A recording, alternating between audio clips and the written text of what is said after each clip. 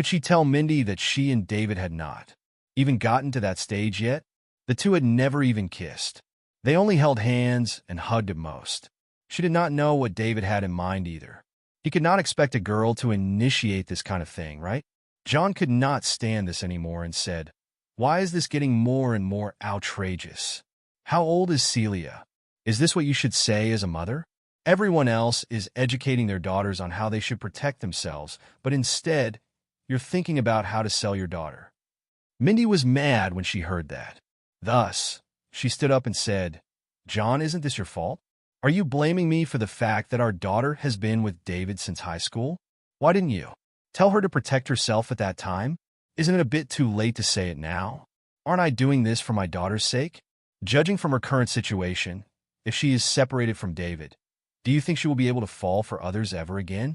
I'm pretty sure she will not even do anything at that time, and when that happens, you won't even have time to regret it." John was left speechless by Mindy. He thought to himself, "You're the one who looked down on him and didn't want him to be your son-in-law." However, he could not say this. Besides, he initially genuinely did not have time to take care of Celia, and that was why it led to such a result. If he thought about it, he held an even greater responsibility than Mindy. Moreover, Mindy was not wrong either. Judging from Celia's current situation, if she really broke up with David, it would be difficult for her to ever fancy other men ever again.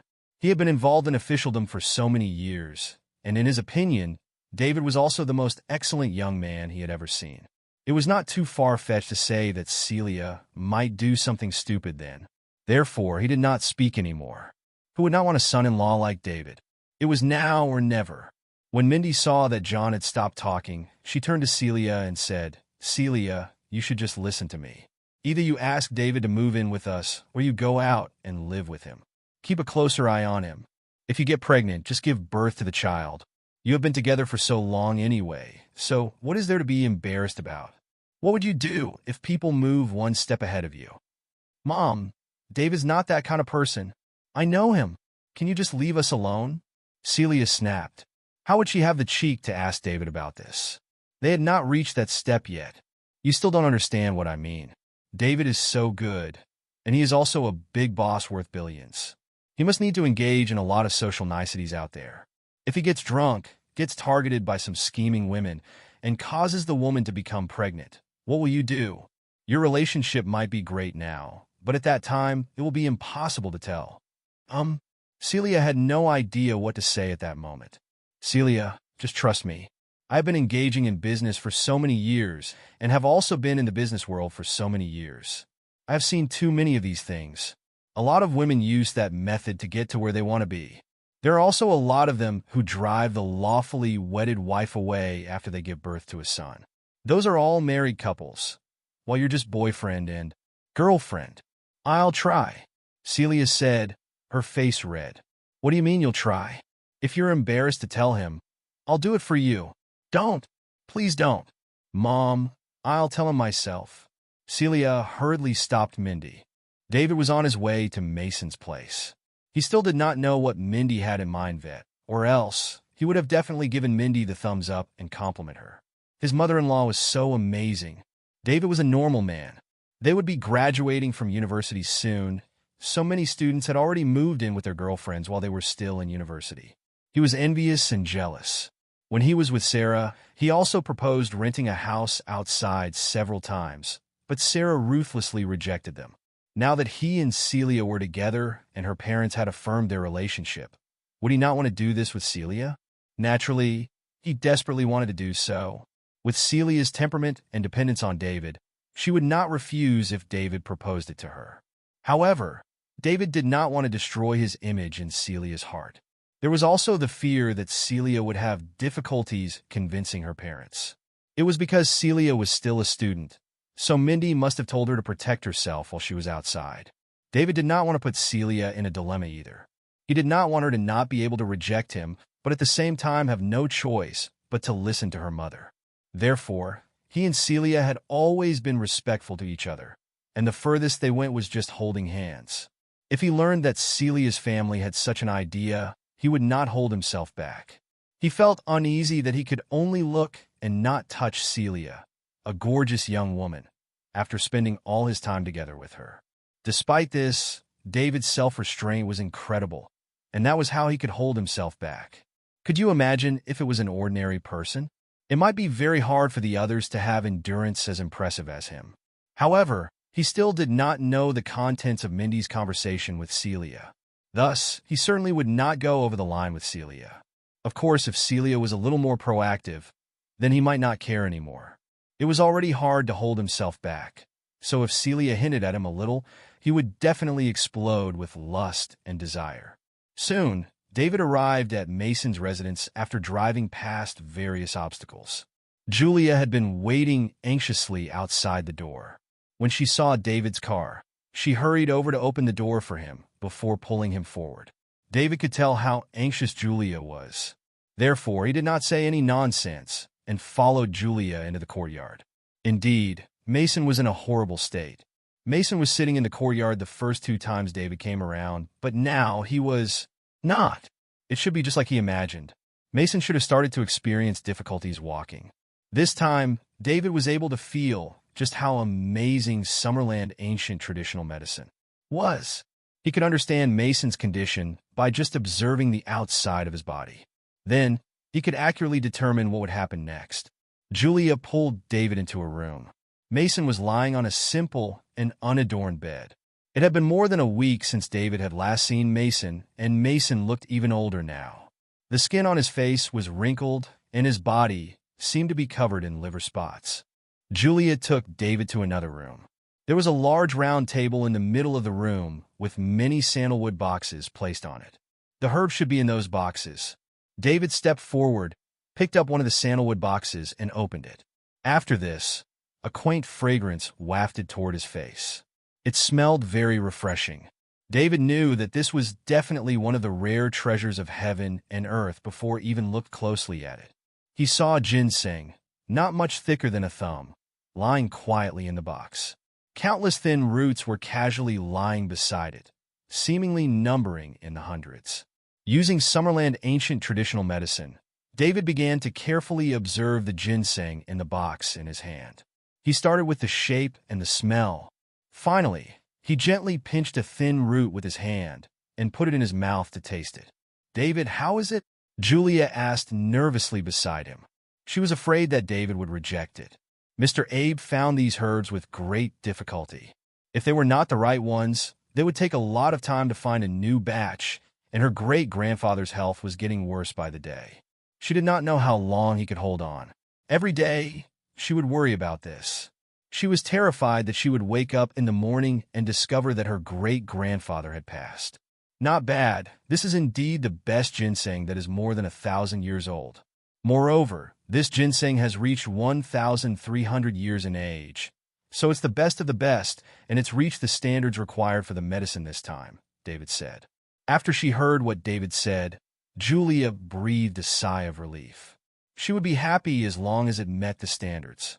"Please look at the others." Julia picked up another box and handed it to David.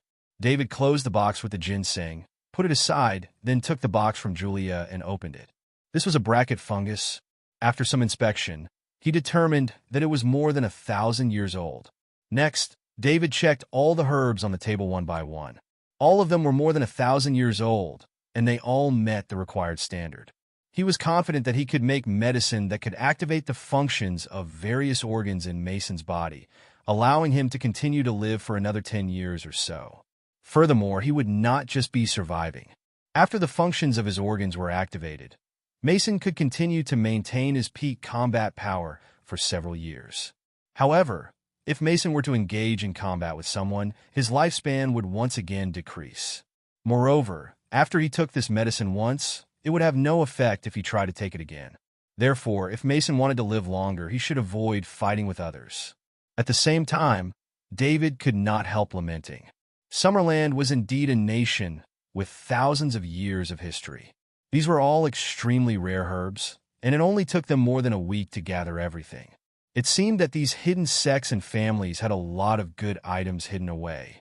When he became stronger, he would go to them one by one and ask for some.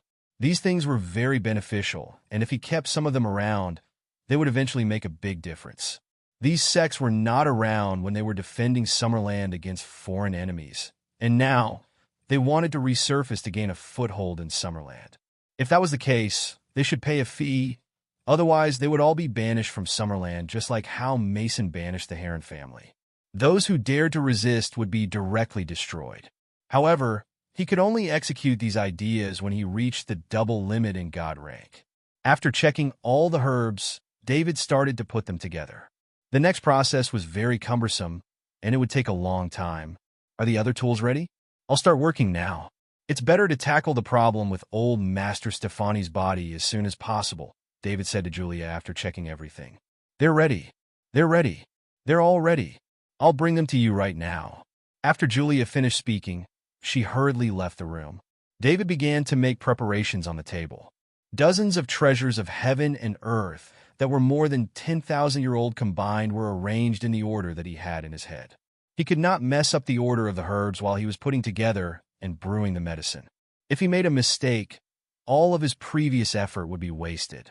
This was because when herbs were mixed together, new medicinal effects would be produced. If the order was wrong, there might be huge differences in the final effect.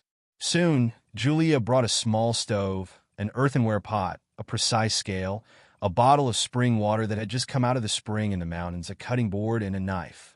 David lit the small stove first before putting the earthenware pot on top. He even weighed the water before he poured it in. All ingredients should be added in fixed amounts, and he could not make any mistakes. Then, he started cutting the herbs with a knife before grinding them into powder and weighing them on the scale. Afterward, David put all the powdered herbs in the small earthenware pot. The weight of each item was also different.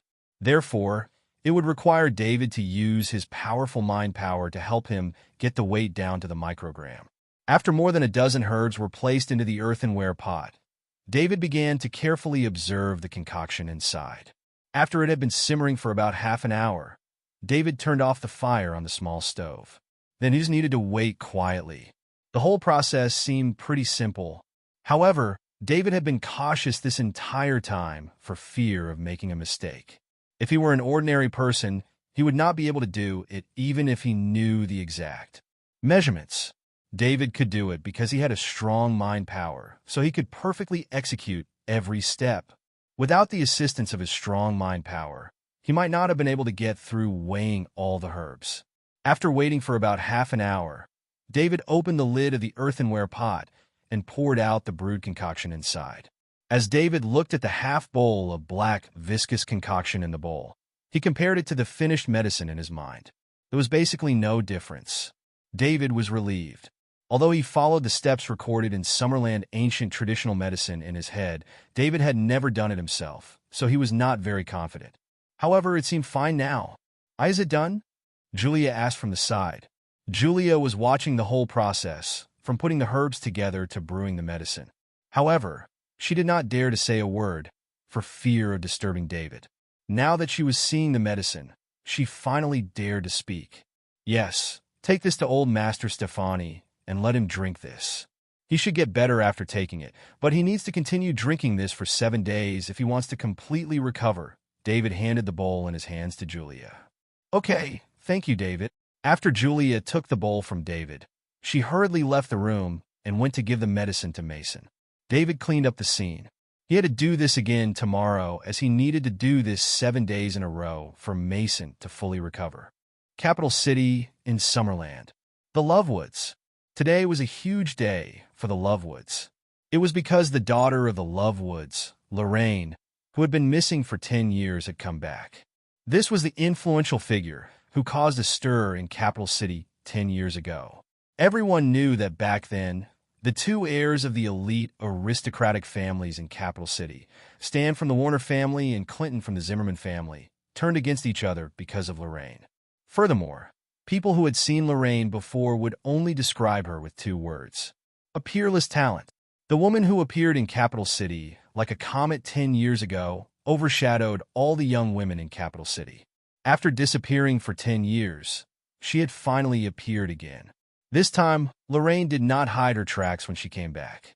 All of the presentable families in Capital City knew Lorraine was back. Thus, everyone thought she had come back to complete the 10-year appointment. The storm was rising in Summerland again. Everyone was excited to see what would happen between Stan from the Warner family and Clinton from the Zimmerman family. The person who won would rise to the top to become the number one among the young people, and Summerland would from then on be an irresistible force. Meanwhile, the person who lost would just be regarded as a stepping stone. This was not just a clash between the two young men, it was also a clash between two of the biggest elite aristocratic families in Summerland. The Lovewoods could only be regarded as first-rate family in Capital City. They had been suppressed countless times over these 2 years. Not only was the heir of the Lovewoods being imprisoned, but even old Master Lovewood had been severely injured. If it was not for the Warner family and the Zimmerman family, they would have been in dire straits a long time ago. According to rumors, Lorraine was taken in by a hidden sect when she was young. Hidden sects and families represented mystery and power in the eyes of the public. Therefore, Capital City would not be too peaceful this time Lorraine had returned. Inside the living room of the Lovewood Manor, a middle-aged woman was crying while holding Lorraine. She was Lorraine's mother, Eve Sims. Grant, Fred, the 7th elder, and 9th elder from the Crumbs were also here.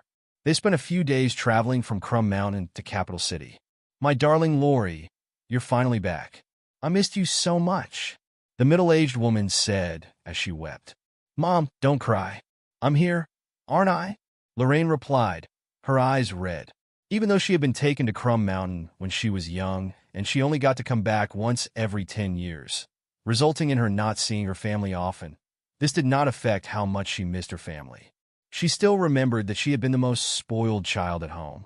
When she spotted her parents whom she had not seen in a long time, she could not hold herself back. "Come, let me take a good look at you." Eve pulled Lorraine to sit down at one side before looking at her daughter closely. "You didn't change at all. You're still as pretty as you were 10 years ago," Eve smiled and said. "Mom, it's been 10 years and you already have gray hair," Lorraine said, distressed when she looked at her mother's graying hair. "I'm already in my 50s, so of course I'll have gray hair. If you don't come back soon, the next time you'll see me is when I'm underground."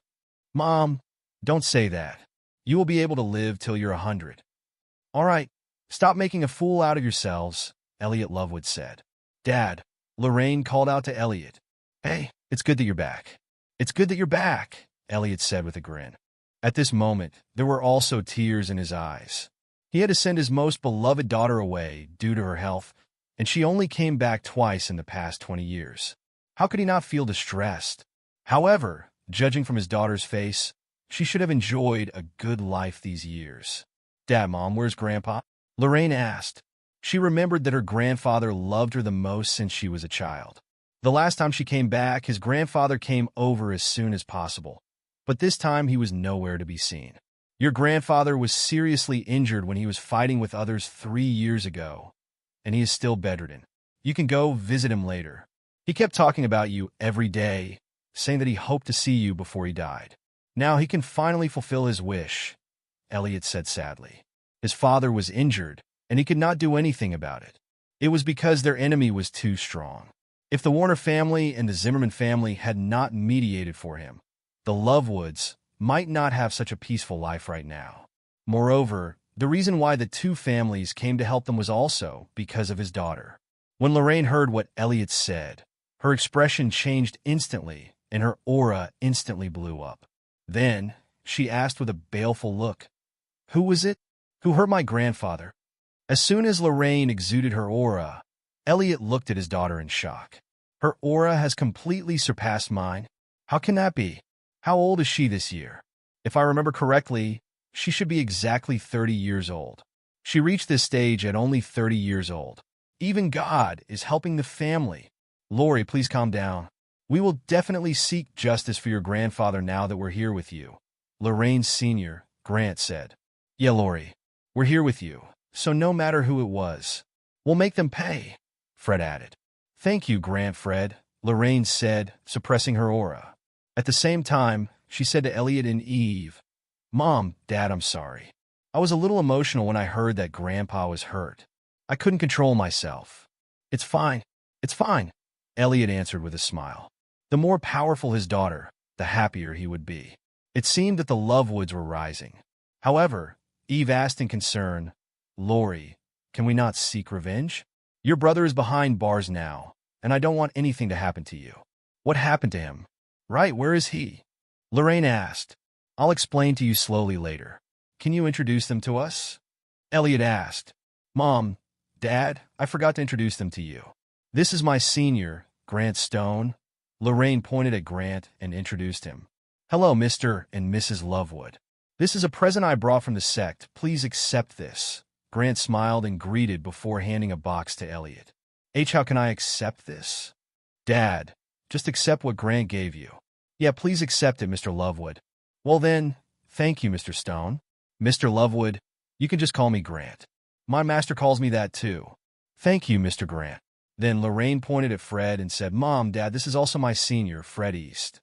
Hello, Mr. and Mrs. Lovewood. This is my gift to you. Fred also handed them a box. Elliot did not reject this time. He took the box and said, Thank you, Mr. East. Mom, Dad, these are the 7th elder and 9th elder of the Crumbs. Lorraine pointed at the 2 elders and said, Hello, elders. Hello, Mr. Lovewood. David went to Mason's room after putting away the herbs. Julia had just finished feeding Mason his medicine. David, will this medicine help? Julia asked nervously. We'll see if it works in a bit, replied David. He was not 100% sure since he had not tested it himself. However, David thought it should be okay because he trusted the system.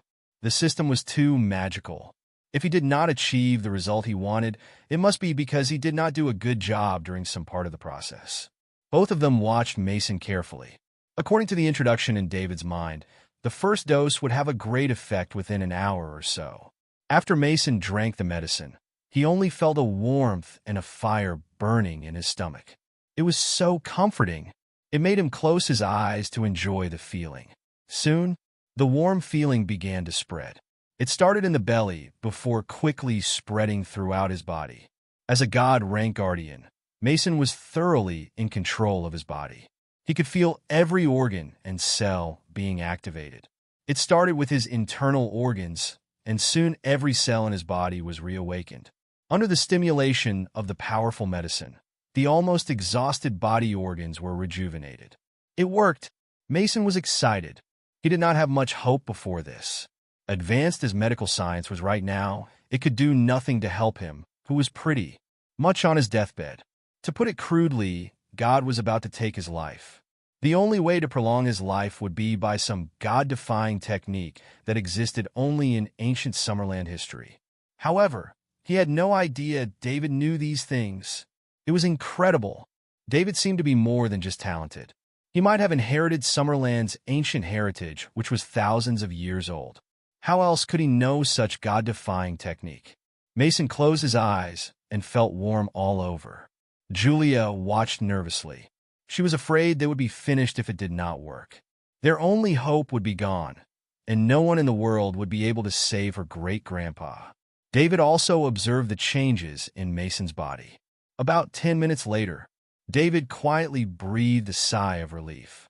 His powerful mind power had detected Mason's subtle changes. The decaying dead aura had faded. Besides that, the age spots on his face began to fade, and the wrinkles lightened. Although such subtle changes were hard to see with the naked eye, David's mind power could detect them. This change was also consistent with the notes recorded in Summerland ancient traditional medicine that he remembered. An hour later, Mason opened his eyes. His eyes sparkled.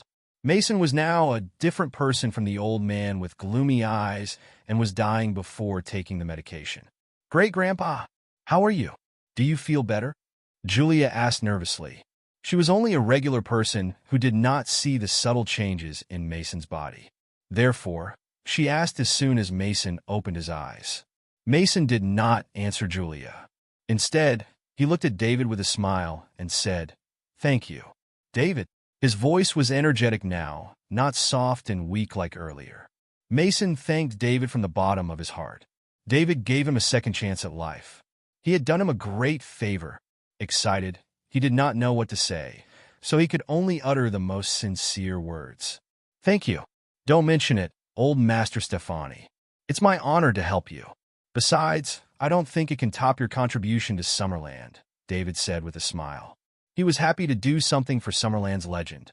Great-grandpa, have you recovered? Julia asked in a trembling voice. Julia, I've recovered. Thank you for all your effort during the past few days, Mason said with a chuckle. That's great. Julia came forward and hugged Mason, tears streaming down her cheeks. All right, you're a big girl now. Don't make a fool of yourself in front of others, Mason said as he patted Julia on the back. Julia then let go of Mason. Old Master Stefani, now's the first step. Next, you'll need to take this medicine for 7 days to wake up your body and restore your energy to its peak. You will recover completely by then, said David. Thank you for the past days. By the way, keep my recovery between us. Troubled times are coming. Anyone might just jump out and hurt Summerland. They're not even afraid of harming themselves in the process. Regardless, I'll prepare something big for them, Mason said bitterly. Old Master Stefani, I must remind you of something, David said suddenly. Go on. You will fully recover after 7 days, and this medicine is also of the highest quality since it's made out of ingredients that are more than 1,000 years old. It can prolong your life by about 10 years.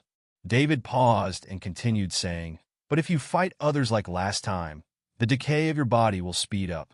You might have lived for another 10 years, but a fight could decrease your lifespan to another 9 or even 8 years. It depends on the intensity of your fight. The more intense the fight, the longer it goes on, and the faster your body loses its function. And this medicine can only be used once. It will have no effect the next time you use it, which means that the next time the same thing happens to you, there is nothing I can do. So don't fight if you don't have to. Every time you fight, it will cost you your life, which only has a few years left. Think carefully. David looked at Mason carefully after he finished. He was not joking. Mason had a life expectancy of about 10 years at most, and there was no telling how long he could live once he fought. There was nothing he could do. Summerland ancient traditional medicine was medicine, not magic. It could only help people live longer, not live forever. Even in ancient Summerland, it was called a god-defying technique. Many nobles and government officials scrambled for it. They were all looking for someone who could change fate to work for them. Great-grandpa, Julia tried to say something, but Mason stopped her. David, I know what you mean, but I'm a man who died once, and it's already a miracle I survived this time. I'm lucky I got to live another day. I don't really care how much longer I get to live. I only hope you can grow up faster and hold Summerland together when I'm gone, said Mason. Old Master Stefani, don't worry. I will try my best. Good. I'll get rid of some of the forces snooping around Summerland before I leave to lighten your load as much as possible. David was silent for a long time. He did not know what to say to the old man who put Summerland before his own life. He could only try his best to improve faster. He just needed to make himself stronger before Mason completed his plan, so he did not have to risk his life. Old Master Stefani, I'll go home and come back tomorrow, David said. Thank you then. Julia, see David off. Yes. Great-grandpa. Julia walked David to the gate. David, thank you. My great-grandpa would have died if it hadn't been for you, Julia said sincerely. You don't need to thank me. It's my honor to help old Master Stefani. He has done so much for Summerland. I should thank him. Without him, we won't even be able to live in peace. Anyway, thank you all the same. Please accept my gratitude. I will repay you if I have the chance. Julia bowed to David as soon as she finished speaking. David quickly helped Julia up and said with a sad smile, There's no need for that. Don't make yourself a stranger, okay? Aren't we friends? How can we be friends if you go on like this? Okay, David, I'll take care of Great-grandpa first. Take your time and come earlier tomorrow. Okay. David got in the car and drove away. After this, Julia turned and went into the residence to take care of Mason. Once inside, Julia saw Mason walking out. Great-grandpa, why did you come out? Julia hurried over to help Mason. My body's rusty after lying in bed for several days, so I came out for a walk. Great-grandpa, what would you like for dinner? I'll have them prepare and send it over. Is David gone? Mason asked. He's gone? I told him to come earlier tomorrow morning, replied Julia. Julia, you got to secure your grip on David. He's no ordinary guy. He even knows such a God-defying and fate-changing technique. He probably got to where he is today due to some of Summerland's ancient inheritance. Heroes are made in troubled times, and David might be a hero of our time, Mason said earnestly. Great-grandpa, why are you bringing that up again? David already said he has a girlfriend, Julia said while blushing. So, what if he has a girlfriend? Of all the influential families in Capital City, every patriarch keeps several mistresses in secret. One wife isn't enough for influential families to expand. Great-grandpa, I'll stop talking to you if you say that again. All right, I'll stop talking. But remember, you won't find another man as good as David if you miss this chance. David is the best man I've ever seen after living for more than 100 years. It was already past 4 p.m. when David left Mason's place. Instead of returning to Celia's house, he prepared to spend the night at a nearby house. His property was scattered all across Capital City anyway. The keys were in his car, and each key had the property address written on it. After a casual dinner on the street, David went to a well-furnished house. David lay in bed after he showered. It had been a long day for him. Although preparing the herbs seemed simple, David needed to scrutinize the whole process with his strong mind power. Using mind power with such high intensity took a huge toll on him, even if his mind power was strong. Looking at the system panel in front of him, he saw that his lavish points had exceeded 9,000 points. It was at 9,147 points. It was a level he had never reached before. David was excited too. At this rate, it would only take 2 or 3 days for him to exceed 10,000 points. As soon as his lavish points exceeded 10,000 points, he would make a breakthrough with his body first. Once he made a breakthrough with his body, he would achieve God rank and become a guardian. While East League Capitals had been stunted due to their aimless expansion over the last week or so, it did not matter as long as they improved. Once he settled the matter with old Master Stefani, he would slowly resolve them one by one. While David was thinking about his lavish points exceeding 10,000 in 2 or 3 days, the phone rang. David picked it up and looked in the ID. It was Hugo, head of East League Capitals' Capital City branch. Hello? David pressed the answer button and said, Mr. Lydell. Hello, it's Hugo. Hugo greeted respectfully on the phone. I know. Can I help you? David asked. Mr. Lydell, I have something to report to you. Hugo said. East League Capitals development is stuck.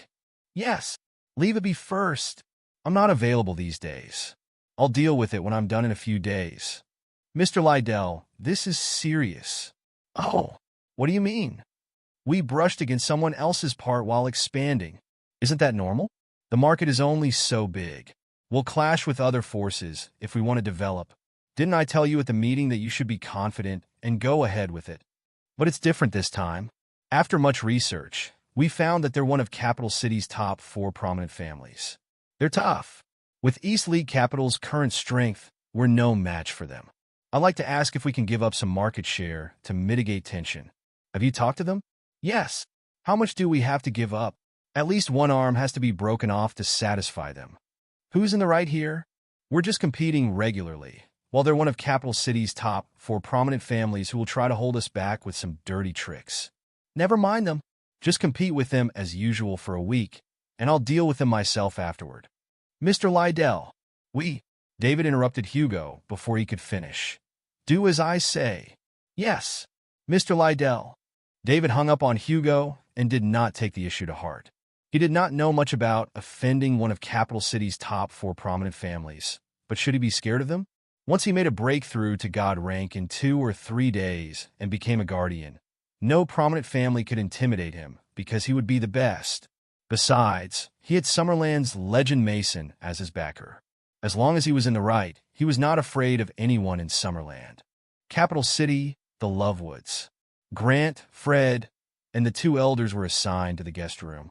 Meanwhile, Lorraine went to her grandfather's room. A wrinkly, gray-haired old man was lying on the bed. He was Jim Lovewood, Lorraine's grandfather and Elliot's father. Lorraine sat at the bedside, with Elliot and Eve standing nearby. Grandpa, don't worry. I'll find a way to cure you, Lorraine said with red eyes. Lorraine was the eldest granddaughter of the Lovewoods. She still remembered that her grandfather Jim doted on her the most when she was young. He never disliked her because she was his granddaughter. Her grandpa was still in good spirits when she came back 10 years ago. Who would have expected him to have been bedridden for 3 years only a decade later? Lori, I'm content to see you one last time before I die. But I have something to ask of you, said Jim. Go on, Grandpa. I'm so old that it doesn't matter if I live or die. But you have to save your brother. He's innocent and has his whole life ahead of him, said Jim. Don't worry, Grandpa. I will save my brother, and I will make them pay.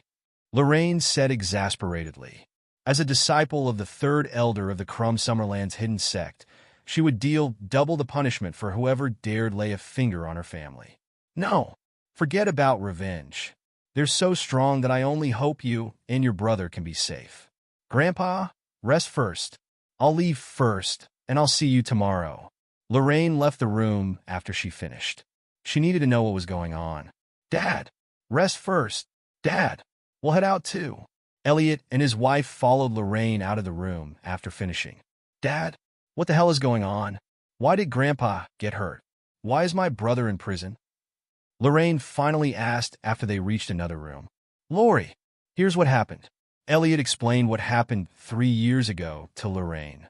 It turned out Lorraine's younger brother Jeremy Lovewood had a run-in at a nightclub with Tanya Gooding of the Gooding family, one of Capital City's top for prominent families 3 years ago.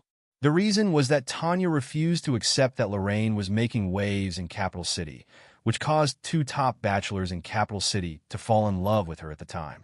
Tanya had a crush on Stan Warner for a long time, but Stan had a crush on Lorraine. This made Tanya hold a grudge against Lorraine. Tanya has been slandering Lorraine ever since she left Capital City and returned to the Crumbs 10 years ago.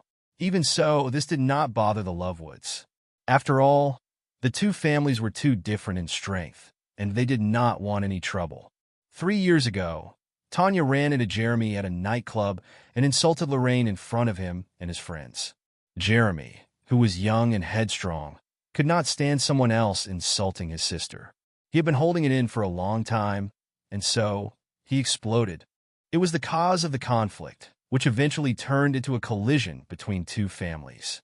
The Lovewoods were only a first-rate aristocratic family of the lowest level. They were miles apart from top prominent families like the Gooding family. Jim came over to take Jeremy back in exchange for some items, but was severely beaten up by the Gooding family. He had laid in bed for 3 years now, and Jeremy had been imprisoned up to now.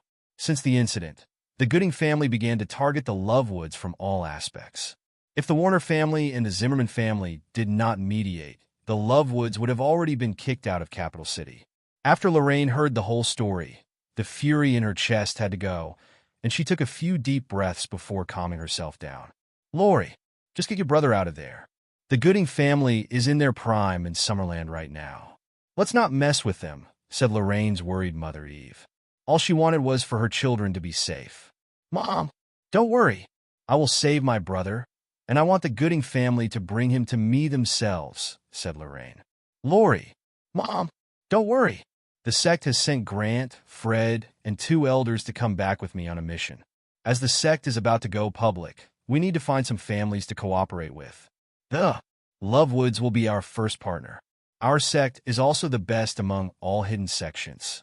The Gooding family dare not offend us no matter how tough they are, Lorraine said confidently. Really? Elliot asked excitedly. Of course, Dad. Don't worry. I'll make sure the Lovewoods stay on top, Lorraine said sternly. Lori, what's the name of your sect? How strong are Grant, Fred, and your 2 elders? Elliot asked. Dad, my sect is called the Crumbs. You must be at least a peak dragon ranker to serve as an elder in the Crumbs. Grant and Fred might not be as powerful as the elders, but they have the highest status among the sect members. Grant is the disciple of the head of the Crumbs, while Freddie is the grandson of the senior elder. These 2 are the only God rank guardians of our sect. God rank guardian? Elliot felt like his head was spinning. He had not expected those 2 well-mannered young men to have such powerful backgrounds. After all, there were only 3 God rank guardians in Summerland. Of course, Summerland got to where they were today because of Mason alone. Technically speaking, Mason alone could fight more than 10 people. However, word was that Mason was dying. Summerland had not been too peaceful lately either. If a force had two god-rank guardians, it could maintain the peace and intimidate the others. The Lovewoods could make rapid advances in their career if they could get associated with the Crumbs. The Gooding family was at the apex of their powers because they had a family member who was a member of the Summerland Parliament. Frank Gooding, who was also the grandfather of Tanya and Jensen Gooding, had joined the organization more than 10 years ago. This led to the rapid development of the Gooding family in recent years. If the Lovewoods got associated with the Crumbs, the Gooding family would be afraid to mess with them, and returning Jeremy themselves was not out of the question. So you have nothing to worry about. The Crumbs are strong. The Gooding family are incomparable. Tomorrow I'll take Grant, Fred, and 2 elders to meet the Gooding family to see if they can choose to dismiss myself and the Crumbs. Word of Lorraine's return to Capital City spread quickly. Everyone in Capital City's high society knew about it. They were waiting for Stan and Clinton's reaction. Countless people were waiting to see what kind of actions these two would take. One of the top 4 prominent families. Naturally, Stan received the news about Lorraine coming back. It had been 10 years since he saw this woman that made him fall head over heels for her when he first laid eyes on her. He wondered if she had undergone any changes. He still remembered when he saw Lorraine for the first time 10 years ago. Her presence back then amazed him. She was 20 years old, and she was like a fairy that was above the common populace. She was in stark contrast to the women of the aristocratic family around him. Immediately, he wanted this woman to be his. In addition, the Lovewoods would not dare to refuse Stan's request, but Clinton unexpectedly intervened midway. Hence, they decided on this 10-year agreement. It would be better to say that Lorraine was a fuse. She was not the direct reason why Stan and Clinton turned against each other. Only one man was destined to be at the top of an era. He and Clinton both wanted to fight for this position, and both of them fell in love with Lorraine at first sight, so, naturally, it evolved into the situation today. Even without Lorraine, he and Clinton were destined to fight. Now that Lorraine was back, he was going to start getting ready. Stan would take some time to meet this woman who was above the common populace. He wondered if she could still make him feel the same sparks as 10 years ago. Clinton, who was far away in Springfield, also received news that Lorraine was returning to Capital City. The Zimmerman family was once the top elite aristocratic family in Capital City. Although the family moved to Springfield later, their influence in Capital City was still strong. He also informers in Capital City. Since the 10-year appointment was approaching, he was also keeping an eye on Capital City. Now that Lorraine was back, the 10-year appointment might be moved forward. Once he won the 10-year appointment, Clinton would be #1 person among the younger generation in Summerland. Now that chaos was approaching, the reputation as #1 among the younger generation in Summerland was very important, as it would allow him to recruit more talents to serve him. Furthermore, he could even have the peerless woman, Lorraine. This was a great opportunity to obtain fame and fortune. He had to beat Stan and win the title of #1 among the younger generation in Summerland, as well as Lorraine. At the same time, influential families across Sommerland also received the news. Lorraine was an unknown existence 10 years ago. However, fast forward 10 years, and her name resounded throughout the upper-class circles in Summerland. An ordinary woman could not make 2 former good friends, namely Stan from the Warner family and Clinton from the Zimmerman family, turn against each other. They were recognized by Summerland as 2 of the top young talents among the younger generation. Moreover, they were backed by the Warner family and the Zimmerman family, 2 of Summerland's elite aristocratic families. Everyone who had met Lorraine would describe her with 2 words: absolutely peerless. Even one of the big shots from Capital City had said so. This intrigued many people who had never seen Lorraine before. This time, the 10-year appointment caused a stir in the Summerland upper class. Almost all gazes were focused on this, as this matter was not just 2 young people vying for victory. They represented a collision between 2 of Summerland's elite aristocratic families. The winner, of course, would get applause, flowers, and women. Meanwhile, the loser could only be a stepping stone for others. The whole of Summerland was in turmoil as Lorraine returned to Capital City. Meanwhile, David slept soundly as always. These things had nothing to do with him. Everyone had a different level. David would feel like he was bullying them even if they asked their parents or even grandparents to face him. If they were to insist that David was involved in this, it would be because he had promised Clinton to help him during the 10-year appointment and nothing else. This was just a trivial matter to him, and he did not have a good impression of T-Faction anyway. He had already killed 2 of the great fighters from T-Faction. Since Stan was also one of those people, David would just kill him if necessary too. His focus now was to heal Mason and stabilize the crumbling Summerland first. After that, he could safely upgrade his strength.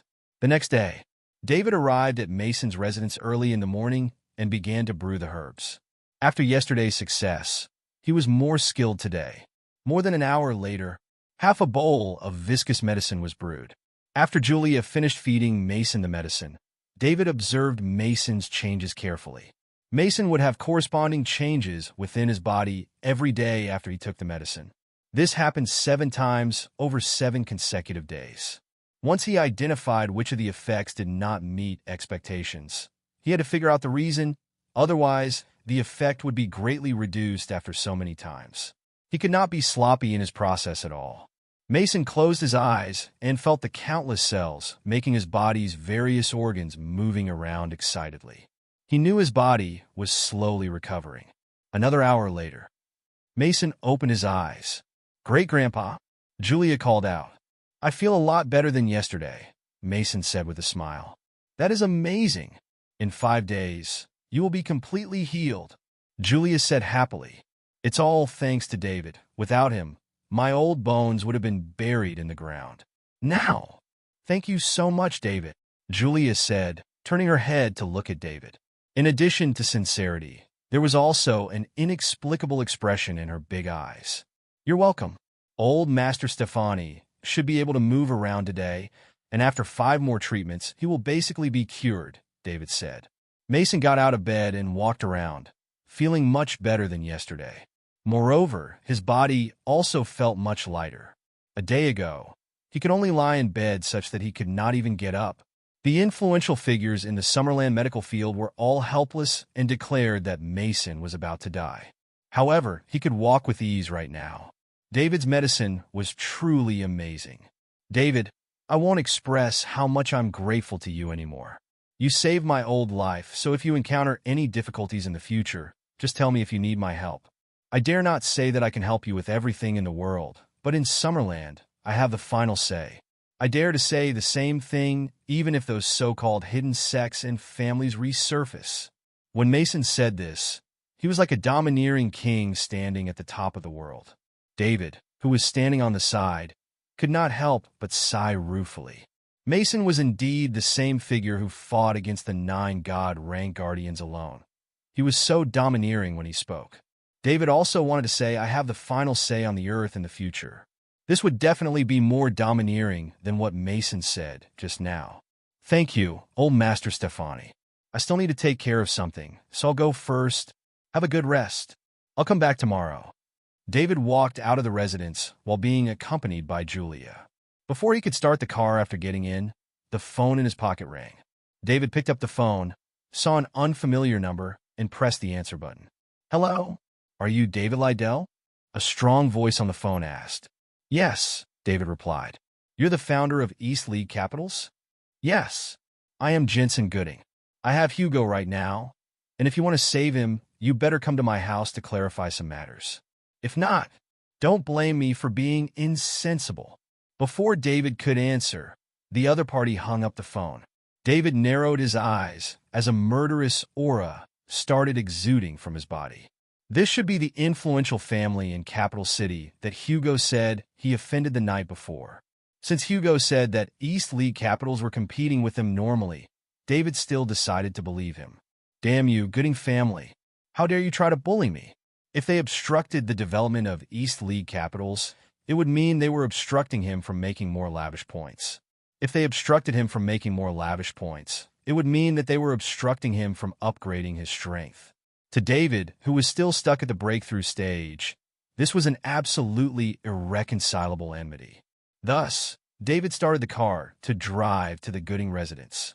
At the same time, Lorraine also brought her seniors, Grant and Fred, and the two elders from the Crumbs to the Gooding residence to avenge her grandfather and brother. The Gooding family was also one of the top 4 prominent families in Capital City. They were one of the most elite family even in the entire nation of Summerland. Of course, this was excluding those hidden families. Those hidden families hid from the world 100 years ago in order to avoid calamity, so no one knew what kind of strength they possessed before they came out of hiding. Ben Gooding, the head of the Gooding family, was a peak dragon ranker. The first heir of the Gooding family, Jensen, was also an exceptional person among the younger generation. He was comparable to even people like Stan and Clinton. Naturally, the first heir of an elite aristocratic family would be pretty good. It was just that Stan and Clinton were so widely known and famous because of the 10-year appointment that they were naturally considered to be the most powerful duo among the younger generation. Men would always do things for territory or for women. The 10-year appointment between Lorraine, Stan, and Clinton was also a story that captured the imagination and was spread far and wide. However, this also dissatisfied many people, with Jensen being one of them. He had said more than once stated that he regretted not being part of Stan and Clinton's fight for Lorraine. If he was, then he would also be famous and everyone would rank him alongside Stan and Clinton, not viewed as behind them like how he was now. It could be seen that he personally thought he was no worse than Stan and Clinton. However, society was like this. It was one thing if you were powerful, but if you were not famous, who would know your name? Unless you did something earth-shattering to make everyone aware about you. Even if you were strong, it would be difficult to have people acknowledge you. Whenever someone talked about the younger generation in Summerland, the public would immediately think that Stan and Clinton were the benchmarks of the younger generation. This was the celebrity effect. Jensen wanted to break this structure, which was why he took aim at the 10-year agreement. It was not just him. All the young talents in Summerland who figured they were not inferior to Stan and Clinton were also targeting the appointment. They were waiting to shock everyone during this event. Therefore, this 10-year appointment was no longer a matter between Lorraine, Stan, and Clinton. It seemed to have evolved into a stage for all the talents of the younger generation in Summerland to compete. The appeal of being number one among the younger generation in Summerland was not small. Once they had this title, not only would many people bow to them, but their frame of mind would also change, which would have invaluable benefits in their pursuit of a future breakthrough. The Gooding family was big. In addition to the father and son duo, Ben, the head of the family, and Jensen, the first heir, the second in charge of the family, Ray Gooding, and the second heir, Jason Gooding, were also well known in Capital City. Ray was someone who could compete with Ben for the position of the head of the family back then. Although he eventually failed, this indirectly showed how powerful he was. However, the reason why the Gooding family could sit firmly on the throne as one of the top 4 prominent families in Capital City was mainly because of the old master of the Gooding family, Frank Gooding. Now, he was one of the 11 members of the Summerland Parliament. As long as he did not fall, the Gooding family would forever have a steady foothold on at the peak of Summerland society. Furthermore, if Frank broke through to God rank and became a guardian, then the Gooding family would be upgraded to a whole other level. At this moment, all the core members of the Gooding family were in the main house as they had gotten word that Lorraine from the Lovewoods would be visiting today. They called it a visit, but in truth, it was the Lovewoods coming to demand an explanation. They could ignore the Lovewoods, but they had to pay attention to Lorraine. She had been taken away and trained by a hidden sect since childhood, and now she had been brought back by the members of her sect. Thus, they had to attach particular importance to her. Worse still, no one knew what sect Lorraine was in until now. Unfortunately, the unknown was often the most terrifying. This time, Lorraine was even bringing the people from her sect along, so they must have come to demand an explanation for the Lovewoods. After all, the Gooding family had been suppressing the Lovewoods a bit too harshly over the past 2 years. Not only was Lorraine's grandfather seriously injured, but even his younger brother was imprisoned to this day. Do any of you know what kind of sect Lorraine is in? Ben asked in a deep voice, sitting in the family's main seat. Sitting below him were the core figures of the Gooding family. Dad, no news about that has come out yet. Lorraine once came back alone 10 years ago. She didn't reveal any information about her sect back then. This time, she came back with the people from her sect. I suspect this is to make preparations for the sect to come out of hiding Jensen analyzed. Not bad. That girl from the Lovewoods is definitely making preparations for her sect to come out of hiding by bringing the people along. Now, the majority of the hidden sects and families are looking for partners to help them resurface safely. However, since she dares to bring the people from her sect over here, we can be sure that she intends to condemn us. Jensen, Tanya, and you have been handling the Lovewoods matter this whole time. When that Lovewood girl comes, ask her what she wants. It's best if you can take care of this peacefully, Ben said. I got it, Dad, Jensen answered. However, Tanya, who was on one side, had some opinions about this. Dad, the Lovewoods are just a small family.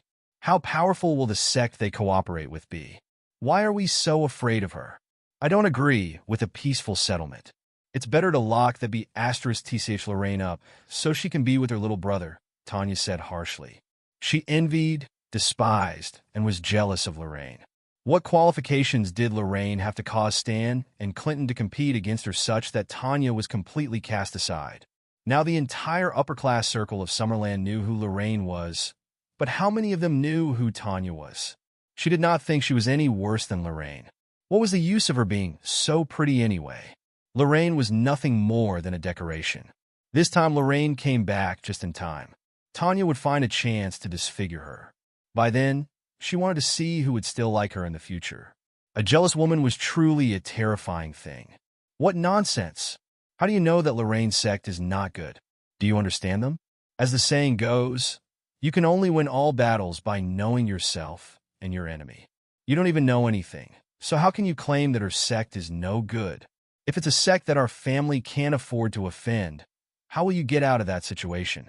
Your jealousy's the thing that caused this whole matter with the Lovewoods to blow up. When the time comes and we have to apologize, you'll have to do it. No, I would rather die than apologies to that *TCH Lorraine, Tanya said stubbornly. You, Ben, stop forcing Tanya. We'll decide when Lorraine gets here. We'll just act according to the situation. Let's see just how she can be so confident to bring people here to demand an explanation. If this is not handled perfectly, it'll affect the reputation of our family. As you know, we can't allow anyone to trample on the honor of the Gooding family, Ray, the second in charge of the Gooding family, said. After a snort, Jensen stopped talking. Thank you, Uncle Ray, Tanya said happily.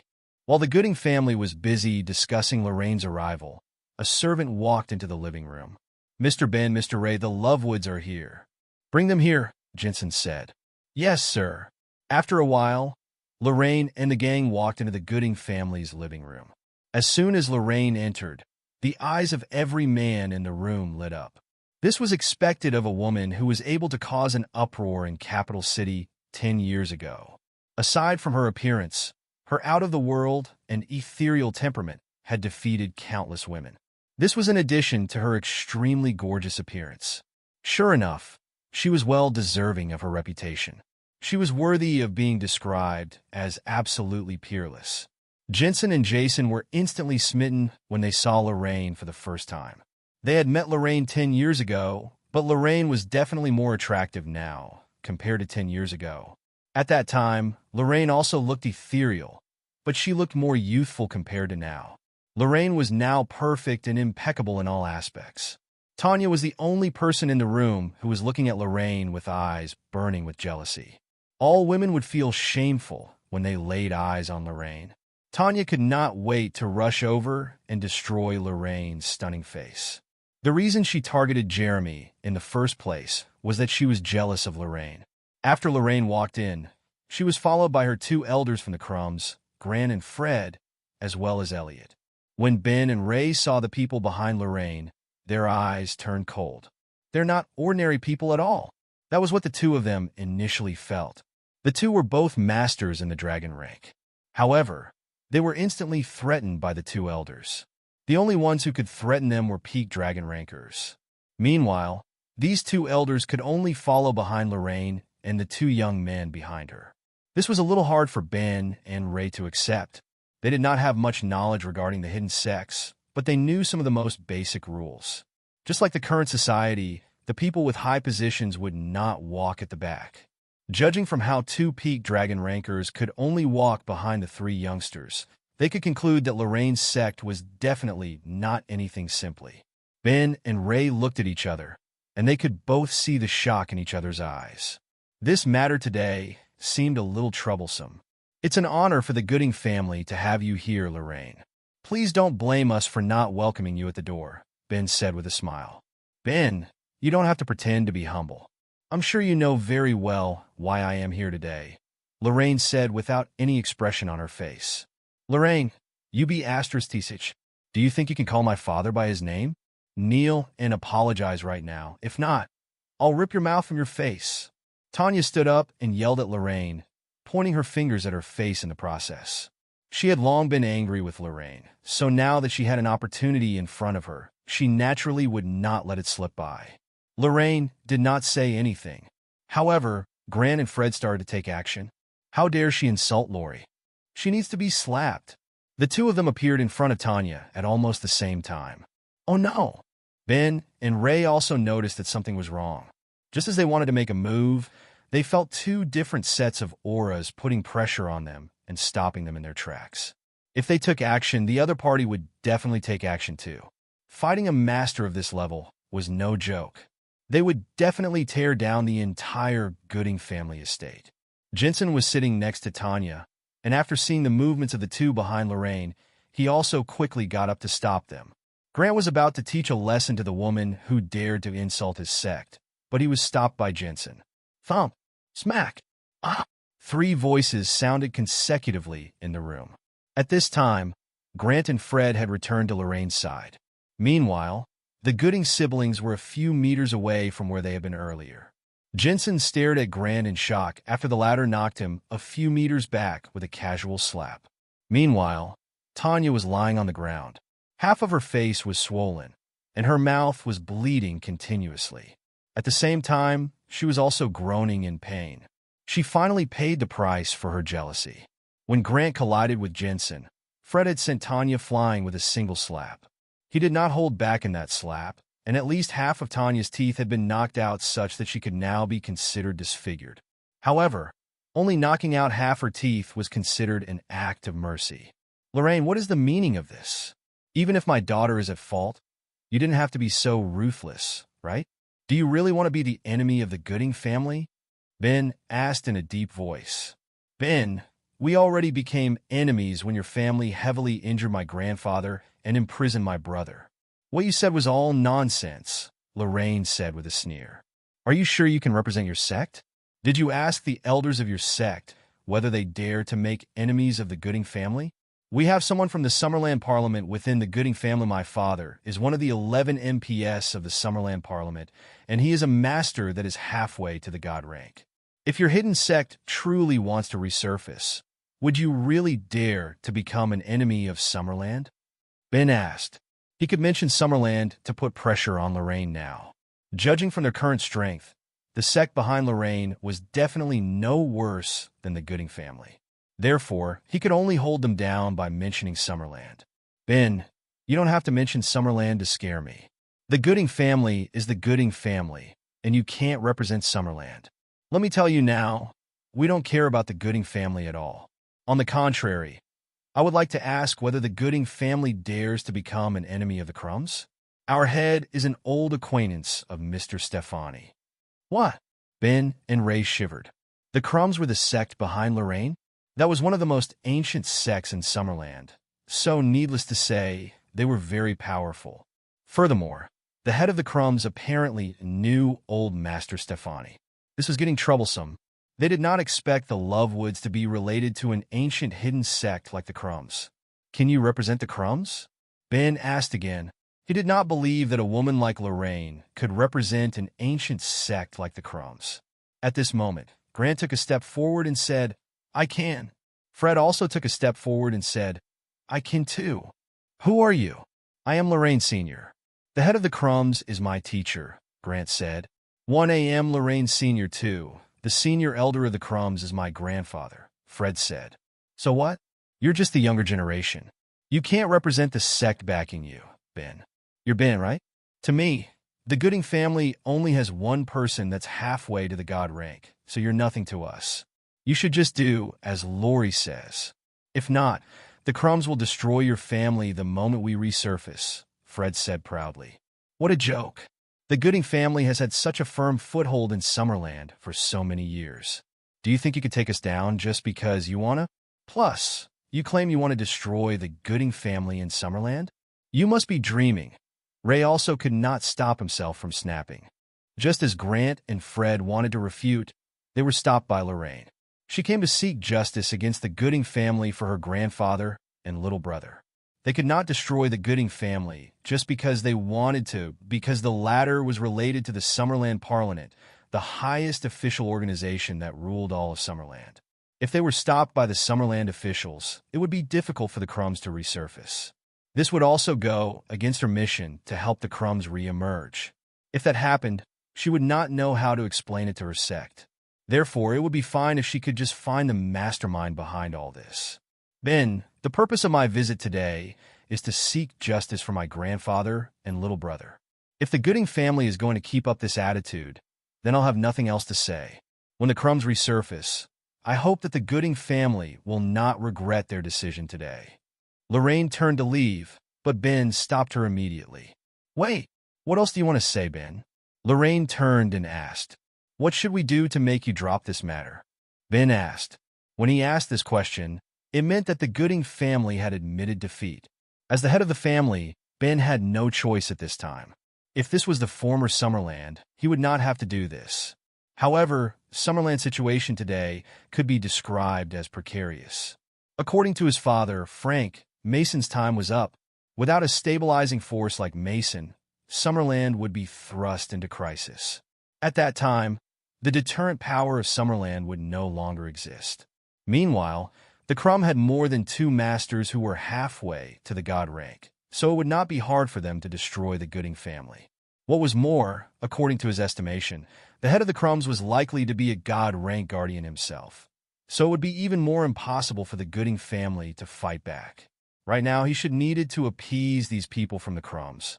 Then he would go and find a hidden sect or family with strength comparable to the Crumbs to cooperate with them, so that the crisis could be completely resolved. My request is very simple. Hand over the person who hurt my grandfather and ask Tanya to kneel and apologize to my brother before getting him out from behind bars, Lorraine said. No way. We won't agree to these 2 requests. We can let your brother go, but the rest of them are impossible. Ben said. What a joke. The person who injured Jim was Jensen, the first heir of the Gooding family, who was also Ben's son. How could Ben hand Jensen to the other party? It was even more impossible to make Tanya kneel and apologize. How would the Gooding family show their face in public if they did that? Is that so? Mr. Head of the Gooding family, you should think long and hard about this, Lorraine said with a sneer. The room fell silent for a while. Ben was in a dilemma. He could not hand over his son. Furthermore, Lorraine even wanted his daughter to kneel and apologize. After they did this, the Gooding family's reputation in Capital City would be completely ruined. However, if they did not do this, they would offend the Crumbs. Once Mason died and Summerland fell into crisis, the Gooding family would be in danger. However, Ray was a little overjoyed at that moment. He glanced at his son and nodded slightly toward him. Jason never said a word from the beginning to the end, but at this time, he stood up and said, Jensen, you need to take responsibility for your actions. Old Master Lovewood was attacked and injured by you. I hope you can take responsibility and not make the entire family take the blame for you.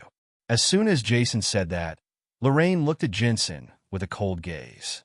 Meanwhile, Ben looked at Jason profoundly. You. After Jensen pointed at Jason and uttered one word, he stopped speaking. He did not expect Jason to cast him aside like that. Just as Lorraine was about to forcefully take Jensen down, someone walked into the living room from the entrance. When David was walking into the living room, he sensed that something was not right. Why are so many people waiting for me? Are they trying to give me an early show of strength? After he scanned the room with his mind power, damn, the Gooding family is so generous. There are 4 peak dragon rankers in the room. But do they think they'll scare me with this? They're underestimating me. I'm halfway to god rank. If nothing goes wrong, I'll be able to enter the god rank and become a guardian in 2 or 3 days. So, Why would I be scared by a few peak dragon rankers? It'll be useless even if there were 10 of them here, let alone 4. However, after looking around, David sensed that something was wrong. It was because he noticed a woman lying on the ground, moaning softly. She seemed to be severely injured, and she appeared like she was going to pass out from the pain. When David was about to say something, he saw a few pairs of eyes looking at him. Is that a fairy? When David saw Lorraine, an adjective appeared in his head. Whenever someone first saw Lorraine, they would be astonished. It did not matter if they were a woman or a man. However, David quickly came back to his senses. He was astonished the first time he saw her, and he got the same feeling after looking at her a few more times. Even so, she was still just a woman. Regardless of how beautiful, outstanding, or ethereal she would still end up being dominated by men. He just wondered which man would be lucky enough to do this. Which one of you is Jensen Gooding? David asked after he came back to his senses. No one answered him. Everyone was looking at this young man who had shown up inexplicably. I'm asking once again, which one of you is Jensen Gooding? David asked again, impatient. Anyone would feel pissed when so many people stared at them. Who are you? Do you know where you are? Ben asked. Isn't this the Gooding residence? Am I in the wrong place? David asked curiously. If you know you're in the Gooding residence, then how dare you behave atrociously here? Which family do you belong to? Tell me the names of your parents. I'll call your parents later to lecture them. What kind of education is this? How can you be so rude? Are you King nuts? You asked me to come here, and now that I'm here, you're acting like this? Do you think I don't have a temper? David immediately started cursing at them. He was already mad. I'm about to break through, and you kidnapped my man. Are you purposely making things hard for me?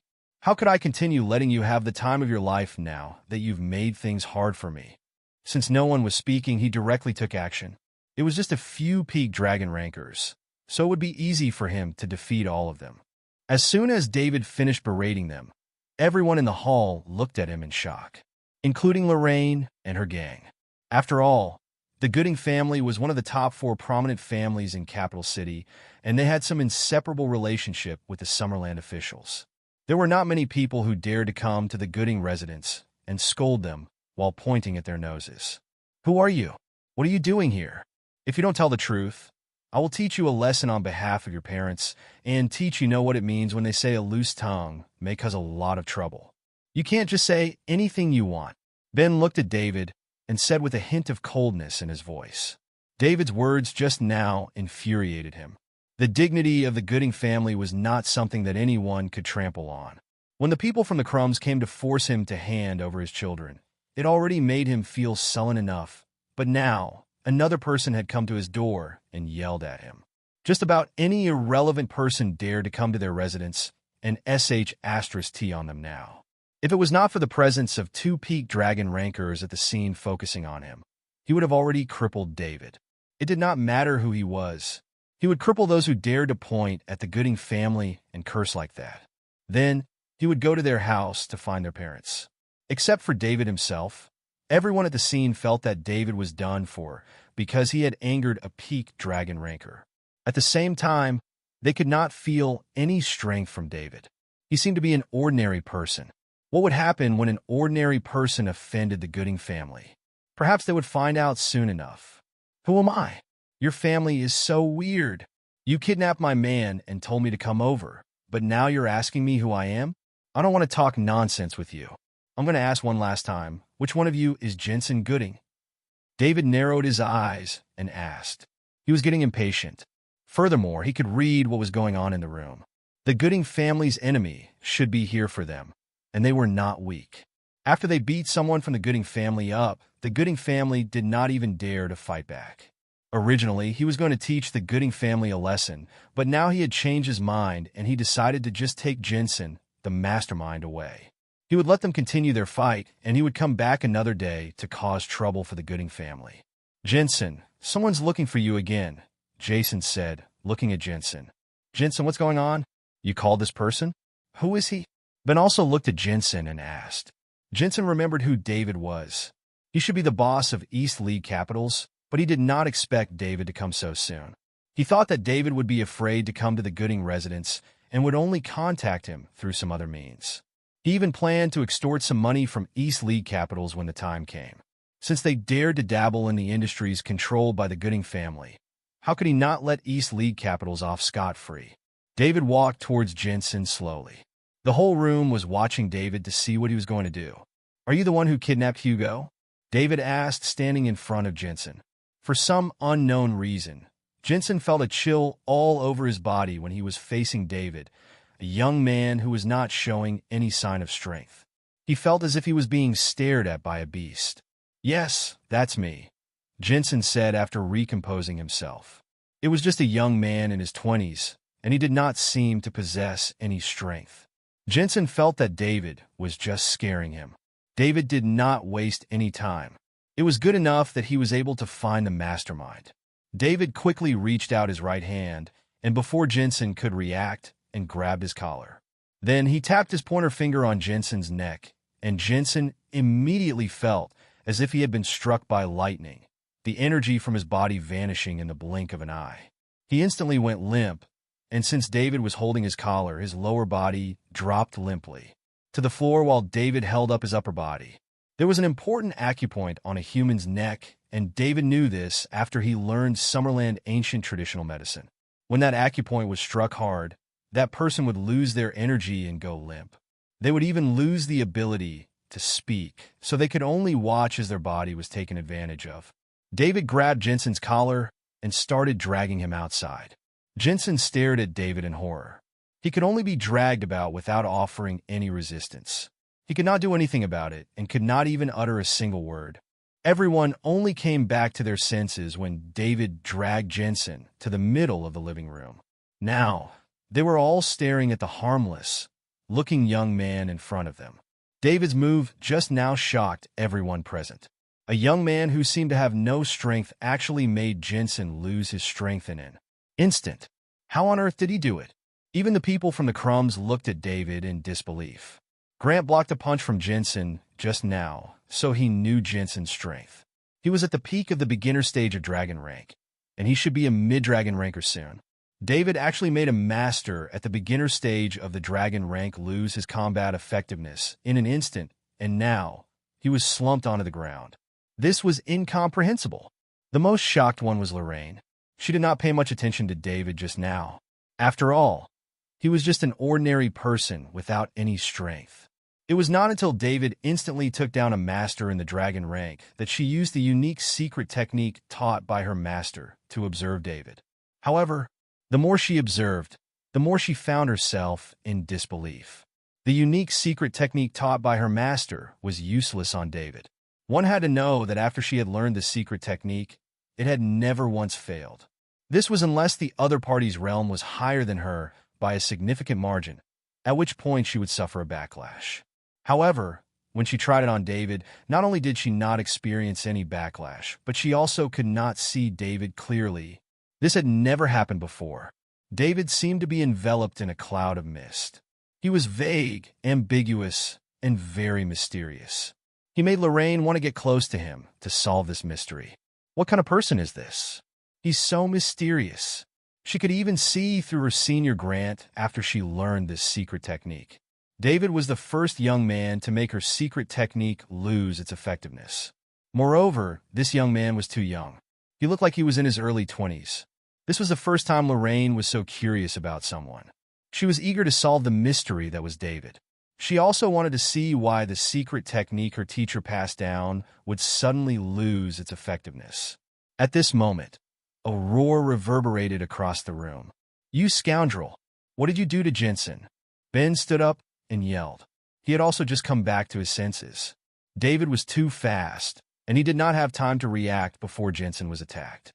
Jensen kidnapped my man, and now I am only giving him a taste of his own medicine by doing the same to him.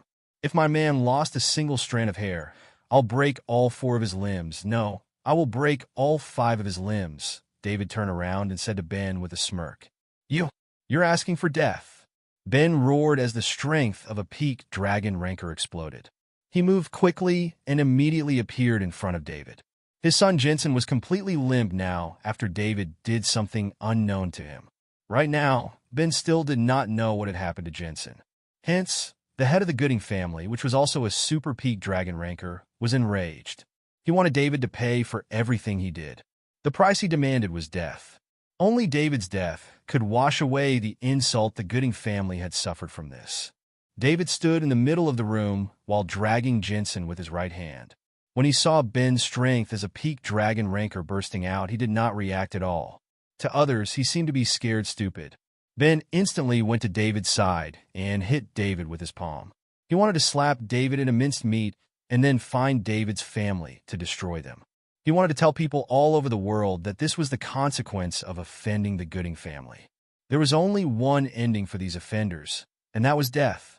David clenched his left fist and was ready to punch Ben. He would not hold back when it came to those who wanted to kill him. Ben was just a peak dragon ranker. So why was he so arrogant in front of David? David could disable him with just one punch. However, when David was about to take action, a figure suddenly appeared by David's side. Then, the person's palm collided with Ben's palm. Thud! The two of them stumbled more than 10 steps backward before stopping. Meanwhile, David did not respond as he stood between the two. The person who collided with Ben just now was the seventh elder from the Crumbs. He had just been instructed by Lorraine to save David. The head had instructed them that they should all listen to Lorraine this time they were coming down the mountain.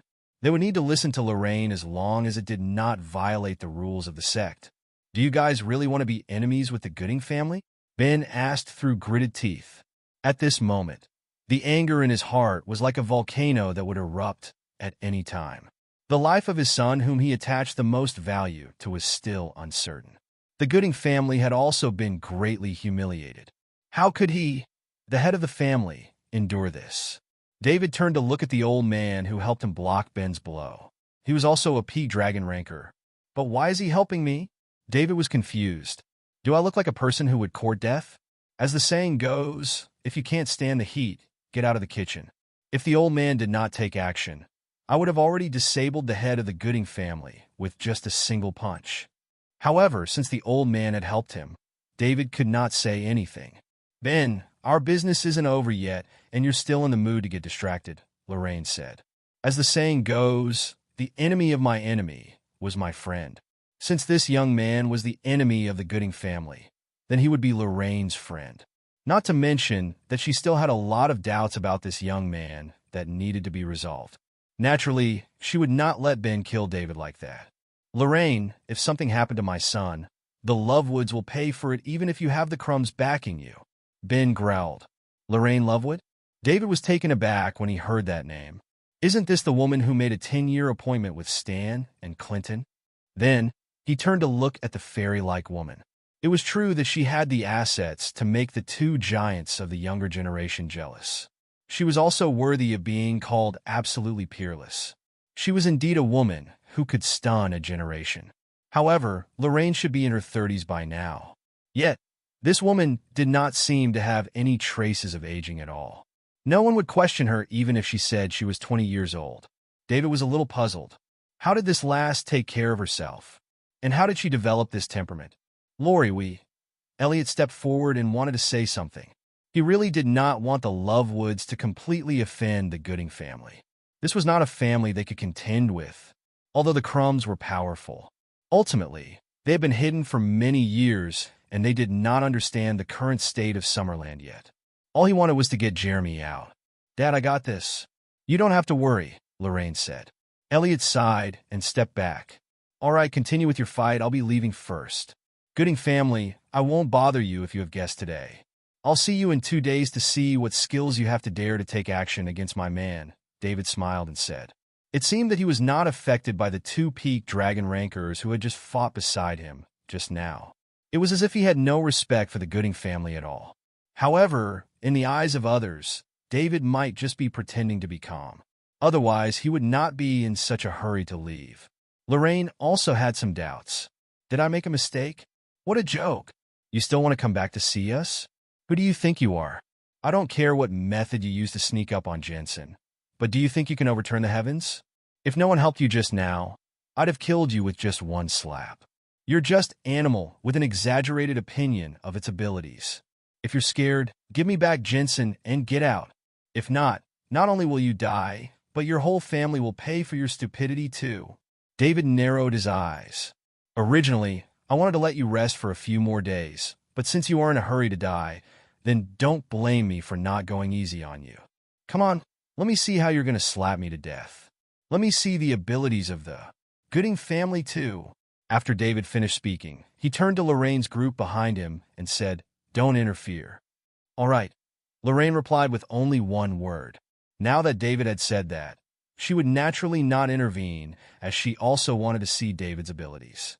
Everything happened too suddenly earlier, and she could not bear to see David die tragically on the spot, so she asked the seventh elder to block Ben's attack. Thinking about it now, as long as this young man did not have a few screws loose, he should be somewhat reliable. Come on, head of the Gooding family. No one is going to interfere now. Let me see what the Gooding family is capable of. David looked at Ben and said. Now, Ben was in a dilemma. This young man was obviously not a fool, but he dared to provoke the Gooding family like this. If that was the case, who was supporting him? Who are you? Ben asked again. Are you going to do this or not? Didn't you want to slap me to death? Hurry up. I'm in a rush. If you don't do it, I'm taking your son away. Don't blame me for not reminding you after he loses a few limbs, David yelled impatiently. You! At this moment, a voice came from the door. Let him leave. Then an old man walked in from outside. Dad! Ben quickly called out. Dad! Grandpa! Ray and Jason also called out. The person who came in was the old master of the Gooding family, one of the 11 MPs of the Summerland Parliament, and also a master who was halfway to the god rank, Frank Gooding. At the same time, he was also the pillar of the family that was standing at the top of Summerland. After receiving the call from Jensen, David asked for help from the staff of the Falcon intelligence team because he could not find the exact location of the Gooding residence. While he was at it, he also conveyed to Lucas that he was going to trouble the Gooding family. If there was conflict in the Gooding residence, and he accidentally wiped out the entire Gooding family, he needed someone to clean up the mess. After Lucas learned about this, he immediately reported it to Mason. Since David's identity was somewhat special now, as the 11th member of the Summerland Parliament who had not been made public, he could only report this to Mason. Mason handed this over to Abraham to deal with, while also asking Abraham to ensure David's safety no matter what. Although he did not think that David was in danger, they could not reveal David's identity yet. Hence, Abraham asked Frank to go back to deal with it himself, making sure to keep David safe and try his best to meet David's demands. That was why Frank said to let David go the moment he entered the house. Since David was someone who was personally identified by Deputy Chief of Staff Jones, his family would not be able to afford him, nor would they dare to offend him. At this moment, David saw an old man walk in. When he heard how the Gooding family addressed him, he knew that the old master was here. He was a master who was halfway to the god rank, and David was a little eager to have a duel with him. To be honest, he really wanted to have a duel with the old master of the Gooding family, who was also halfway to the god rank, to test his strength. However, he knew it would probably be impossible. This was because when he inquired about the location of the Gooding residence from the Falcon intelligence team, he also told Lucas that he was going to come to the Gooding residence to cause some trouble. Therefore, Lucas would definitely report this matter to the higher-ups. Old Master Gooding probably came here because he got the order from the higher-ups. David could understand this from the very first sentence he said. All right, as long as the higher-ups were involved, then this fight would not happen. When Lorraine and the gang saw Frank, the old master of the Gooding family, they were a little shocked. When Frank came in, he had very strong energy surrounding him. He was halfway to the god rank. This was not someone they could deal with. Even if they all attacked him at the same time, they would just be courting death. However, they were not too worried. They did not think that old Master Gooding would dare to do anything. The reputation of the Crumbs was no joke. Furthermore, the three of them were the cores of this generation. If something happened to them, the Gooding family would be obliterated. Even Summerland would not be able to protect them. You're David, right? Since you have beef with Jensen, our family will not get involved. You can take him away, but I hope you can spare his life for my sake, Frank said as he looked at David. He had no choice. Not long ago, he received a call from Deputy Chief of Staff Jones who asked Frank to quickly go home to take care of the matter relating to a young man named David. Not only did he have to guarantee David's safety, but he also needed to fulfill all of his requests. The Gooding family did not dare to go against Abraham's orders. "Dad, what are you saying? Jensen is your grandson, and he's also the first heir to the family. How can you let others take him away just like that?" Ben asked loudly. Ben thought the situation would turn around after his father arrived, but he did not expect Frank to say something like that. He could not accept this. "Shut up. From now on, Jensen is not the first heir to the Gooding family. Jason will replace him as the first heir. If you dare to say one more thing, I'll also remove your title as the head of the family," Frank said. Ray and Jason were delighted. Meanwhile, Ben widened his eyes as his mouth dropped open. He could not utter a single word. Even though he was the head of the Gooding family, the absolute decision-making authority within the family was still his father, Frank. No one in the Gooding family dared to go against Frank's decision. At the same time, Lorraine and her gang looked at David in shock. What kind of background did this young man have? He even could make old Master Gooding, a master who was halfway to the god rank, speak so politely to him. David definitely had a god rank guardian behind him, since he could make someone who was halfway to the god rank speak to him so humbly. Otherwise, even if someone who was halfway to the god rank was behind him, a junior like him would not have the power to make Frank behave like this. This was his way out of this mess. Lorraine thought that the situation was due to David's support, but she had no idea that David was actually relying on his own strength. Who knew how Lorraine would feel if she discovered that David was already halfway to the god rank in his early 20s? No, in 2 or 3 days, he should be a god rank guardian in his early 20s. This kind of record should have neither predecessors nor successors. If they were talking about the number one among the younger generation, who would dare to compete with David? It'll depend on the condition of my man. If Jensen dared to hurt him, then I'm sorry, I won't forgive any of the people involved in this matter, David said lightly. Not only did he seem to not be bothered by Ben, but he was also not bothered by Frank, someone who was halfway to the god rank. Frank took a deep look at David. He could not see through this young man, nor did he understand his identity and background. However, since he was protected by Abraham, then he was definitely not an ordinary person. The Gooding family could not afford to offend him. The Gooding family needed stability more right now during Summerland's turbulent period. Frank then took another look at Jensen, who was still being dragged around by David. At this moment, Jensen's face was full of disbelief and his eyes were full of horror. He did not expect the background of this stranger to be so great that even his grandfather would need to be humble in front of him. Moreover, his grandfather had even stripped him of his identity as the first heir of the Gooding family. It seemed that in the worst-case scenario, his grandfather might even give him up. All of this was hard for him to accept. He wanted to talk, he wanted to ask for help, and he wanted to apologize. However, he did not know what David had done to him. He could hear and see, but he could not speak and did not have any strength. He could only look at his grandpa with a pleading look, hoping that the other party would save him. Frank saw the pleading look in his grandson Jensen's eyes, but ignored him. Originally, he had high hopes for his 2 grandsons. He would often lament how God was so good to his family. He had 2 sons while his 2 grandsons were also very exceptional. If he entered the god rank and became a guardian, the Gooding family would be able to reach greater heights and become the top family in Summerland. However, it was a pity that his eldest grandson, Jensen, offended someone he could not afford to. For the sake of the Gooding family as a whole, he had to give this grandson up. Frank sighed and said nothing. Clearly, he agreed with David's statement. "Dad, you can't let him take Jensen away," Ben yelled. He could not stand this anymore. He was being asked to give up his most beloved son. Frank turned around to look at Ben, exuding some of his strength as someone who was halfway to the god rank. Ben staggered backward after he was pressured by Frank, and he almost fell to the ground. There was a huge difference between a peak dragon ranker and someone who was halfway to the god rank.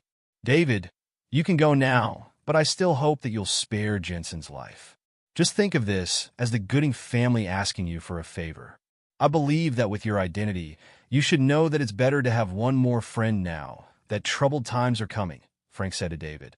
turning his back toward him. Even though he was giving in when he said this, there was also a hint of a threat laced within his words. After all, he had been halfway to the god rank for 10 years. He could take that final step at any moment and become a god rank guardian. Once he took this step, then the whole wide world would belong to the Gooding family. David sneered. He ignored the hidden threat in Frank's words. He was just halfway to the god rank. Even if he was a god rank guardian, David would not be afraid. David then dragged Jensen out of the room. However, when he reached the place where he intersected with Lorraine and her gang, he thought for a while, then stopped and asked, "Are you coming?" These people helped him just now, and although it had been meaningless in the grand scheme of things, David figured that he should help them too. Otherwise, if he left, these people would not be able to stand up to Frank even if they attacked him together. David was a master who was halfway to the god rank himself, so he knew the gap between them. Before Lorraine could speak, Fred stepped forward and said, "You should go. The Gooding family won't dare to do anything to us." David stole the limelight today, and he felt a little uncomfortable. David shrugged. "If you don't want to leave, fine by me." He continued to drag Jensen out of the living room under everyone's watchful gazes. After David left, Frank turned to look at Lorraine and the others. "You're the girl from the Lovewoods, right? What are you doing in my home?" Frank asked. At the same time, he exuded the strength of someone who was halfway to the god rank to pressure them. The 9th elder of the Crumbs quickly stepped forward and stood with the 7th elder, resisting the pressure of someone who was halfway to the god rank. "The Gooding family not only injured my grandfather 3 years ago, but also imprisoned my little brother until now. Today, I came here to ask for an explanation from your family," Lorraine said.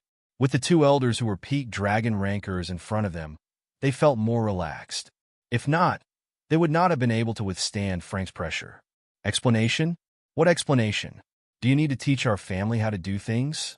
Seriously, why do all these irrelevant people think they can come here to make noise? Don't think you can do whatever you want in my territory, just because you have 2 peak dragon rankers with you. Do you believe that I'll stop all of you from leaving my house today?" Frank snapped angrily. Just now, he suffered so much grievance with David, and now, these people were coming over to cause trouble as well. They were seriously reckless. "Old Master Gooding, I respect you since you're my elder, but don't think your family can do anything you want.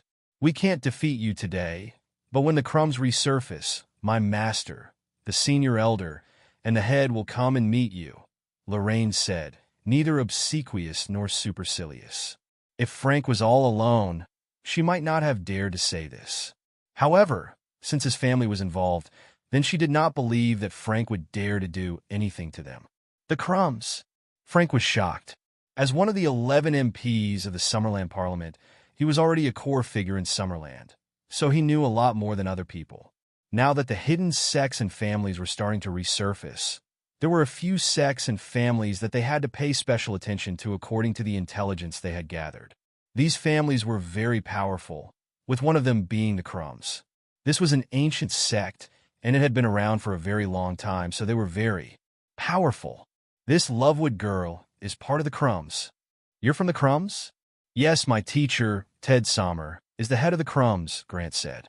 "Norman East, the senior elder of the Crumbs, is my grandfather," Fred said. "My teacher is Taylor Coda, the 3rd elder of the Crumbs," Lorraine said. "Ted Sommer, the head of the Crumbs? Norman East, the senior elder of the Crumbs? Taylor Coda, the 3rd elder of the Crumbs?" Frank felt a headache coming. What kind of people did his disappointing grandson provoke? The head of the Crumbs and the senior elder were god rank guardians, and the 3rd elder Taylor was also someone who was halfway to the god rank. Frank did not know so much about other hidden sects, but the head of the Crumbs was an old friend of Chief of Staff Stefani. According to Chief of Staff Stefani, the Crumbs even came out to help Summerland once before. "Ben, what the hell is going on?" Frank asked. "Dad, I didn't know about this either. Jensen was the one handling this." Ben replied. "Jason, did you know about this?" "Grandpa, I only know about the general situation," Jason replied respectfully. "Tell me." Jason told Frank what happened 3 years ago in detail. "Lovewood girl, the Gooding family is at fault regarding this matter. but the mastermind has been taken away by David. As for Tanya, you can take her away too. We'll just pretend those two have never existed in our family. If there is anything else you want, you can tell us, and we, the Gooding family, will try our best to satisfy you," Frank said. The Crumbs were one of the hidden sects that could not be offended. Elliot breathed a sigh of relief. The Gooding family finally had someone reasonable leading them. Of course, he also knew that this was because his daughter's sect was too strong, and that was why the Gooding family gave in. Only the one with the greatest strength would win. If he came by himself, he would probably end up in the same state as his father, Jim. Grant and Fred looked like they had expected this result. They were still very confident in the strength of their sect. Since old Master Gooding said this, then I have nothing else to say. We will not take Tanya away. Tell her to come to my house tomorrow and apologize to my brother. After Lorraine finished speaking, she said to Elliot, "Dad, let's go get my brother out of there." "All right," Elliot replied excitedly. Lorraine then left the Gooding residence along with her group. It was not that she did not want to avenge her grandfather and brother and make the Gooding family pay, but now was not the time. After the Crumbs resurfaced, she would look for the Gooding family to settle all accounts. By now, there were only a few core members of the Gooding family left in the room. The whole room was silent. They were all waiting for old Master Gooding to speak. Everyone knew that old Master Gooding would be enraged now, and no one dared to be the first to speak. "Ben, what an excellent son and daughter you've raised," Frank said. "Dad, Enough, I don't want to listen to your explanation. From this day on, Ray will be the head of the family. You should reflect on yourself." "Dad, I can't believe this." "No. Do you know who David is?" "Deputy Chief of Staff Jones personally told me to keep him safe no matter what." "Can you provoke the Crumbs?" "That's an ancient sect that has 2 guardians and several masters who are halfway to the god rank. The head of the Crumbs, Ted, is even an old friend of Chief of Staff Stefani. What resources do we have to fight with them? You're trying to push the Gooding family to destruction." Frank finally could not hold it in anymore, and he started roaring. This time, everyone was stunned. They could not afford to offend any of them. Ray and Jason were feeling lucky that this had nothing to do with them, and Jensen and Tanya were the ones who caused this. They even wanted to thank the siblings. If not, they would not have been able to become the head of the family and the first heir to the family respectively. "Dad, what should we do then? That Lovewood girl will not forgive us so easily. Since the Crumbs have not yet resurfaced, she doesn't have the ability to suppress. Once the Crumbs came out of hiding completely, she will definitely come back and cause trouble for us again. Therefore, we have to find a powerful sect and work with them. There are a lot of sects that contacted me over the past few months, but none of them can compete with the Crumbs. We need a sect and family that can stand on equal footing with the Crumbs. It's fine even if we lose. Some benefits so long as we can ensure the safety of the Gooding family." Capital City, Summerland. Inside a huge courtyard inside Opulence Manor, David was looking at the system panel excitedly. It showed that his lavish points finally broke through the 10,000 mark and was now sitting at the 10012 points. Furthermore, there was also a plus button beside Body and Mind, which proved that his guess was true, that once he reached 10,000 points, he could have a breakthrough. David deliberately found a quiet place to prepare for the long-awaited breakthrough. After he left the Gooding residence 3 days ago, David exchanged Hugo for Jensen and found that Hugo was fine. After all, he had only been abducted for a few hours at that point. After that, he locked Jensen up for a few days. As long as he did not say anything, no one would dare to let Jensen out. These few days were critical for him, and he was not in the mood to care about this matter. Breaking through to God rank and becoming a guardian was the most important thing for him at the moment. David sat by the pond in the large courtyard of Opulence Manor. According to his experience, after each breakthrough, his body would sweat. After that, he would jump directly into the pond to clean himself. The water in this pond was not stagnant, and there was a spring below it. Thus, water would flow out of the spring 365 days a year, making the pond very clear. As he looked at the system panel, David clicked on the plus button behind Body. In an instant, a window popped up. "Host, are you sure you want to upgrade Body? This upgrade will consume 10,000 points." David clicked yes without hesitation. Then he closed his eyes and carefully felt the changes in his body. David slowly felt a slight heat in his body, and then the muscles all over his body started to itch. Immediately after, his body grew hotter and his muscles started getting itchier. His body felt incredibly sore, but also invigorated. At this time, his skin began to slowly become redder and hotter. David gritted his teeth and endured this. The entire process lasted about half an hour. At the end of it, David opened his eyes and let out a heavy breath. Then, he immediately looked at the system panel. His body had reached God Level 1. God Level should correspond to a God Rank Guardian. He wondered what the next level was. It was not the time to think about this, though. He needed to increase the God level to maximum. While his mind power he still had not broken through yet. He reached out to look at his arm. A thin layer of impurities was covering his arm, and it smelled a little foul. David quickly removed his clothes and jumped into the pond. A white smoke immediately appeared from the pond. It was evident how hot David's body was right now. While washing away the impurity covering his skin, David felt the difference in his body. He seemed to have completely entered a new realm, and he felt as if he had unlimited strength in his body. After this, he felt as if there was a stream of air flowing within his body. Aside from that, David had not felt any other changes. Is this the God Rank Guardian that everyone is looking forward to becoming? It doesn't feel that different. David shrugged. After cleaning his body, David slowly got up from the pond. When he reached a place that was a meter high from the pond, he waved his hand at the clothes that he prepared at the side of the pond. A stream of air instantly brought his clothes to his hand. Telekinesis? All right, not bad. Not bad. A new move. After he put on his clothes, David started walking around on the air. He noticed something different again. Right now, the air felt like flat ground to him. He would not get tired as quickly as he did when he was halfway to the God rank. At this moment, felt like he was on the ground when he moved through the air. He did not need to put in much effort to do this, and he could even stay in the air for an entire day. This should be the function of the stream of air within his body. As he was in the air, he walked to a gigantic fake mountain in the middle of the pond. David held the smaller tip of the fake mountain and lifted it. David was then able to slowly lift the gigantic fake mountain. The fishes hiding under the fake mountain began fleeing in disarray at this. After lifting the fake mountain about 10 centimeters from the ground, David stopped. He did not use too much strength and found the feat pretty simple. He could even use this fake mountain as a weapon. After he put the fake mountain down, David walked back over the pond before landing. It was pretty nice being in the air, but since he was not used to it, he still felt that staying on the ground was much better. After David completed his breakthrough, he left Opulence Manor. At the same time, he used the hiding function in the system to hide his true strength. Even though David was not afraid of anything, he still needed to brew the medicine for Mason tomorrow to continue his recovery. Mason was too strong, and he was worried that Mason would be able to detect the changes within him.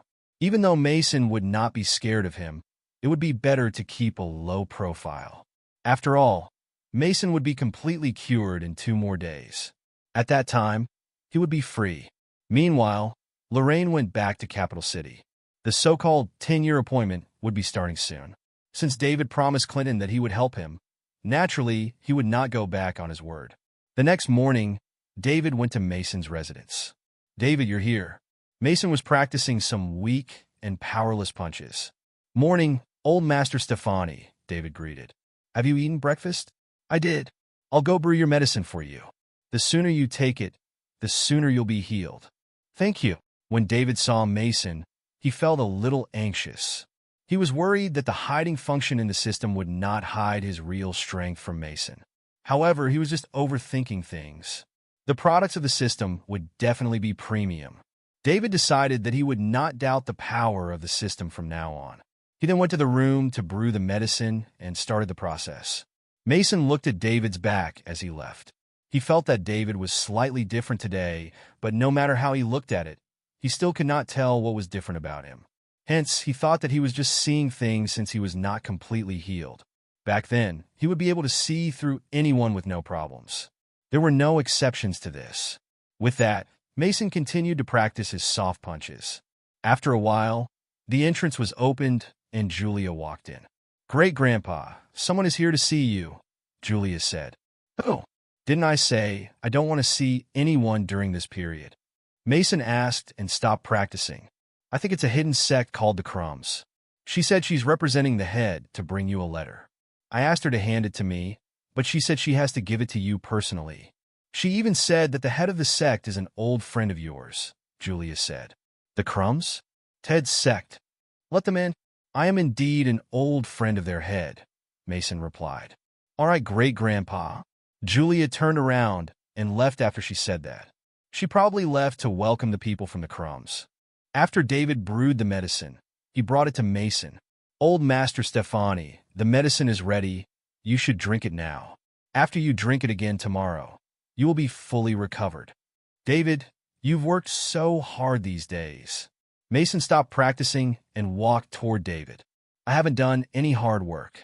On the contrary, you have worked hard all your life for Summerland," David said as he handed the medicine in his hand over to Mason. Mason took it and finished it in just 2 sips. David took the empty bowl and turned back to the room to pack up the herbs. It was time for him to leave now. There was still one more day left to fully heal Mason. After the task was completed, he could continue spending money extravagantly even though he had broken through the god rank and became a guardian. However, the system only ranked his body as God level 1, and there were still so many levels for him to upgrade. Moreover, according to his experience, 1,000 lavish points would be needed to upgrade each of those levels. Furthermore, he had not broken through his mind power, and that would also require a lot of lavish points. After Mason finished drinking the medicine, he sat on the rattan chair in the courtyard, quietly feeling the changes in his body. At the same time, he felt the comfort of his body gradually getting better. He would feel the magic of this medicine every time he drank it. After a few minutes, the door opened again, and Julia came in first, followed by Lorraine, Grant, and Fred. The 2 elders of the Crumbs waited outside. Julia led the trio into the courtyard, and when she saw Mason resting his eyes on the rattan chair, Julia did not bother him. Instead, she turned around and made a shushing gesture to the trio as they waited quietly at one side. She knew that her great-grandfather had just drank the medicine made by David, and he would need a moment to recover. The trio looked at the old man sitting on the rattan chair with great respect. This old man had too many legends surrounding him. Even if they were hidden in Crumb Mountain, they would often hear their head talking about him. This was a figure that even Ted, the head of the Crumbs, felt inferior to, and he was also the only person the head of the Crumbs admired. When they came out of the mountain, the head of the sect, Ted, handed them a letter and asked them to pass the letter to Mason, the chief of staff of Summerland. After a few minutes, Mason opened his eyes. When he took the medicine for the first time, it took him a full hour to absorb the medicinal power since his body had started to decay. Later, as his body got better and the speed at which his body absorbed the medicinal power also improved. Now, it would only take him more than 10 minutes to fully absorb everything. Mason looked at the trio. True to his identity as a descendant of the Crumbs, Ted was pretty smart. All 3 of them were pretty excellent. Of course, it also depended on who they were compared with. If they were to compare to the other young generation, they would definitely be included in the small group of people who stood at the very top. However, if they were compared to David the Monster, then they were not at the same level at all. David was no longer on the same level as the younger generation. What he was doing now was to break through the god rank as soon as possible and become a guardian so he could compete with the older generation. Mason had completely disregarded David as a young man in his heart. "You're from the Crumbs?" Mason asked. "Yes, old Master Stefani." The 3 of them answered respectfully at the same time. "I am Grant Stone, the 23rd generation disciple of the Crumbs. I have met you before, old Master Stefani. Ted Summers, my teacher, is the head of the Crumbs." Grant bowed and put his hands together before he introduced himself. "I am Fred East, the 23rd generation disciple of the Crumbs." "Greetings, old Master Stefani. My grandfather is the senior elder of the Crumbs, Norman East." Fred put his hands together and introduced himself. "Greetings, old Master Stefani. I am Lorraine Lovewood, the 23rd generation disciple of the Crumbs." My master is the third elder of the Crumbs, Taylor Coda. Lorraine also bowed and put her hands together to introduce herself. When Mason opened his eyes to look at them just now, the three felt as if Mason had seen through all of their secrets. His eyes seemed as if they could see through everything. It was just a calm look that did not have any trace of prestige, but it made them feel like they were facing an insurmountable mountain. He's so powerful. No wonder even the head of the sect respected and admired this old man so much. Is Ted all right now? We haven't seen each other for decades, Mason said, recalling his memories. The head is fine. He often mentioned you in front of us, saying that you were the person he admired the most in his life. He even said he learned a lot from you back then, Grant said respectfully. Belongs to. Huh. It's so surprising that the kid still remembers me. Decades have passed, and now that some of my old friends are coming out of hiding, an old fart like me can still have a drink with them. The trio felt ashamed. Ted, the head of the Crumbs, was over 100 years old, and he was being called a kid. This just showed how old Master Stefani was. Old Master Stefani, this is the letter that my teacher Ted ordered me to personally hand to you. Grant took a letter out at this moment. Julia, bring it here for me, Mason said. Yes, great-grandpa. Julia took the letter from Grant's hand, walked over to Mason, opened the envelope, and handed the letter to Mason. After Mason took the letter, he began to read it. After scanning the letter, Mason's expression did not change, but he was very shocked.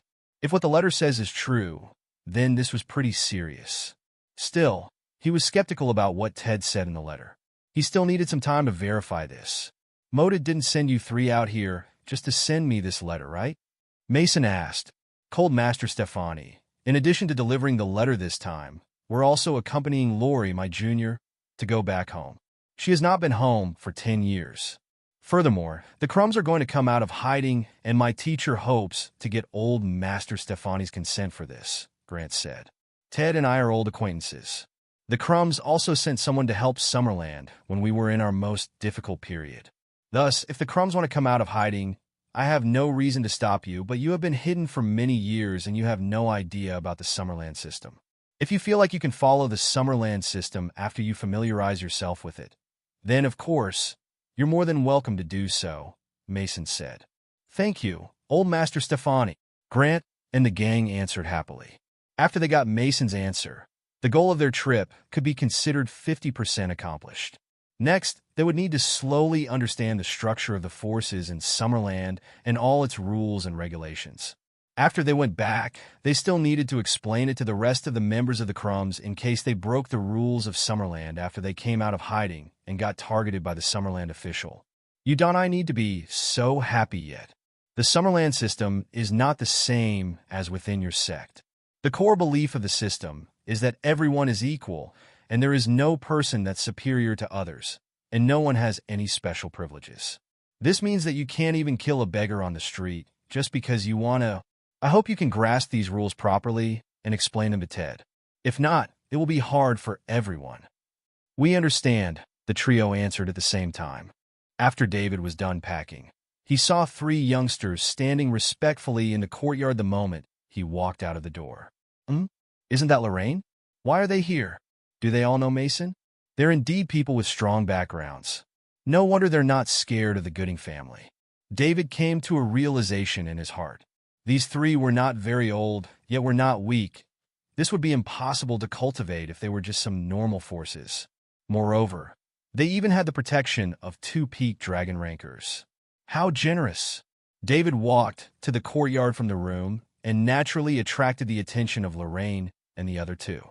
The trio looked at David in shock. Who was Mason?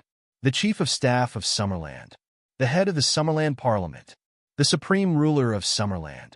Aside from his identity, he was also terrifyingly powerful. Even the head of the Crumbs felt inferior to him. One could imagine the security in the place where this kind of big shot lived.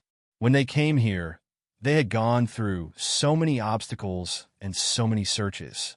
The entire process lasted about half an hour. However, they did not expect to run into the young man they had met in the Gooding residence a few days ago.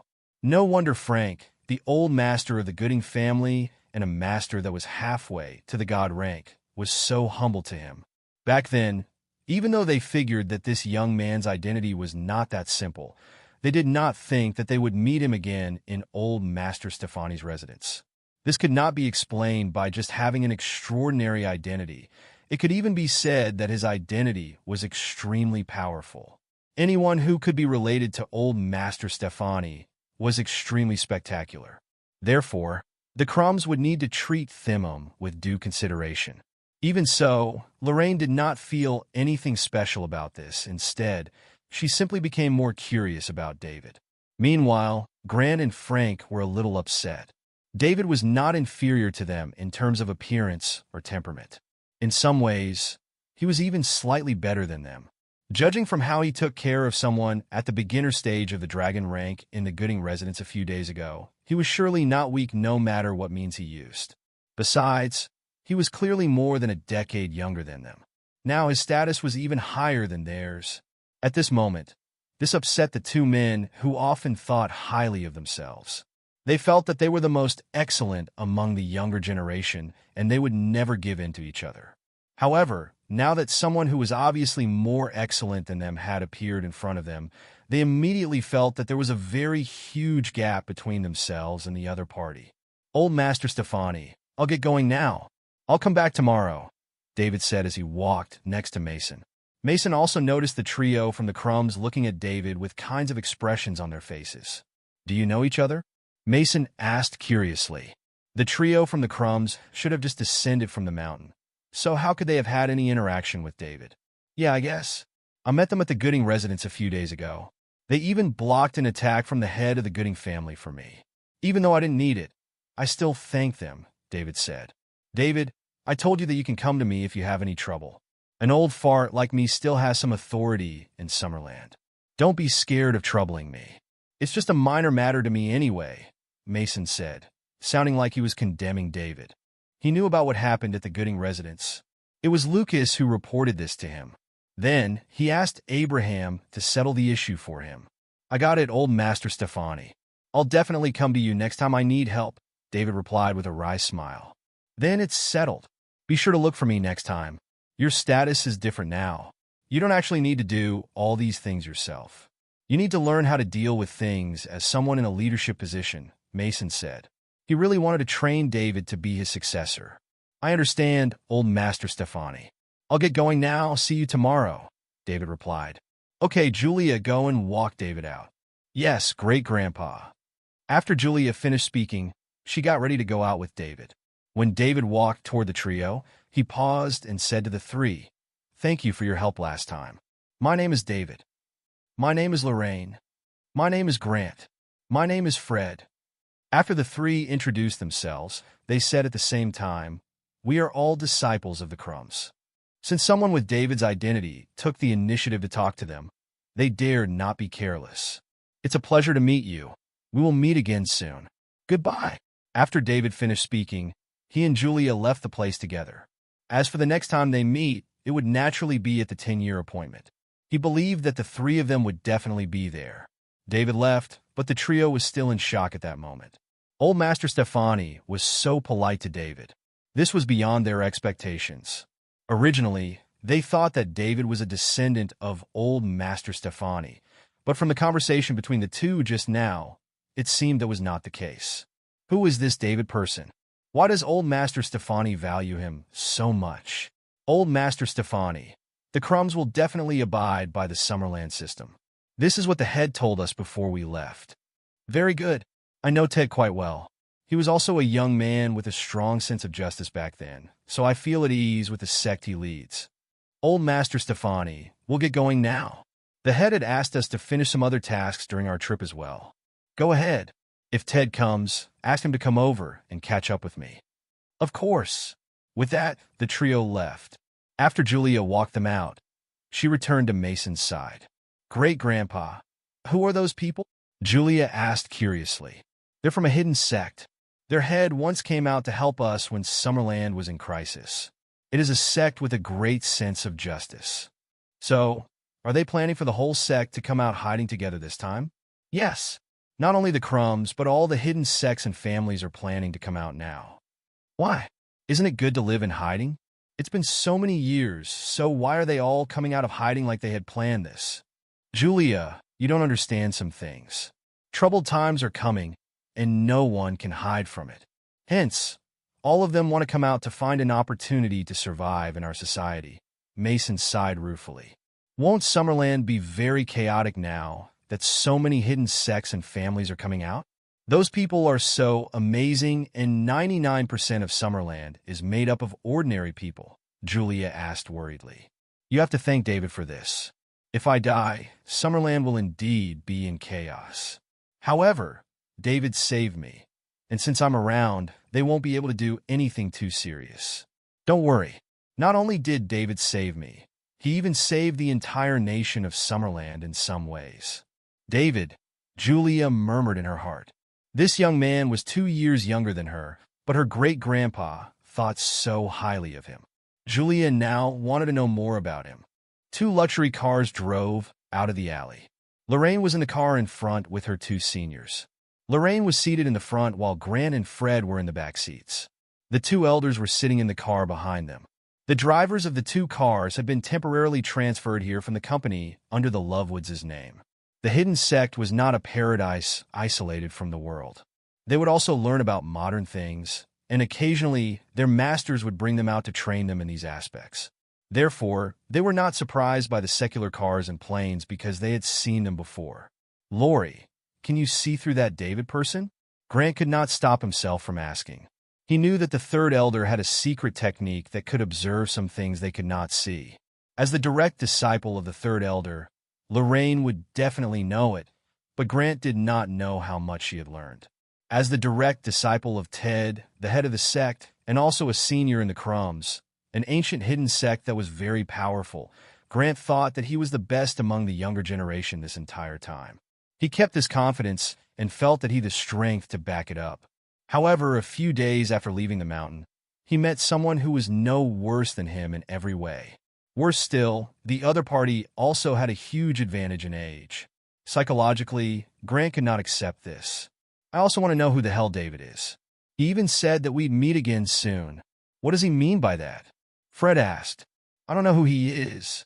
Although I am from Capital City, I was brought into Crumb Mountain by my master at the age of 10, and I have been growing up in Crumb Mountain since then.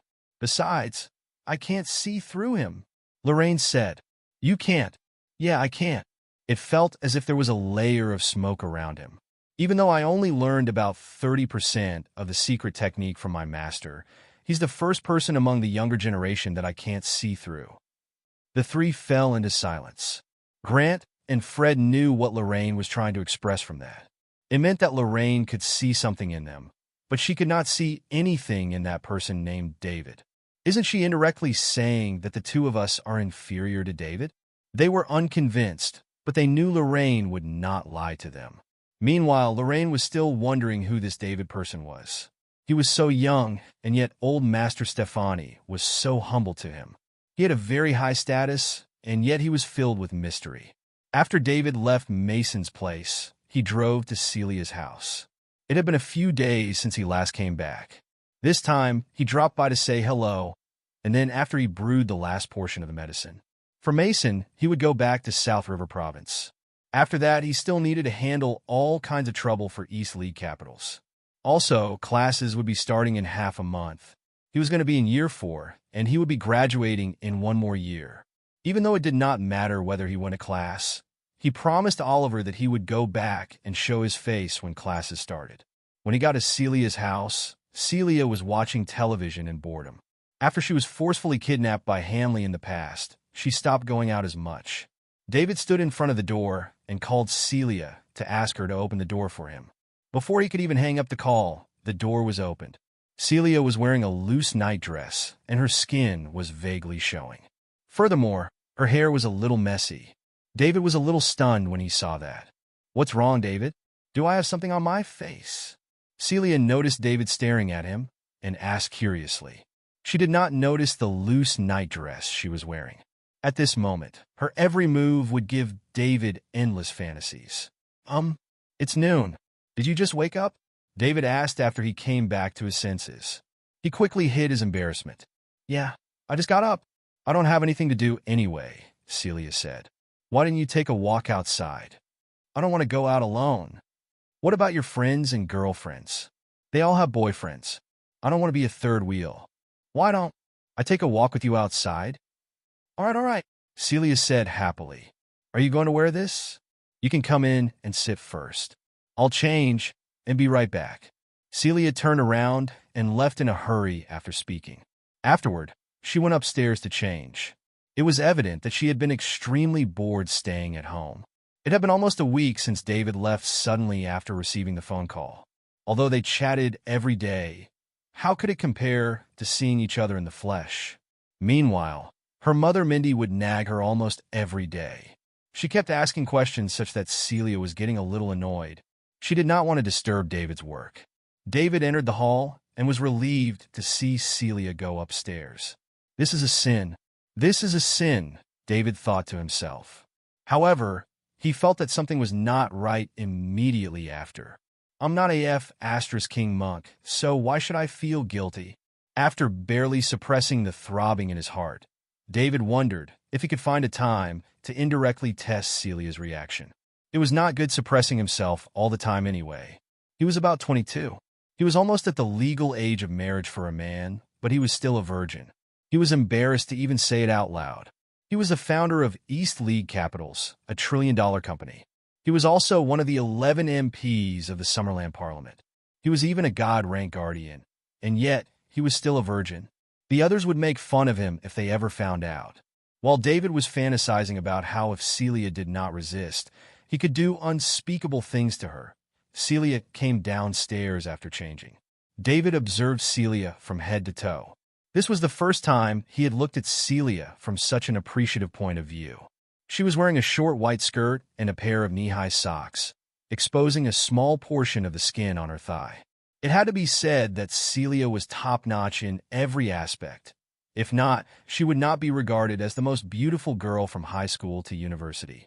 This was even in a top global university like Greenwood University. All of the kids from rich families and kids from aristocratic families were competing for her. Yet if she were to be compared to Lorraine, those two were polar opposites. One was a pretty and pure girl next door, while the other one was an ethereal and mature fairy with a hot body. The two had their own set of traits, but one could not deny that they were the types that would capture the hearts of both the young and the old. Lorraine had the temperament of a fairy, making men want to dominate her more. However, David still liked Celia more. What's wrong? Do I not look good in this? Celia walked up to David, saw David staring at her intently, and asked with a slight blush. Good. You look good, David said quickly. Really? Celia said, and turned twice in front of David. Her short skirt swayed slightly, making David's heart jump. You look really pretty. Let's go. Have you not gone out these days? Yeah, I haven't been out for several days. The two then drove to the downtown area. Let's find a place to eat first, David said. All right. You should know where to find good food here, right? There is a pretty good place nearby. My girlfriends and I used to eat there often. Show me the way then. Go straight, and then turn left at the second junction. David drove under the guidance of Celia and arrived at the door of a luxuriously decorated hotel. After parking the car, the two entered the hotel together. Hello. May I know how many of you are here? As soon as they entered the door, a waiter came up and asked, Just the two of us. Is there a private room? David asked, I'm sorry, sir. The private rooms are all fully booked. Is it okay if you dine in the lobby? It's fine. The waiter took the two to find a seat by the window. Then, the two sat down. After Celia ordered, the waiter left. It did not take long for the dishes to arrive. The two chatted while eating. Celia, while they were eating, they heard a voice next to them. When they lifted their heads, they saw a stylish young woman standing behind Celia. Lilith, why are you here? Celia asked. I wanted to ask you the same question.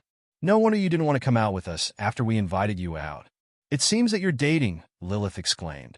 Lilith, it's not what you think, Celia said, her face turning red. Be honest, when did you two start dating? Vouve. Celia looked at David, stammering a little. Fine, I'm not going to interrogate you anymore. After Lilith finished speaking, she said to David, Hey, handsome, What's your name? Who are you to Celia? Hello, my name is David, and I'm Celia's boyfriend. David replied with a grin. David, right? Be honest. How did you manage to con Celia? So many of the people in our circle are interested in her. I didn't expect an outsider to be quicker than them, Lilith said. We haven't been together for too long. However, we knew each other since a long time ago, David said.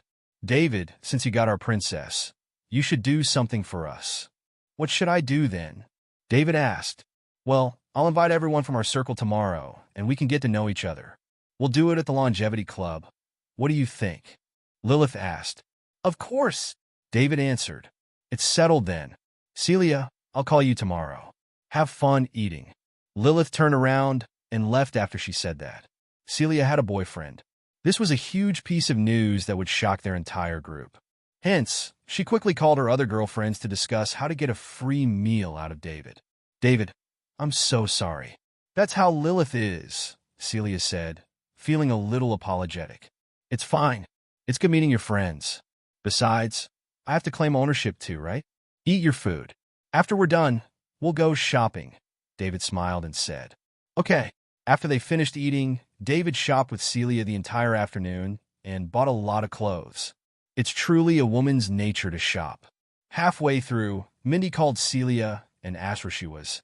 After she learned that Celia was with David, she stopped asking. When the two went back home, Mindy and her husband were home. Mom, Dad, Celia called out happily. Hello, Mr. and Mrs. Young, David also greeted. Hello, David is here. Put away the things and get ready for dinner. We're waiting for you too, Mindy said. All right, Celia, where should I put these clothes? Help me carry them to my room. After Celia said that, she ran upstairs. David looked at Mindy and her husband. When he saw that they were not reacting, he carried the 2 bags of things and followed Celia upstairs. When he was in Celia's room, he was overwhelmed by a sea of pink. This was the room of a girl who had not yet grown up. This was also the first time David had come here. After he put the 2 bags away, he saw Celia changing her shoes on the bed. However, since the socks were a little tight and they were a little hard to remove, Celia took some effort to remove them. Let me help you. David walked over, knelt, grabbed one of Celia's legs that were still wearing the sock, and then helped her remove the sock.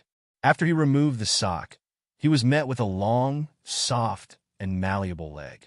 David was slightly reluctant to put her leg down. However, he soon removed the other sock as well.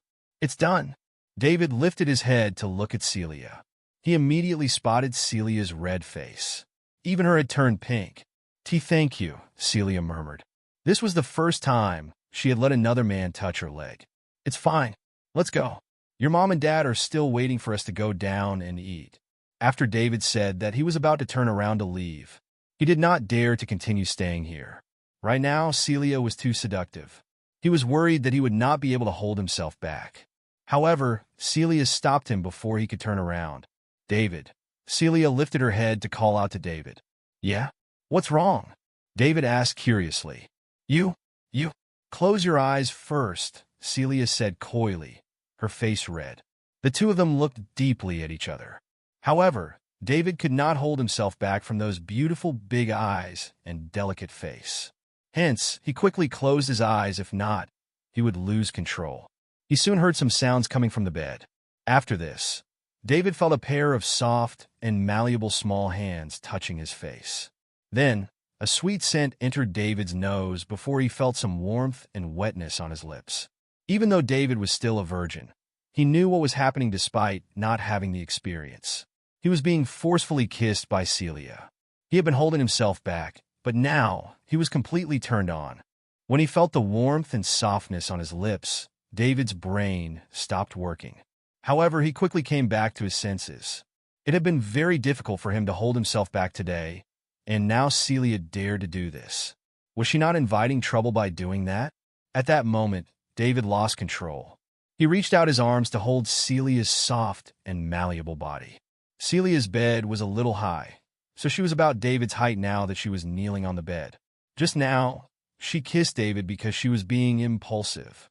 She wanted to leave after kissing him, but she did not think that David would hug her. Right now, she was very nervous and did not know what to do. Thus, She simply let David hold her like this as the two experienced the kiss quietly. After more than 10 seconds, Celia suddenly came back to her senses and pushed David away forcefully.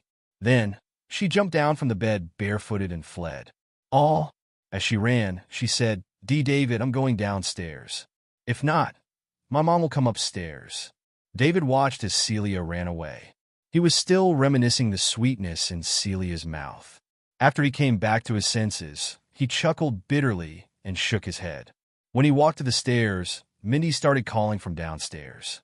"David, get ready for dinner." "All right, Mrs. Young," David answered as he walked downstairs. When Celia saw David, she lowered her head quickly and did not dare to look at him. David and Celia's family chatted as they ate. "David, I heard East League Capitals got into some trouble in Capital City. Were you handling this for the past few days?" Mindy asked.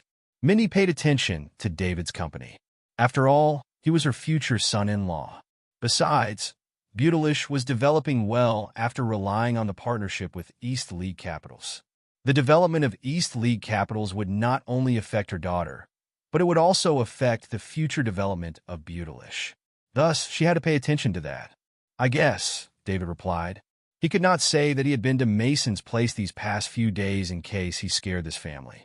It should be better to hide some parts of his identity. Could a normal person meet someone like Mason? The people who would be summoned by Mason were all the top in Summerland. "How's it going now?" "It's solved, Mrs. Young." "That's good." After Mindy said that, she asked curiously, "Who did you offend?" "Mrs. Young, we didn't offend them. East League Capitals has always been competing with our rivals with means that are acceptable within the industry. However, the other party is a local force in Capital City, and they thought that they could bully us since we're not from here. Hence, they use some shameful methods to try to make us give in. Whenever we encounter this kind of situation, of course, we'll take strong measures against it," David explained. "Who are they?" Mindy continued asking. "Gooding Group," David answered. "Gooding Group?" Mindy and John shuddered. Then, they quickly lifted their heads to look at each other in shock. They had been staying in Capital City for decades, so they knew the hierarchy in Capital City pretty well. Gooding Group was one of the most powerful companies in Capital City. Even though they were only a group, they were low profile. Hence, their true power was that of a conglomerate. Furthermore, the Gooding family, one of the top 4 prominent families in Capital City, was behind Gooding Group. The Gooding family was several levels superior to the Chase's family from the last incident. Now, David's East League Capital was having a conflict with the Gooding family's Gooding Group. What should we do? The two were a little anxious. If something happened to David's company, their daughter Celia would not have a day of nos in her life in the future. Moreover, Butalish's development would also be restricted. Wait, they seemed to miss out on something. David seemed to say that he had taken care of the problem just now. Is that possible? The two were in disbelief. The Gooding family was not the same as the Chase's family. They were the true elite aristocratic family in Capital City. Old Master Gooding was a true top-level big shot in Summerland. David, did you just say East League Capitals got into trouble with Gooding Group and now it's been taken care of? Mindy asked, her mouth a little dry. Yeah, it's been taken care of. East League Capitals is developing normally, and we have been competing with others amicably. But the Gooding family used some shameful means to try to stifle our growth.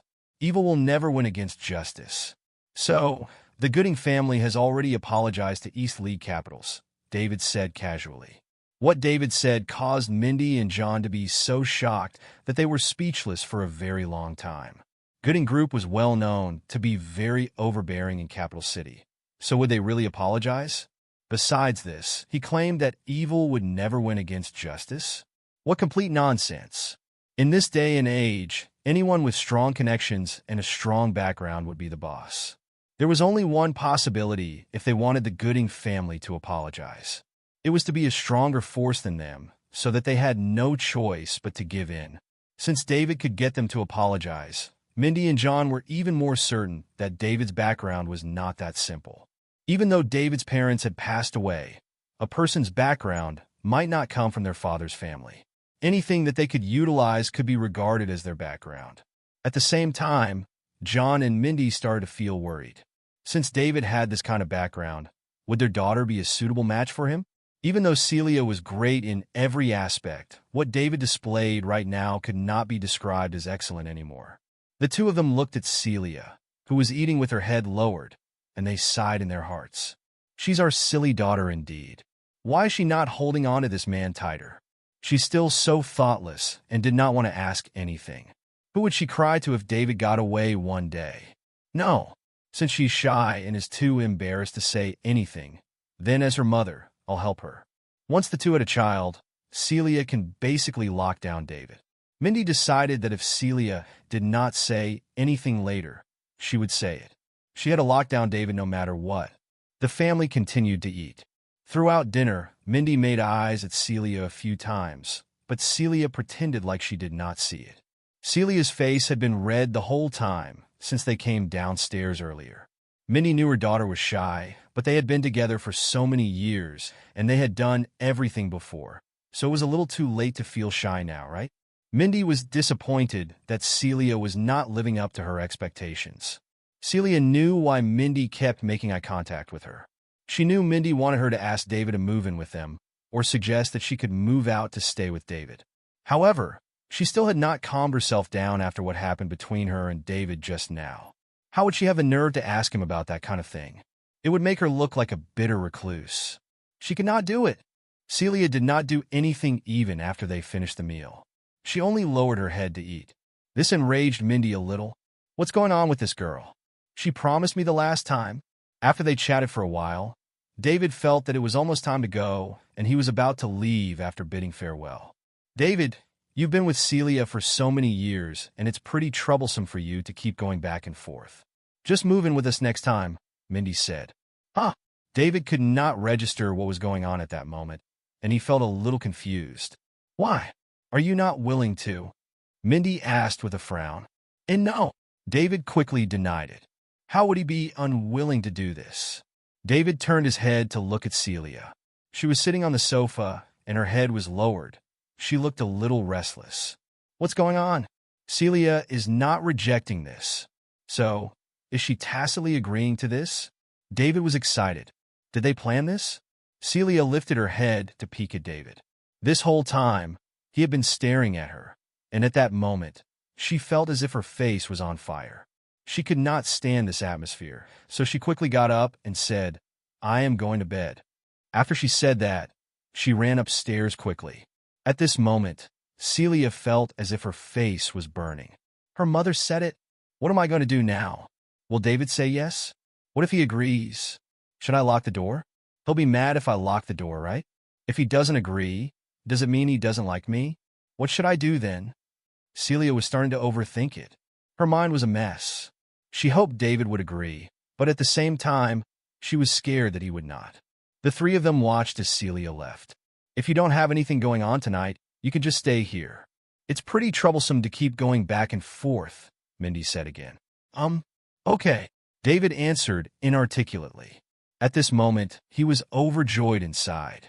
This was the first time David felt that his mother-in-law was amazing. She was so supportive. His dissatisfaction toward Mindy back then vanished in an instant right after Mindy said that. David never thought that although his mother-in-law was very snobbish, she was pretty great when it mattered. Meanwhile, Celia had just left, so even though David was anxious, he still held himself back. I've held myself back for so many years, so it's fine to hold on a little longer. Then, he continued to talk to Mindy about Butalish and East League Capitals. However, his heart was focused on Celia the entire time. After a while, Mindy and John were ready to go to bed. David, you should rest early, Mindy said after she left. All right, I will. Mrs. Young, you guys should go rest, David answered. Right now, he was a little nervous and also a little excited. Even though he was in his 20s, this was his first time after all. He had never reached this stage back during the 3 to 4 years he had been with Sarah. Whenever he heard his roommates talk about this, he would be so envious. After calming himself down, David secretly cheered himself up. He was a God-rank guardian after all, so why should he be so nervous about this trivial matter? This would be embarrassing to the other God-rank guardians. After he got up and switched off the light in the living room, he went upstairs and arrived at the door to Celia's room. David was going to knock. On second thought, he changed his mind. Celia was too shy to open the door. "I'll just go right in." David put his hand gently on the door handle and gently pulled it down. Crack! The door opened. It was pitch black. David walked into the room. He closed the door behind him and locked it. The room was so dark that he could not see anything. David released a little mind power and went to the window of Celia's room. He pulled the curtains apart. With the help of the faint moonlight, David sat by the bed. Celia seemed to be fast asleep. However, David noticed that her beautiful lashes were fluttering slightly. David found it funny. The girl was pretending to be asleep. However, come to think of it, Celia would be lucky to fall asleep in this situation. David leaned down only a few centimeters from Celia's gorgeous face. Her rosy red lips and beautiful big eyes closed tightly while her lashes fluttered slightly. He could even feel Celia's hot breath. Unable to control himself anymore, David kissed Celia's rosy red lips, quickly conquering them and savoring the sweetness. The moonlight outside the window seemed to know that it should not see what was going to happen next as it quietly hid in the clouds. The room plunged into darkness. It was a sleepless night. When David woke up the next day, he looked at the sleeping beauty asleep on his arm. He felt pride. Celia was finally his. Man, gently moving Celia's head away, David got out of bed, washed up, and went downstairs to find that Mindy and her husband had already left the house. He went to the kitchen and started making breakfast. Soon, a delicious breakfast made of love appeared. He brought the breakfast to the room, sat down at the bedside, and said, "Celia, get up for breakfast." However, Celia did not respond. "Stop pretending to be asleep. I know you're awake," David said with a smile. Only then did Celia unwillingly open her eyes. "Get up and eat something." "Okay." Celia sat up and took the breakfast David was holding. David looked at Celia's baggy pajamas, feeling tempted again. Celia looked up to see David's passionate eyes staring at her and blushed slightly. David kissed Celia on the forehead and said, There. Eat first. I have to go out and take care of something. I'll see you at noon." He had one last set of medicine to prepare for Mason. He could not delay it. "Okay." Celia nodded. David went out and drove to Mason's place. Once he reached Mason's place, he pushed the door open and went in. Mason was already exercising in the yard, and Julia was also there. "David came a little late today." "David's here," Mason greeted. "Old Master Stefani, I got caught up in something today. I'll go prepare your medicine now," David said sheepishly. "It's all right," Mason said with a smile. Once he reached the room, David skillfully began to brew the medicine. It was not long before the medicine was ready. David took the medicine out so Mason could take it, cleaned up the room, walked out, and said, "Old Master Stefani, you'll recover after taking today's medicine, so I'll stop coming over from tomorrow onward." "Thank you for all the hard work these days, David," Mason said gratefully. "It's nothing. It's my duty. Come and see me sometime. Also, contact me if anything happens.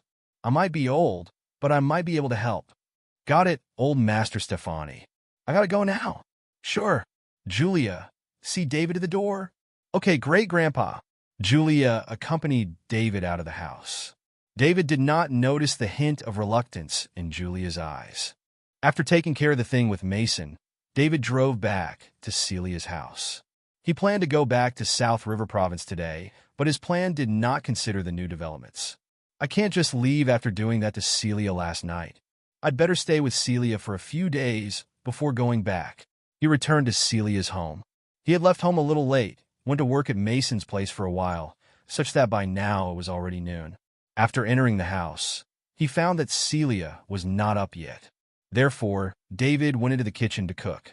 Cooking was no difficulty for David, who had been independent since young, and soon a table of delicious food was prepared. David went upstairs to get Celia for lunch. Upon entering Celia's room, he found that the girl was still sound asleep. He sat by Celia's bed and watched Celia as she slept soundly. David could not help himself again. He lay down quietly. David, you're back? I'm so sleepy.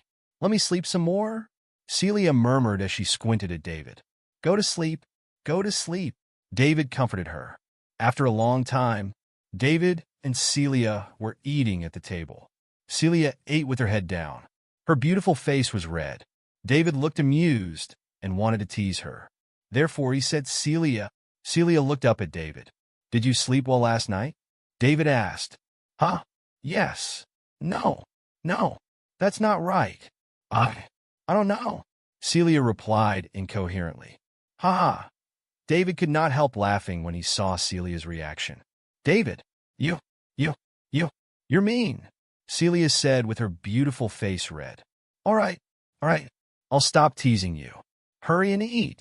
Your bestie Lily is going to call later. Okay. After they finished eating, David cleared the table and watched TV with Celia.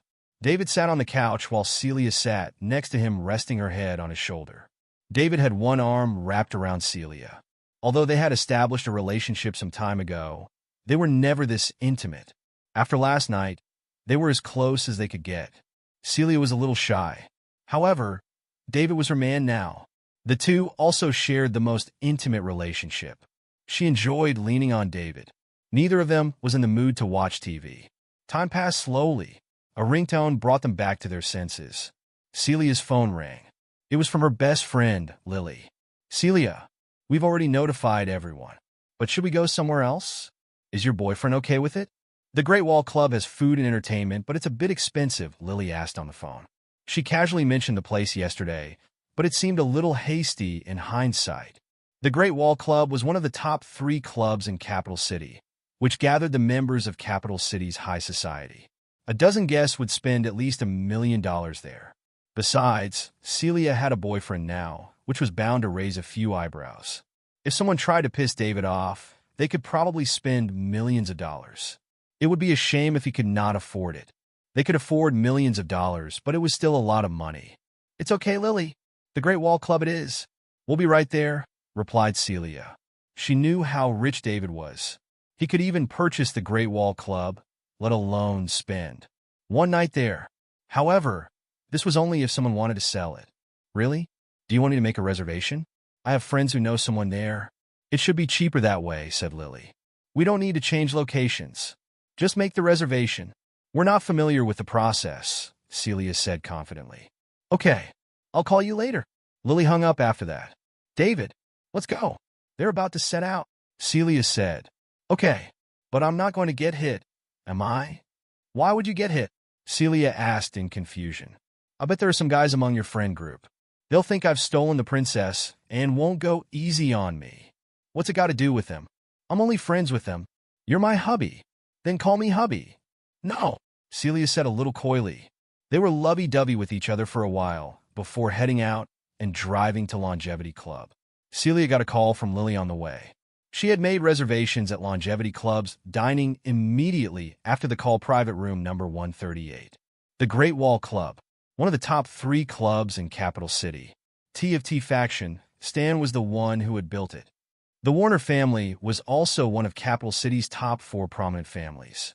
Having such a powerful backer also made the Great Wall Club one of the top 3 clubs in Capital City. Each of the top 3 clubs in Capital City had their own characteristics, and each club targeted different groups. The Great Wall Club focused on young people. Most of the people who came here were in their 20s and 30s, namely the second and third generations. Wonder Club focused on middle-aged and old people, who were successful people over 50 years old. Most of its members were the parents of the Great Wall Club's members. The Pretty Lady Club focused on Capital City's rich wives of all ages, but the women who could become its members were all either wealthy or aristocratic.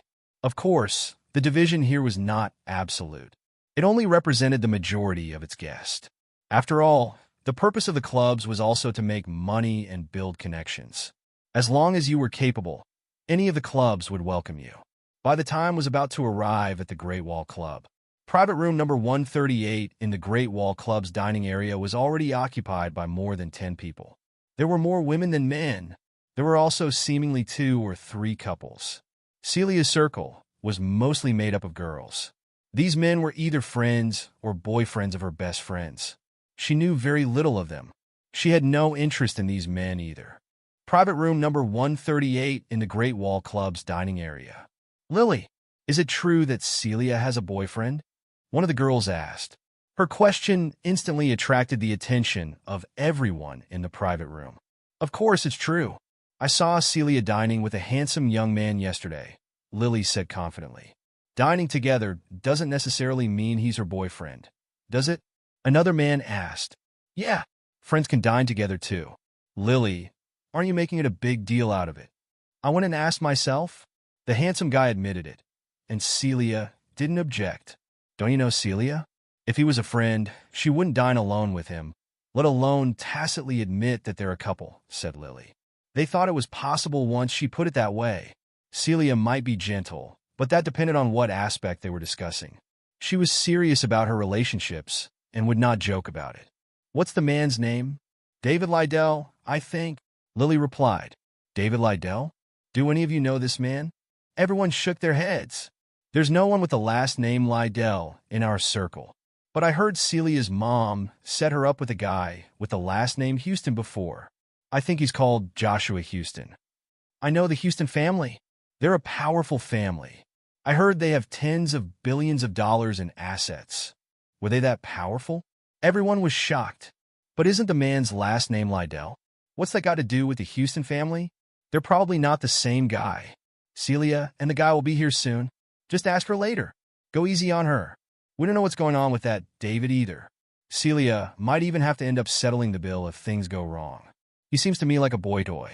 At the very least, he's more handsome and charming than everyone here, said Lily. Is he that handsome?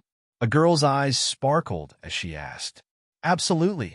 And he's not only handsome, but he's also charming. He's the best-looking man I've ever seen. I'd keep him around if it were up to me, Lily said a little infatuatedly. What's the use of being handsome? He's probably just a boy toy. How could Celia like such a man? A man said jealously. He's easy on the eyes. He's good-looking. You'd feel proud going out with him. Are looks all that matter to you girls? You talk as if you guys aren't the same. The people in the private room eagerly talked about Celia and David. Private room number 3 in the Great Wall Club's dining area. 20 or 30 people were also dining here. These were the top core members of T-Faction. Except for Mr. Stan, the other core members were all there. It was T-Faction's internal reception feast. The star of the feast was Jeremy, who had just been rescued by Lorraine a few days ago. Jeremy was also a senior member of T-Faction, second only to the 8 great fighters within T-Faction. 3 years ago, he was imprisoned for offending Tanya. His grandfather, Jim, was now paralyzed in bed, and even Stan could not have saved him. However, he was having the time of his life since he came out the other day. Tanya came over and apologized while kneeling. The Gooding family was powerful. Neither of them could afford to offend them. They were on the same level as the Warner family Mr. Stan was from. They were one of Capital City's top 4 prominent families. Now that Ms. Lovewood, Jeremy's sister, was back, even the Gooding family had to keep a low profile. It was a big eye-opener for everyone. Everyone knew the Lovewoods were on the rise. Therefore, no one dared to miss the reception banquet. Today is a great day for T-Faction. After T-Faction recently lost 2 fighters in a row, we finally got some new blood. Let's give Jeremy a toast. One of T-Faction's 8 great fighters, Chase, got up and exclaimed. Once he spoke, everyone got up and raised their glasses. Cheers! Thank you for your support. It's been 3 years. Thank you for remembering me, Jeremy said emotionally. After 3 years of being locked up, he had become more mature and less showy than before. Jeremy, we're ashamed that we didn't help much. Please forgive us, fellow fighter Jay Dingle said. Jay, don't say that. I understand. Tanya's target was myself. Besides, with the Gooding family's influence, even T's couldn't do anything. Anyone who dared to speak up for me would have suffered. The same fate as me, said Jeremy. He knew that T-Faction was founded for interest. Forget about him. Even if Mr. Stan were in trouble one day, these guys would simply go their separate ways. Loyalty was not something they clung to. After all, everyone had families. If they were not careful, their whole family would be dragged down. It's great that you understand, Jeremy. T-Faction is famous, but besides Stan, we're no match for these elite aristocratic families. Jay said emotionally. Let's stop talking about these. I'd like to thank you all for organizing this banquet for me. If you ever need me, I'll do my best to help. Here's to you. Jeremy gulped down the glass of wine he had just filled once he finished speaking. Those present also took another drink. Jeremy, we're not the only ones coming this time. Mr. Stan will be here later, and he has a big announcement, said Chase. Mr. Stan's coming too? Jeremy asked with a look of surprise on his face. Mr. Stan of T-Faction was a legend. Although Jeremy was imprisoned for 3 years and T-Faction failed to rescue him, it did not affect Mr. Stan's status in his heart. If he had to pick anyone to be his brother-in-law, Mr. Stan would be his first choice. However, something unexpected seemed to have appeared. His sister seniors from her sect also seemed to have a crush on her. Besides that, they were good to him. He heard from his sister that they were also terrifyingly strong. However, he still preferred Stan. After all, he knew Stan the best, and Stan had given him a lot of help. Mr. Stan told me earlier that he would make time to visit today, and he also has an important announcement about T-Faction to make, said Chase. Why don't we wait until Mr. Stan arrives? Jeremy asked. No. Mr. Stan says he has limited time, so he won't dine with us. He's just coming over to see you and make the announcement. I'll thank Mr. Stan for his kindness then. Let's dig in, Jeremy said. Everyone sat down and began the meal. They ate and talked. Someone also started giving toasts. Jeremy, what's the name of your sister's sect? They're so powerful that the Gooding family had to keep a low profile and apologize to you. Chase puzzledly asked Jeremy, who was beside him. Chase was not the only one curious. The other T-Faction senior corps members were curious as they stopped to look at Jeremy and wait for his reply. Jeremy enjoyed being the center of attention. After all, he was a young man in his 20s. Although being locked up for 3 years had considerably matured him, he was still a young man. My sister's sect is called the Crumbs. It's one of the most powerful and oldest hidden sections. Even 2 ordinary elders in the sect are peak dragon rankers, Jeremy said smugly. HSSS. Everyone present gasped sharply. They were shocked beyond measure. 2 ordinary elders were peak dragon rankers? How powerful was the Crumbs? No wonder elite aristocratic families like the Gooding family gave in and asked Tanya to come over and kneel to apologize. Jeremy, many sects are now looking for partners to help them resurface. The Crumbs must be preparing to resurface as well, right? Of course. The Crumbs sent people out to make preparations to help them resurface, and the Crumbs are partnering with the Lovewoods. When the Crumbs resurface, the Gooding family will be nothing. They're only pests compared to the Crumbs, Jeremy said proudly. Everyone knew that the Lovewoods' rise was unstoppable, and due to this, the way they looked at Jeremy changed.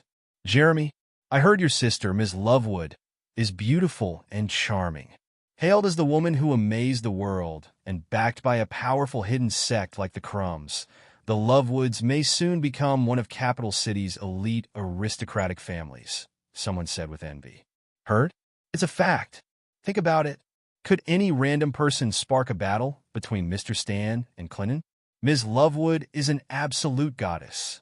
Everyone fawned over Jeremy, toasting and buttering him up.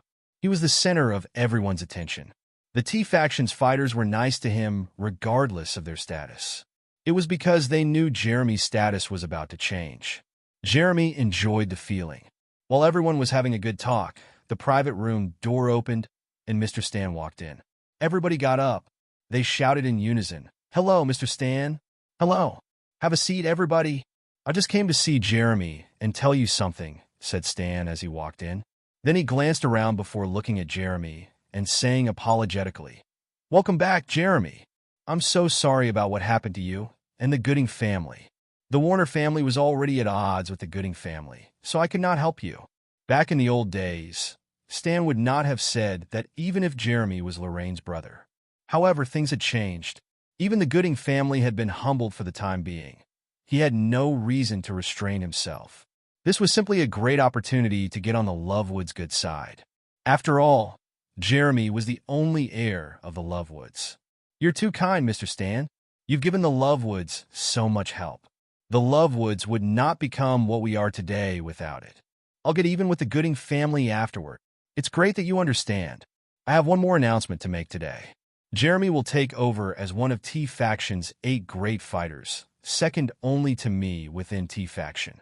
Everyone was unfazed when Stan said this. They seemed as if it was natural next step. Jeremy's release made the Gooding family give in. He would have gotten promoted to fighter sooner or later. It was just a little earlier than they predicted. Thanks, Mr. Stan. I, Jeremy Lovewood, will do my best to contribute to T-Faction's development, Jeremy said excitedly as he got up. He had been notified in advance. However, he was still a little excited the moment Stan announced it. Back then, he even dreamed of his position. At that moment, he would long for it every day. When Stan became his brother-in-law, he would be able to upgrade into a great fighter. Now this dream had finally come true. All right, you can take your time. I still have. Stan was about to leave, as he still needed to take care of some business. The 10-year appointment was right around the corner, and he still needed to make preparations for it. However, before he could finish speaking, Jeremy's phone rang. Ring, ring. Jeremy looked at T-Man Stan. Stan nodded at him, asking him to pick up his phone first. Jeremy then picked up his phone and saw that it was from his sister, Lorraine. Hence, he quickly pressed the answer button. Where are you? Lorraine's icy voice came from the other side of the phone. Lori, I'm eating with some of my friends. They're welcoming me back, Jeremy answered carefully. He was a little scared of this sister that he rarely saw. What did I tell you? Lori, Before Jeremy could finish speaking, Lorraine interrupted him. Location? Private room 3 in the dining area of the Great Wall Club. Wait there. Don't leave. Oh, okay. Jeremy hung up the phone and realized everyone was looking at him. My sister said she's coming over soon, and she asked me to wait here, Jeremy said. Everyone's eyes instantly lit up. They had heard about Lorraine before, but they had never actually met her. Did they finally have a chance to see the legendary figure today? As the saying went, one would not have a reputation if they did not deserve it. Lorraine was rumored to be the most beautiful woman on earth. So who would not want to see it for themselves? When Stan heard that Lorraine was coming, he started hesitating. It had been a decade since he last saw Lorraine. Lorraine probably had been issued a task by her sex since she was coming back, and that was why she had not contacted him voluntarily until now. Now that he found out Lorraine was coming, he wanted to see her too. He wanted to see whether Lorraine would still give him the astonishing feeling like she did the first time he had met her, despite not seeing her for one whole decade. However, he heard that Lorraine was coming with 2 seniors from her sect. Now, he also wanted to see how powerful the disciples of the sect could be. Soon, the hidden sects would resurface one by one. Hence, he would be prepared if he could meet the disciples of some strong sects in advance. Jeremy, is your sister coming? I'll just wait for a while then. It's good to see an old friend whom I haven't seen in 10 years. After Stan said that, he found a seat and sat down. David and Celia went to the Great Wall Club, parked their car, and walked in together. As soon as they entered the door, a tall and beautiful waitress greeted them. Sir, miss, hello. Do you have a reservation? Yes, my friends are in private room 138 in the dining area, David replied. Okay, then please come with me, the waitress said and led the way. David and Celia followed. When they had just set off, a few more people came in from outside. It was Lorraine and the others from the Crumbs. As soon as Lorraine entered the door, she saw a familiar back. David! Lorraine was taken aback. Grant and Fred also spotted David. People in their realm naturally had excellent memory and eyesight. Moreover, David also left them with a very deep impression. Lorraine and the others entered the lobby of the Great Wall Club and immediately attracted everyone's attention. It was because Lorraine's ethereal temperament and beautiful face were too eye-catching. Both men and women would be attracted to her when they were seeing her for the first time. Meanwhile, Grant and Fred were also men with excellent temperaments and appearances. It was hard for the trio to not attract attention. Hi, sirs and madam.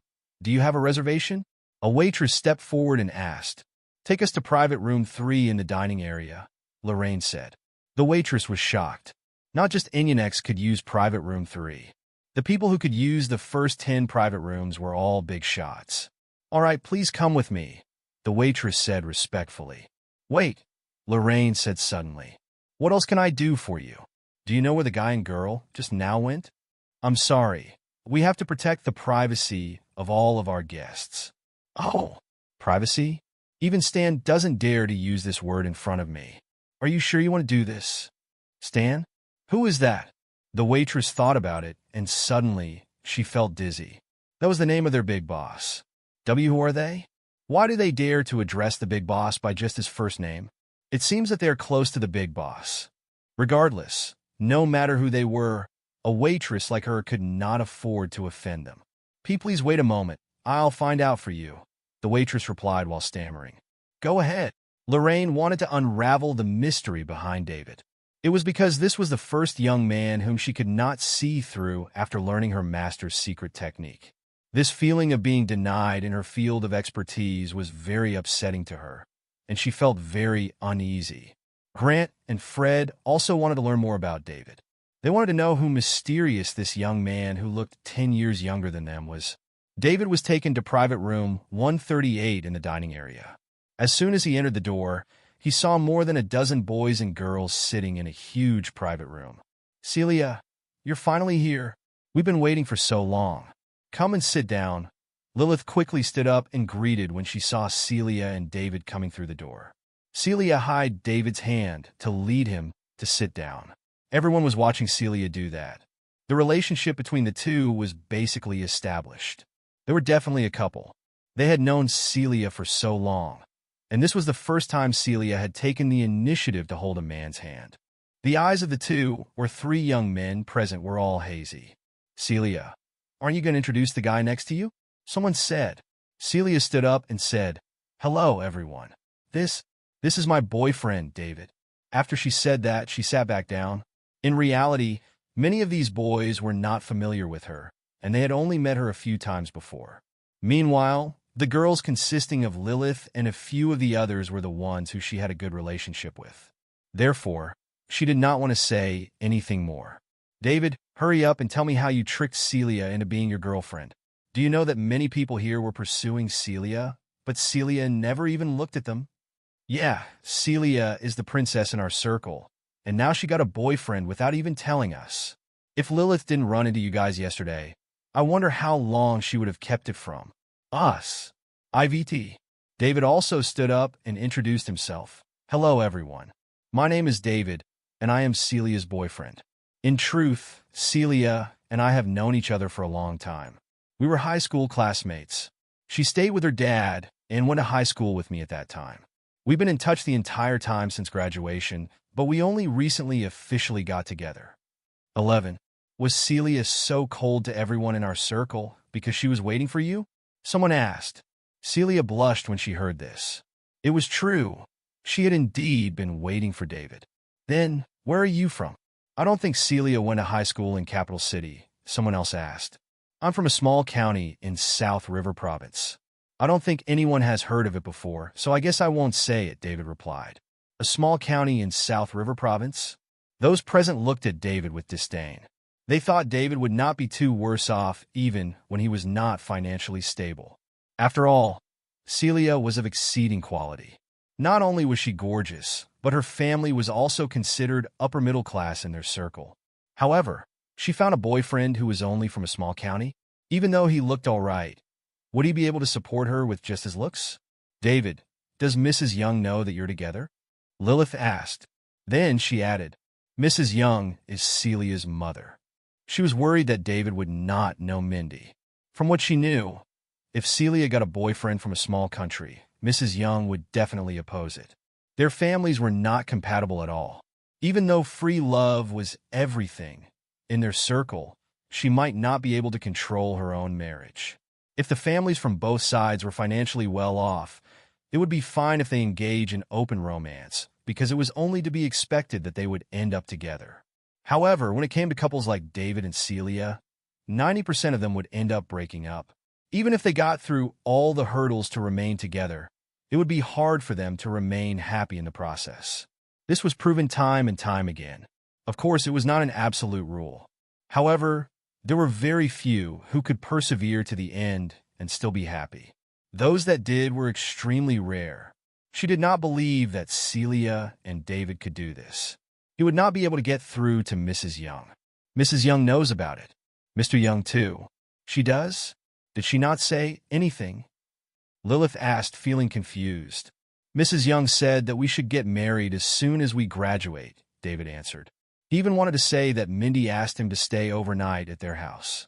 In the end, he even slept with Celia.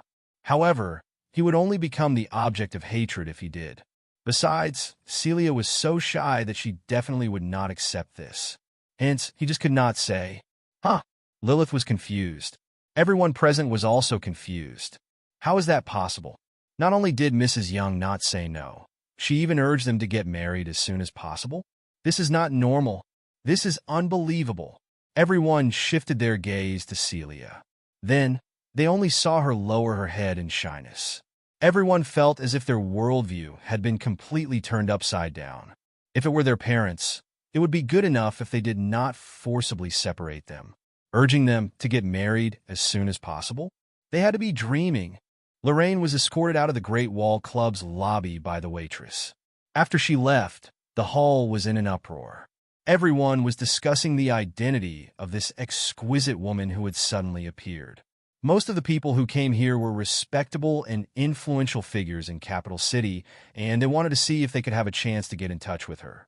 However, some people had guessed that it was Lorraine, since news of the 10-year appointment had been widely discussed among the upper and middle class of Capital City. After learning the identity of this person, everyone dared not discuss it. This was someone who the heirs of the elite aristocratic families, the Warner family and the Zimmerman family, were fighting for. Small characters like them were not worthy of coveting after her. At the same time, they were also lamenting. As expected of a woman who could arouse competition from the heirs of the two elite aristocratic families. As soon as she appeared, she instantly defeated all the women in the lobby in terms of her looks and temperament. Private Room 3 in the dining area of the Great Wall Club in Capital City. The door was suddenly opened, and Lorraine walked in first, followed by Grant and Fred. In an instant, everyone in the private room felt their hearts stop beating for a second as they all stared at Lorraine. As they set their eyes on Lorraine for the first time, everyone had the same question in mind. How could such a woman exist in the world? Even Stan's eyes lit up. Lorraine turned out to be more amazing than she was 10 years ago. A hint of her youth had vanished, but it was now replaced by a touch of maturity. Her ethereal temperament was even more intense now. Right now, Lorraine represented a combination of traits that would make people feel conflicted. Her exquisite temperament made people feel that they could only look at her from afar and not disrespect her. However, her mature charm would also make people want to dominate and own her. This feeling moved Stan, a top existence among the younger generation who had not pursued women for so many years. He wanted to dominate her and overpower her.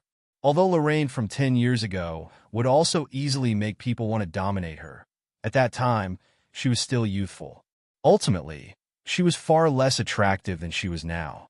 Lorraine saw Stan the moment she walked through the door. It was because she had learned the secret technique from her master that she could detect him. Meanwhile, Stan was undoubtedly the most dazzling presence in the entire private room. "It's you, Stan," Lorraine said. "Lori, I haven't seen you in 10 years, but you look better than you did back then," Stan said with a smile. "Stan, you're too courteous. I haven't seen you in 10 years as well, and you are now also more mature and stable than you were back then. Lori, I've always kept what you said 10 years ago in my heart. Don't worry, of course. I won't forget what I said back then. After completing the task assigned to me by the sect, I will fulfill the promise I made back then. That'll be great." At this time, Fred stood up and said, "Are you one of the people who forced Lori to make a 10-year appointment 10 years ago?" "Who is this?" Stan asked. "I am Lori Sr., Fred East. 10 years ago, I didn't come out with Lori and I let you, a toad, form thoughts about Lori. Lori is a woman of her word, and she won't forget the promises she made back then. But if I kill or cripple you today, the 10-year appointment will be automatically canceled, right?" Fred looked at Stan and said arrogantly. As a senior in his generation within the Crumbs, and also the elder senior Norman's grandson, he had the qualifications to be so arrogant. However, Stan was not to be messed with either. "I respect you because you're Lori Sr., so I won't split hairs with you over what you said today," Stan said faintly. He did not look enraged at all. "What if I insist?"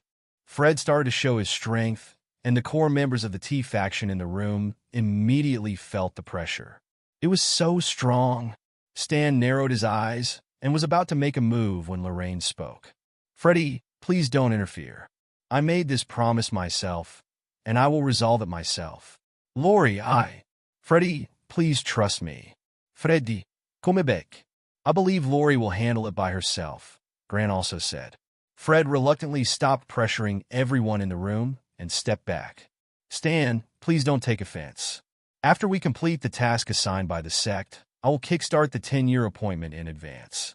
If you and Zimmerman can become the #1 among the younger generation, what's the harm of me giving myself wholly to you? Well then, I'll wait for the good news, but I still need to tell your senior that just because you can make the Gooding family submit, it doesn't mean you can make the Warner family submit. Oh, what's the difference between you and the Gooding family? Fred asked with a loud laugh. The Gooding family's focus is on business, while the Warner family's focus is on the military. This is the biggest difference. Although you are powerful, this is Summerland, and my family's strength in the Summerland military is beyond your imagination. If you want to come out of hiding, it will not do you any good if you have a fallout with the Warner family. Don't blame me for not reminding you if you can't complete the task assigned to you by your sect. There was nothing wrong with what Stan said.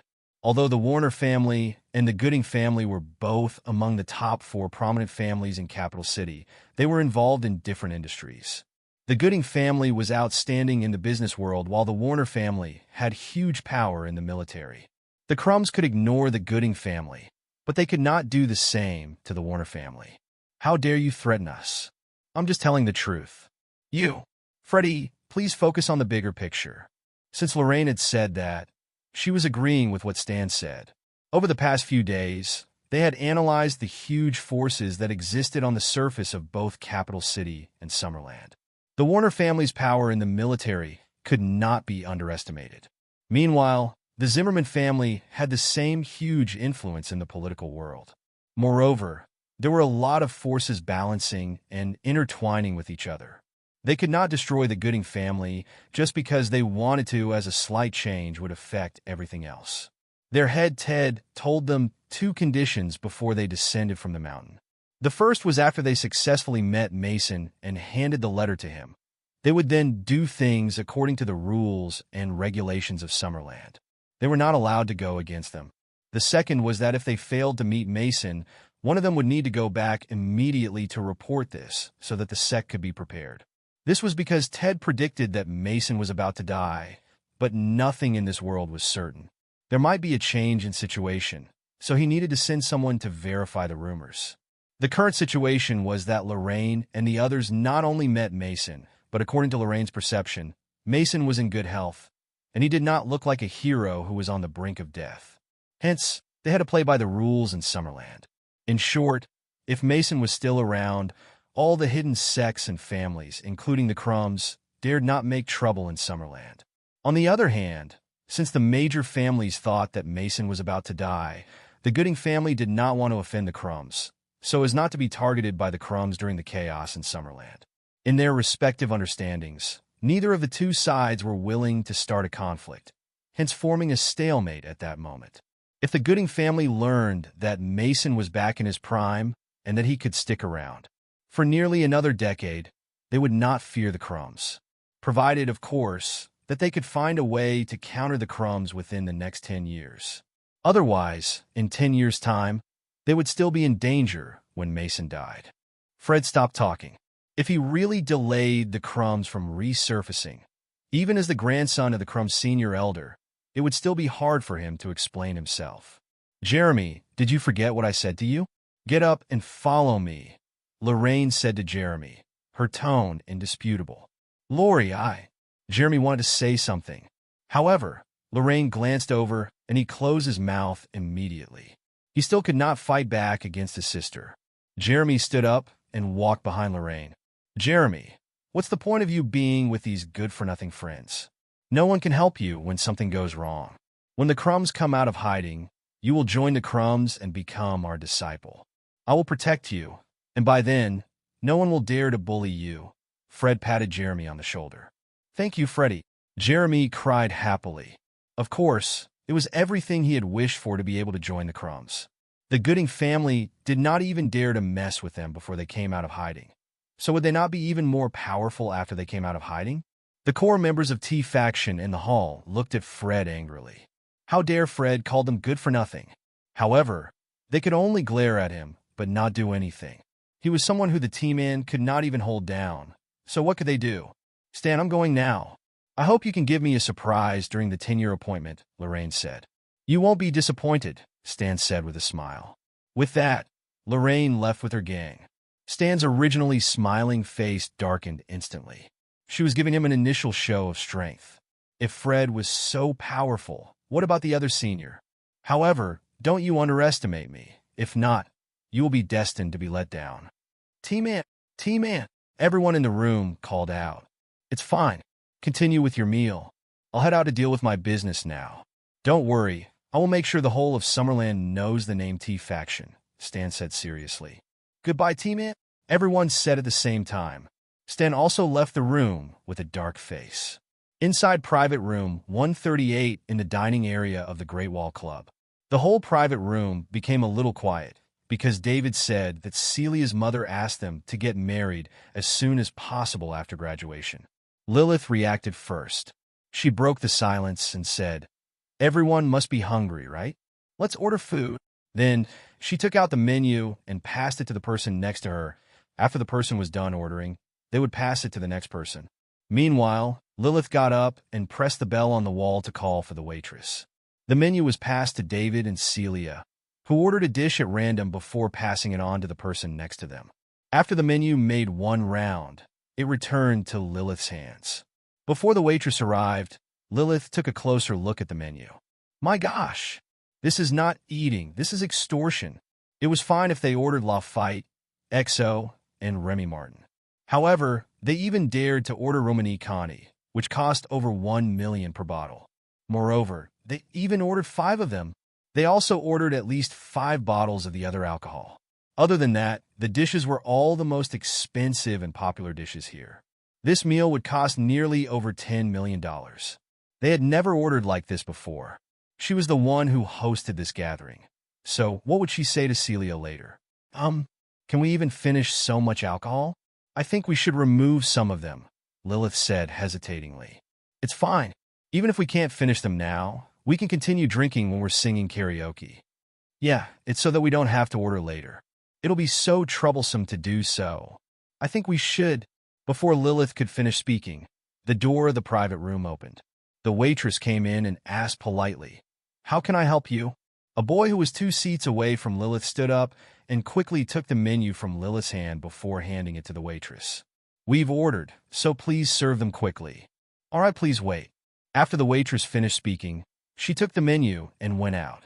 Lilith was starting to regret things a little now. These people were clearly causing trouble for Celia. In truth, she did not contact so many people yesterday, but as soon as she broke the news, everyone spread the word and she could not do anything about it. Moreover, some guests were even in the middle of something right now, but they would come at night. Great! After this meal, there would be 8 or 10 more people coming for the karaoke at night. Hence, they would need at least 20 million. No one's money fell from the sky. Besides, their circle could only be regarded as middle class, which was much worse than the upper class in Capital City. Celia simply could not come up with 20 million at once. She would surely be scolded if she asked Mrs. Young for it. Furthermore, it was hard to say whether she could even get that much. She also had only 1 to 2 million funds at hand, which she had saved since she had not made any major purchases recently. It was estimated that her girlfriends could only gather about $1,000 at most. There was still such a huge disparity in cost. Oh no, what had she done? Lilith wanted to cry. David, right? We all ordered a little too much food this time, because more friends will come later. You don't mind, right? Asked the boy who had just handed over the menu. His name was Felix Duggard, and he was one of the people who were interested in Celia. His family background was also the best in the circle. He was furious about Celia suddenly having a boyfriend. Of course, he could not show it in front of everyone as it was too embarrassing, so he could only secretly pull some tricks. He was the one who ordered the Romani Conti that cost over $1 million on the menu. Not at all. As long as everyone's happy, David said indifferently. Money was just a number to him. These people were Celia's friends, so he could not embarrass her. Although he knew that there were 2 or 3 men here who were in a bad mood since they were probably Celia's suitors and would be a little ruthless, would he genuinely care? Anything that could be solved with money was not a problem. Besides, how much could they eat? If these people could really eat up to 100 million, David would need to thank them because they would help him gain 1 lavish point. You're not going to have Celia pay the bill at the end, right? Felix asked. This was a little offensive. This piqued everyone's interest, and they felt that they would soon see some drama unfolding. Who among them did not know that Felix was Celia's #1 suitor? However, Celia never had any interest in him. Felix should be on the verge of a mental breakdown now that his goddess was dating a paper from a small county. Lilith wanted to cry now. She swore she did not tell Felix about this. She had no idea who invited Felix to come. She knew once Felix was here, there would surely be trouble. Indeed, do you think I can't afford to? David asked with a half-smile. Of course not. I just think that it's a bit cheap for a man to spend a woman's money, Felix said. Don't worry. Even though I'm not rich, I can still afford to treat everyone to this meal. Just eat and drink as you please. I'm relieved. Everyone, you heard him. Eat and drink as you wish. David will be paying for all our expenses tonight. Felix said to the more than dozen people in the room. Thank you for your kindness and generosity, David. 7 to 8 people in the room said. After the small episode, the alcohol and food were soon served. Everyone was happy to eat. Most of the people here had not drunk Romani Conti, which cost over 1 million a bottle before. Even if they had, they would only drink a little on important occasions. This time, since it was paid for by someone with more money than sense, everyone naturally did not restrain themselves. When everyone was having a good time, the door of the private room opened. Lorraine walked in. She inquired about David's location when she first came to the Great Wall Club, and after she took care of Jeremy's affairs, she came over. She wanted to interact more with David and gain a better understanding of him. It was not that she was interested in David. Instead, it was because she suddenly remembered what her master had told her. Chaos was coming. Once she met someone of her age whom she could not see through with the secret technique at all, she had to pay special attention, as they might be someone with great potential. Throughout the long, 1,000-year history of Summerland, such a character would surely appear whenever there was chaos. They would lead the times, pacify the chaotic world, and make great achievements in throughout world. Then their names would go down in history. The most recent example was Mason, the current chief of staff of Summerland. Of course, this was not absolute. It was also possible that she could not see through him because she was simply not that good at the secret technique. However, she always felt that David was not somebody simple, and her intuition had always been accurate. No matter what, David was one of her big goals. When she returned to Capital City for the first time 10 years ago, she made a 10-year appointment with Stan and Clinton, which she did not intend to delay. On the contrary, she wanted to confirm who was the #1 among the younger generation in Summerland. This was because 10 years ago, Stan and Clinton were indeed the best in Capital City. However, things had changed a little bit since then. Opponents who could compete with Stan and Clinton for the #1 among the younger generation in Summerland began to appear one after another. She, Gran, and Fred could still compete for it, along with David, who was completely incomprehensible, as well as the descendants of many hidden sects and families who would also gradually. As the saying went, heroes were born during troubled times.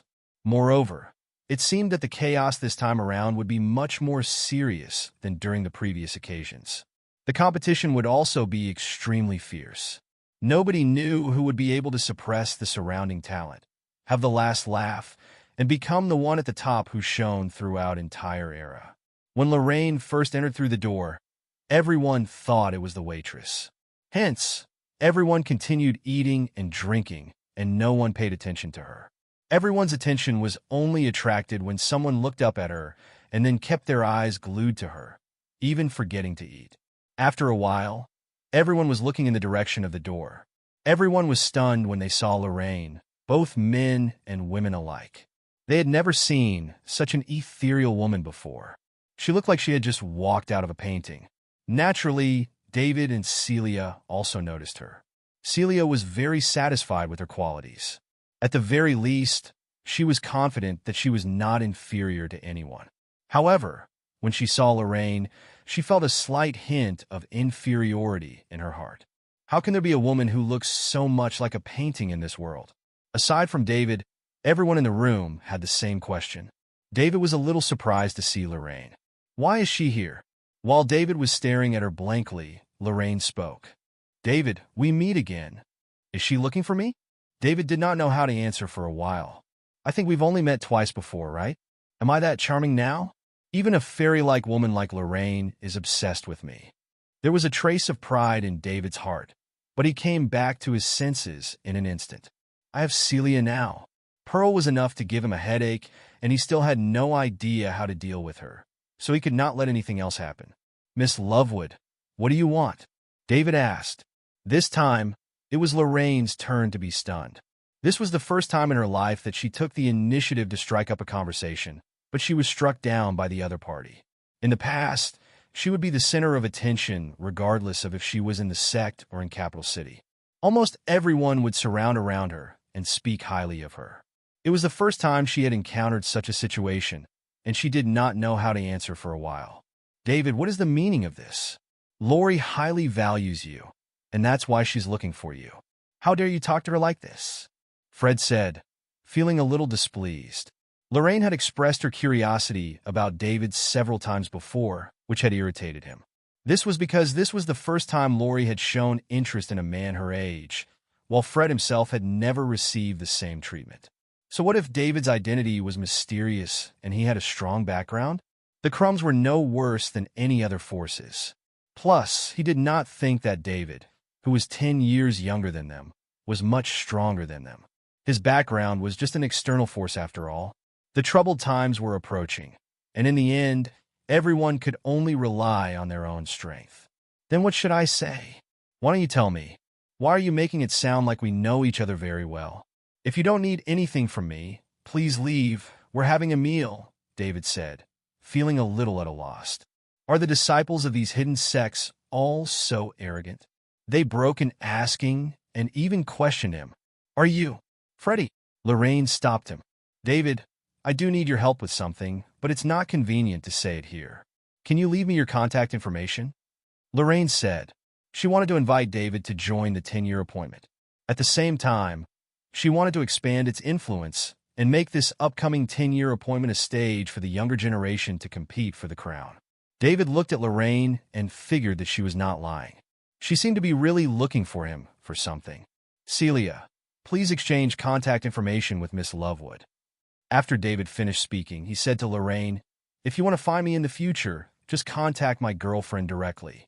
Lorraine glanced at David, walked over to Celia, stretched out her fair and slender right hand, and said magnanimously, hello, my name is Lorraine. Celia had to stand up and stretch out her hand to shake Lorraine's hand. Then she said, hello, my name is Celia. The two exchanged contact information. After that, Lorraine left with her gang. Her purpose for coming here had been achieved. The reason David asked Celia and Lorraine to exchange contact information was that he noticed that Celia was visibly nervous when she heard that Lorraine was looking for him. She must have felt badly threatened by Lorraine. It was not hard to understand. No matter who the woman was, she would feel shameful when they were facing Lorraine. Even a top-notch beauty like Celia was no exception. She had greatly lost in temperament alone. If he gave his contact to Lorraine, Celia would definitely feel like she was in danger. He was doing this to dismiss the worries in Celia's heart. Besides, he only admired Lorraine, but he did not want to own or dominate her. He already had Celia. Celia naturally knew what David was doing, and she was very pleased by it. In the past, Mindy said that she was afraid David would not be able to stand the temptation outside, but Celia refused to believe it. However, the moment she saw Lorraine just now, she suddenly believed her mother.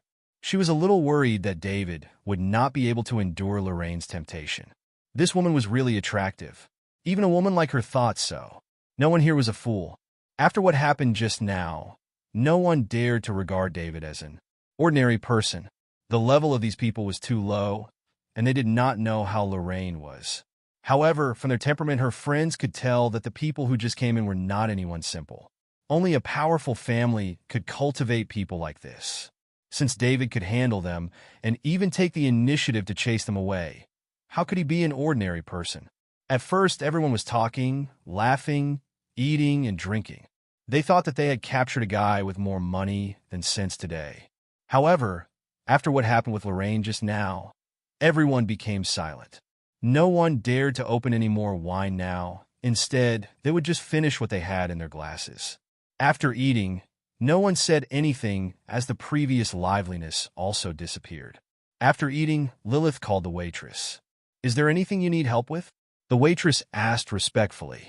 She had been a waitress here for several years. This was the first time she had seen a meal which cost tens of millions. It was not like there were no such nouveau riches, but this kind of people would usually dine in the private room in the front. These kinds of meals would typically happen in the 10 private rooms in front, so why were they suddenly showing up here? There was no such local nouveau riche in the hundreds of private rooms behind. She was so excited when she got the order, as this time, her commission alone would be 100,000. We haven't opened these wine bottles yet, so can we return them?" Felix asked embarrassedly. He also felt ashamed when he had to return these things while eating in such a place. However, what else could he do? He was not a fool. They clearly could not mess with David, so they could not let him foot the bill, right? Furthermore, he could not come up with that much money all at once. "I'm sorry, sir. We don't allow returns, but you can leave them here if you can't finish drinking, so you don't need to order next time you come," the waitress replied. "That's fine. I said I'd treat you, so don't worry about it. Bring me the bill," David said. "Okay, sir. Please come with me." The waitress led the way.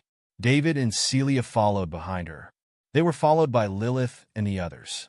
David and the gang were soon brought to the front desk. "Please give the guest in private room 138 their bill," the waitress said to the cashier. "All right, please wait." The cashier took a look and then said, "Hi, sir, your bill today has been waived." Waived? David and Celia were not the only ones shocked. Lilith and the others behind him were also curious. That was more than 10 million. How could it be waived just like that? David thought Lorraine and her gang paid the bill for him, because she had only met Lorraine today. However, after thinking about it, he felt that it was not right. If it was Lorraine, the cashier would not say that it has been waived. Instead, she would say someone had paid for it. Only the boss of this place could decide that. "Who waived the bill?" David asked. "Our boss," the cashier replied. "Who is your boss?" David asked again. "Sir, please stop asking. Since your bill has been waived, you can leave now," the waitress asked. It seemed that they had been ordered to not reveal the identity of the boss. David did not cause trouble for her. Hence, he turned around and said to Lilith and the rest, "Do you know who is the boss of the Great Wall Club?" "T-Faction," Lilith said. She had friends who knew the people who worked here. She asked a friend to help her book the private room, so of course, she knew who the owner was. "T-Faction? Stan?" David muttered to himself. Although David spoke in a low voice, everyone present heard it. Lilith and the others' foreheads started to sweat as they waited. David dared to call the T-Man by his first name. Either he did not know anything about the reputation of the T-Man, or he was a person of the same level. Even if he was not, his status would definitely not be much lower. Moreover, T-Man personally asked them to waive David's bill. What kind of treatment was this? For a while, they felt that their hearts could not take it anymore, and a few people who deliberately ordered alcohol to embarrass David felt like their brains were a little deprived of oxygen, and they began feeling dizzy. Their level was too distant from Stan, yet they had now actually offended someone on the same level as Stan. If David wanted to split hairs with them, all of them combined would not be David's opponents. David was also a little puzzled at that moment. Although he knew Stan, the two had never met, so why would Stan waive the bill? Moreover, they had beef. After all, two of T-Faction's great fighters had died because of him. This is unreasonable. "Where's Stan?" David asked the cashier. "What? Where's your boss?" David asked, changing how he addressed Stan. "He has left," the cashier replied. "Well then, I will pay as much as I was charged. Settle the bill for me. I don't need it to be waived." "Sir, please don't make things hard for us. We dare not go against the boss order."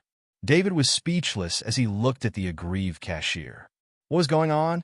Although this amount of money could only give him 0.1 lavish points, many drops make an ocean. No matter how small a mosquito was, it was still meat at the end of the day. Moreover, it was not about money. Wasn't Stan forcing him into owing him a favor by waiving his bill? In that case, what would he need to do to Clinton during the 10-year appointment? Why don't I go easier on him? Fine, I'll go easy. It can be regarded as me repaying this favor. Originally, we were going to kill or cripple him. I guess right now we just need to severely injure him. David thought silently in his heart. By the way, give me a large private room for karaoke, David said. All right, sir, please wait. Celia and Mr. Lydell, I need to go now. You guys have fun. I hope you have the time of your life. Thanks for the meal, someone said. I have something to take care of too. Celia, Mr. Lydell, thank you so much, someone else said. Then, everyone thanked Celia and David and claimed they all needed to leave because they were busy. Furthermore, the way they addressed him also changed. It turned from David to Mr. Lydell. This was the result of a change in identity. After a while, only David, Celia, and Lilith were left at the scene. Since everyone had left, who still dared to sing karaoke in this situation? Celia, I'm sorry. I didn't think that it'd be like this. I didn't invite Felix and his gang, Lilith said apologetically. It's fine, Lilith, Celia comforted. I'll be leaving as well then. I don't want to be the third wheel.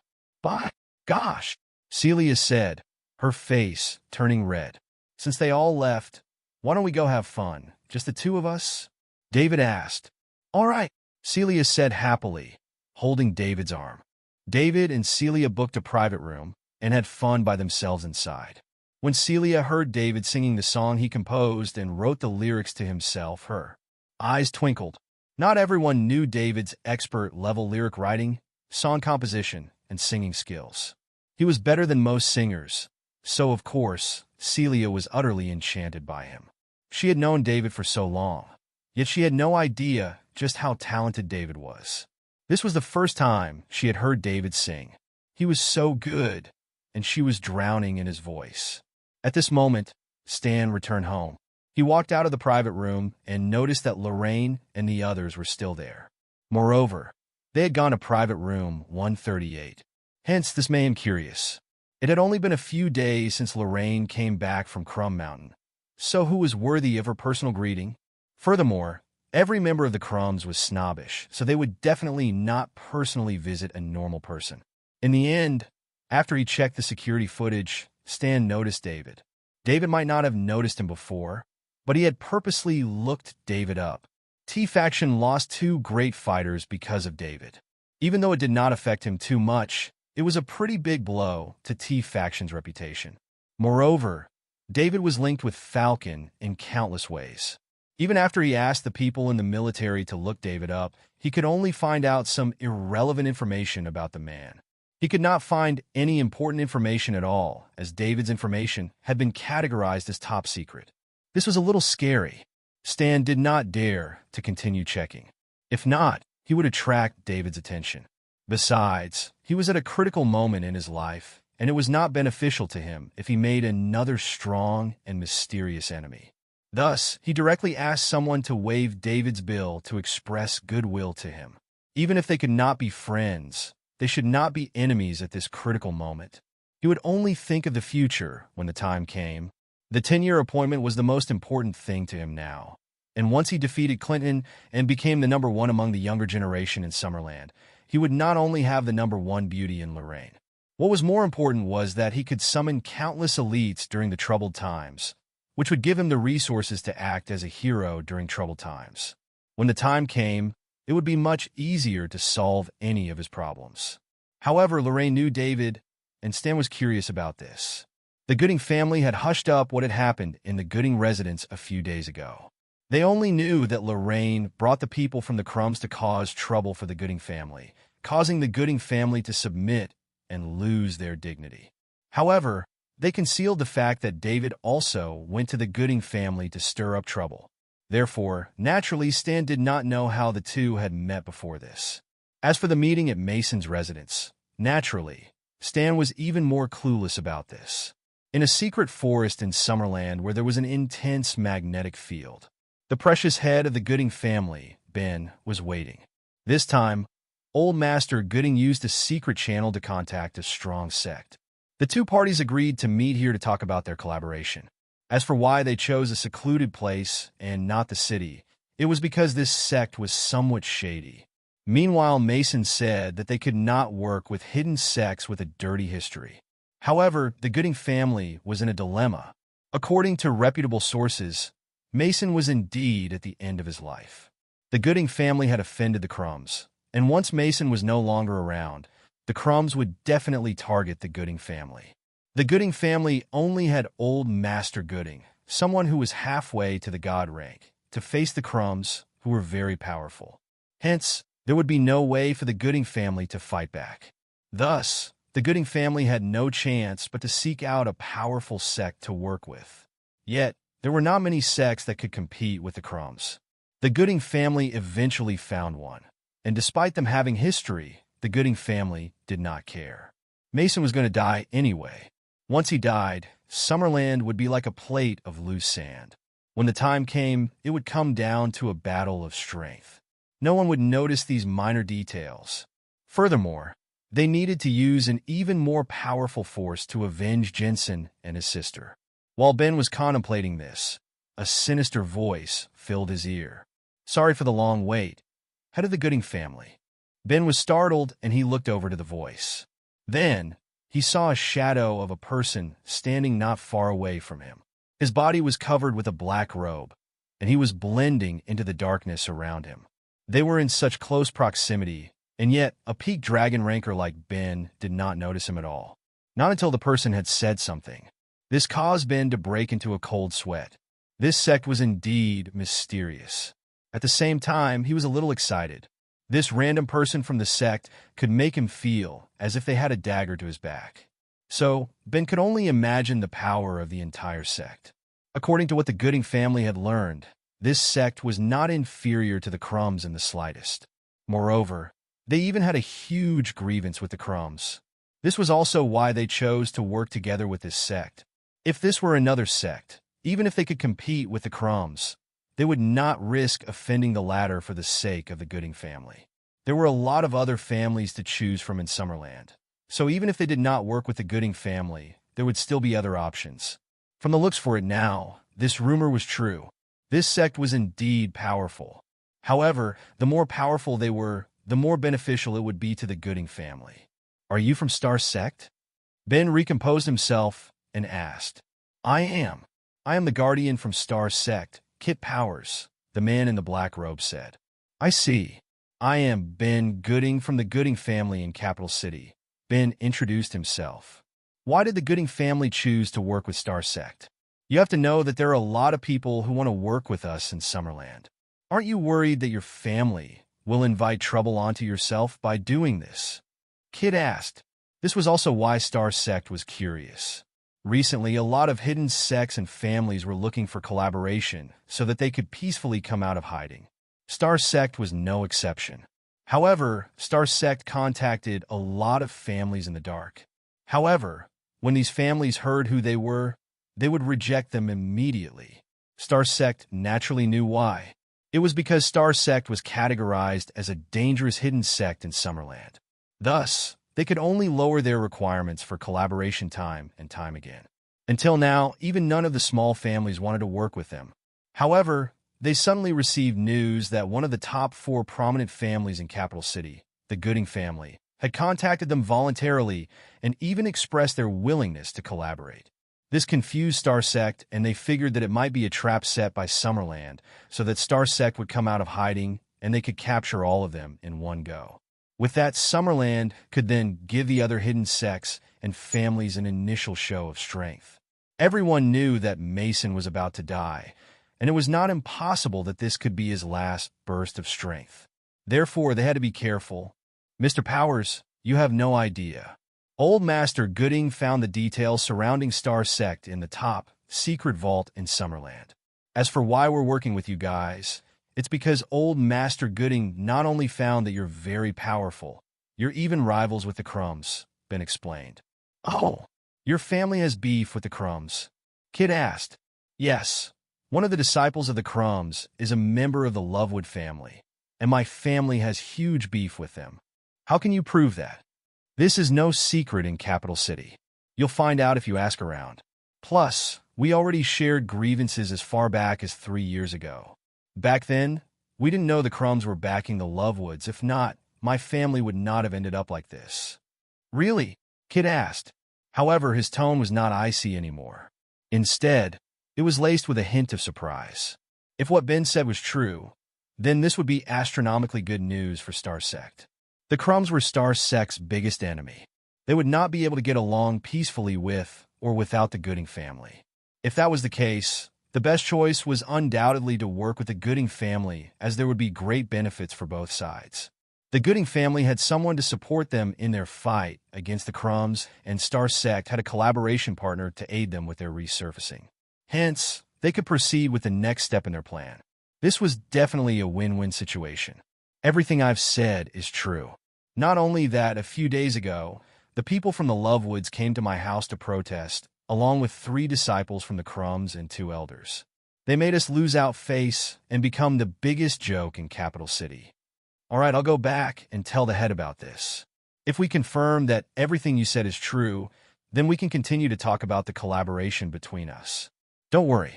If we're able to collaborate successfully, Star Sect will protect you from the Crumbs, and your family will not need to fear them anymore. If that's the case, thank you, Mr. Powers. However, since Star Sect is categorized as a dangerous sect in Summerland, the Chief of Staff in Summerland, Mason Stefani, said that we can't work with sects like you. So, we have to do this in secret, and we can't give ourselves away. If not, my family will be in danger, and Star Sect will have no hopes of resurfacing. Only after Mason is dead will we not need to fear anyone and be able to show ourselves openly. All right, if Star Sect agrees, we'll do everything according to the Gooding family's plan. Both of them immediately got along, and both sides soon went back to report the discussion. Once these 2 forces successfully collaborated, they would not be inferior to the Crumbs and Lovewoods. They might even have a slight upper hand. After all, the Crumbs and Star Sect were rivals.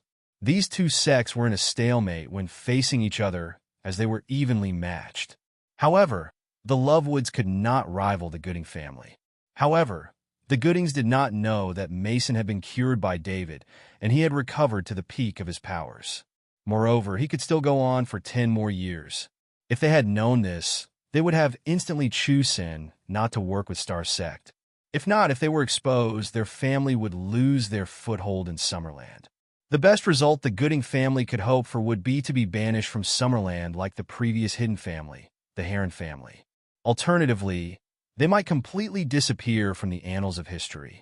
A lot of families in Summerland were still working with hidden sects and families as they wanted to find protection for the impending troubled times. The more powerful a family was, the more powerful the sect they would work with.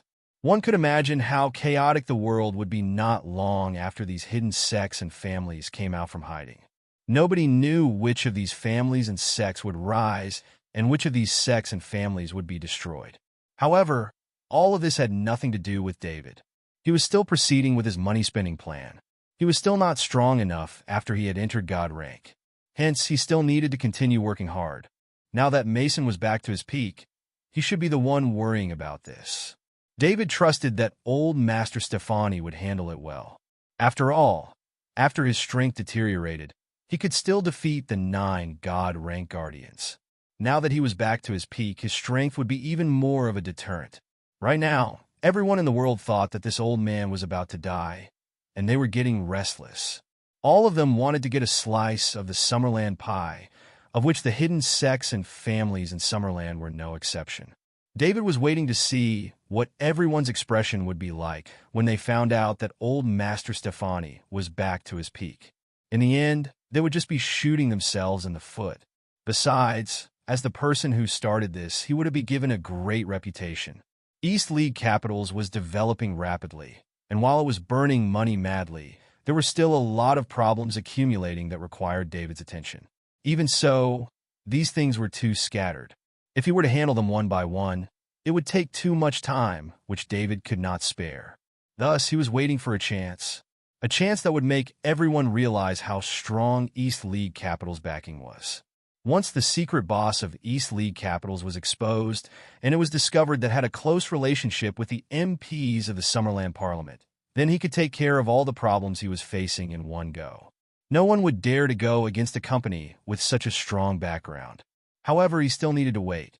He was not scared of having many problems. He only needed to spend some money and put in some effort to resolve them. After that, he would take care of them all at once. It had been a week since he had become a God-rank guardian, and throughout this period, his lavish points had been increasing greatly. After all, he had a few big projects running simultaneously. Communication centers were being built quickly around the world. Communication satellites were also steadily being set up with technical support from Summerland. The fund was building schools, old folks' homes, and orphanages in impoverished places in Summerland, contributing to the welfare in the country. Red Flame mercenaries were buying all kinds of powerful weapons in Dark Cape to arm themselves, and at the same time, they were also recruiting all kinds of powerful talents with high salaries. Right now, Red Flame mercenaries had become the second most powerful mercenary in the mercenary world. All this required money. In just 1 week, David accumulated more than 2,000 lavish points. Right now, there was nothing much to say about the use of his lavish points. He spent 2,000 lavish points to upgrade his physique from God Level 1 to God Level 3. His strength greatly increased again. During this period, David was glad. Not only did he save old Master Stefani and gain this powerful backing, he also broke through God rank and became a guardian. Furthermore, his lavish points were also quickly increasing every day. He believed that soon, he could increase his strength to a level where he would not need to fear anyone. If he did not become invincible, he would not be able to live peacefully. After all, the system was too strong. Once others learned about it, all of the powerful people might gang up to cause trouble for him, so they could learn more about his secret. So, since everyone is in God rank, then I, David Lydell, will go beyond God rank. David brought Celia to the Starry Night Hotel. He did not bring her here to fool around. Instead, the two were very clingy with each other and were always sticking together. There was no need for them to fool around in a hotel. They were here for a party. The previous day, David received a call from Empress Elsa Winters where she invited him to attend this party plus. Elsa even said that she was going to sing the song Flower Woman David wrote for her last time. David wanted to reject, but after recalling how much Celia liked Elsa, he figured this would be a great chance for her to bring Celia along. However, when the two of them entered the hotel and went to the hall where the party was hosted, they were stopped by security. What made David curious was that the two security guards were both in their 40s or maybe 50s, and they were Tiger rankers. Since when were Tiger rankers everywhere? Right now, they were even security guards guarding a door? Even though they were at the beginner stage of Tiger rank, they were definitely masters compared to normal people. When he thought about Elsa's strength, these people did not seem to be so simple anymore. Elsa should be from a powerful and influential family. Furthermore, these two were just wearing security outfits as a disguise. In reality, they should also be people from that family. "Hello, we've been invited to this party," David said to the two Tiger rank experts wearing security outfits at the door. "Do you have an invitation card?" the security guard asked. "I was invited over the phone, so I don't have one." "Well, I'm sorry. I can't let you in without an invitation card. This is not a normal party, so please leave." David had no choice but to call Elsa. He was already here, so he could not leave disappointed, right? Besides, when Celia heard that Elsa was going to sing the song he wrote for her, she had been overjoyed for such a long time. Wouldn't he be letting her down if they went back now? Soon, the door of the hall opened, and Elsa walked out. "Miss!" The two Tiger rankers in security outfits greeted respectfully. "They are my friends," Elsa said to the two with no expression on her face. "Yes, miss." 7. Elsa ignored the two and said to David with a smile, "David, you're finally here. I thought you were not coming." "Hello, Miss Winters. This is my girlfriend, Celia. You've met before. She loves your songs, so I brought her here," David said with a grin. Indeed, it was just as he expected. This person was not simple at all. From the looks of it, this party did not seem simple either. "Hello, I am Elsa Winters. I am so happy to meet you." Elsa reached out her hand and said to Celia, "Hello, Elsa. I am Celie. I love your songs. Celia cried happily and shook hands with Elsa. Thank you. Let's go. Let's get inside first. After Elsa said that, she gestured to the two of them. Celia held David's hand and walked into the hall. Be more careful in case someone comes in to cause trouble. Before Elsa left, she said to the two people at the door, Understood. Don't worry, miss. Roger that. David and Celia walked into the hall. There were a lot of people in the hall, and it was very lively. It did not seem different from other parties. However, after scanning the hall with his mind power, David discovered that there were a lot of masters in the hall.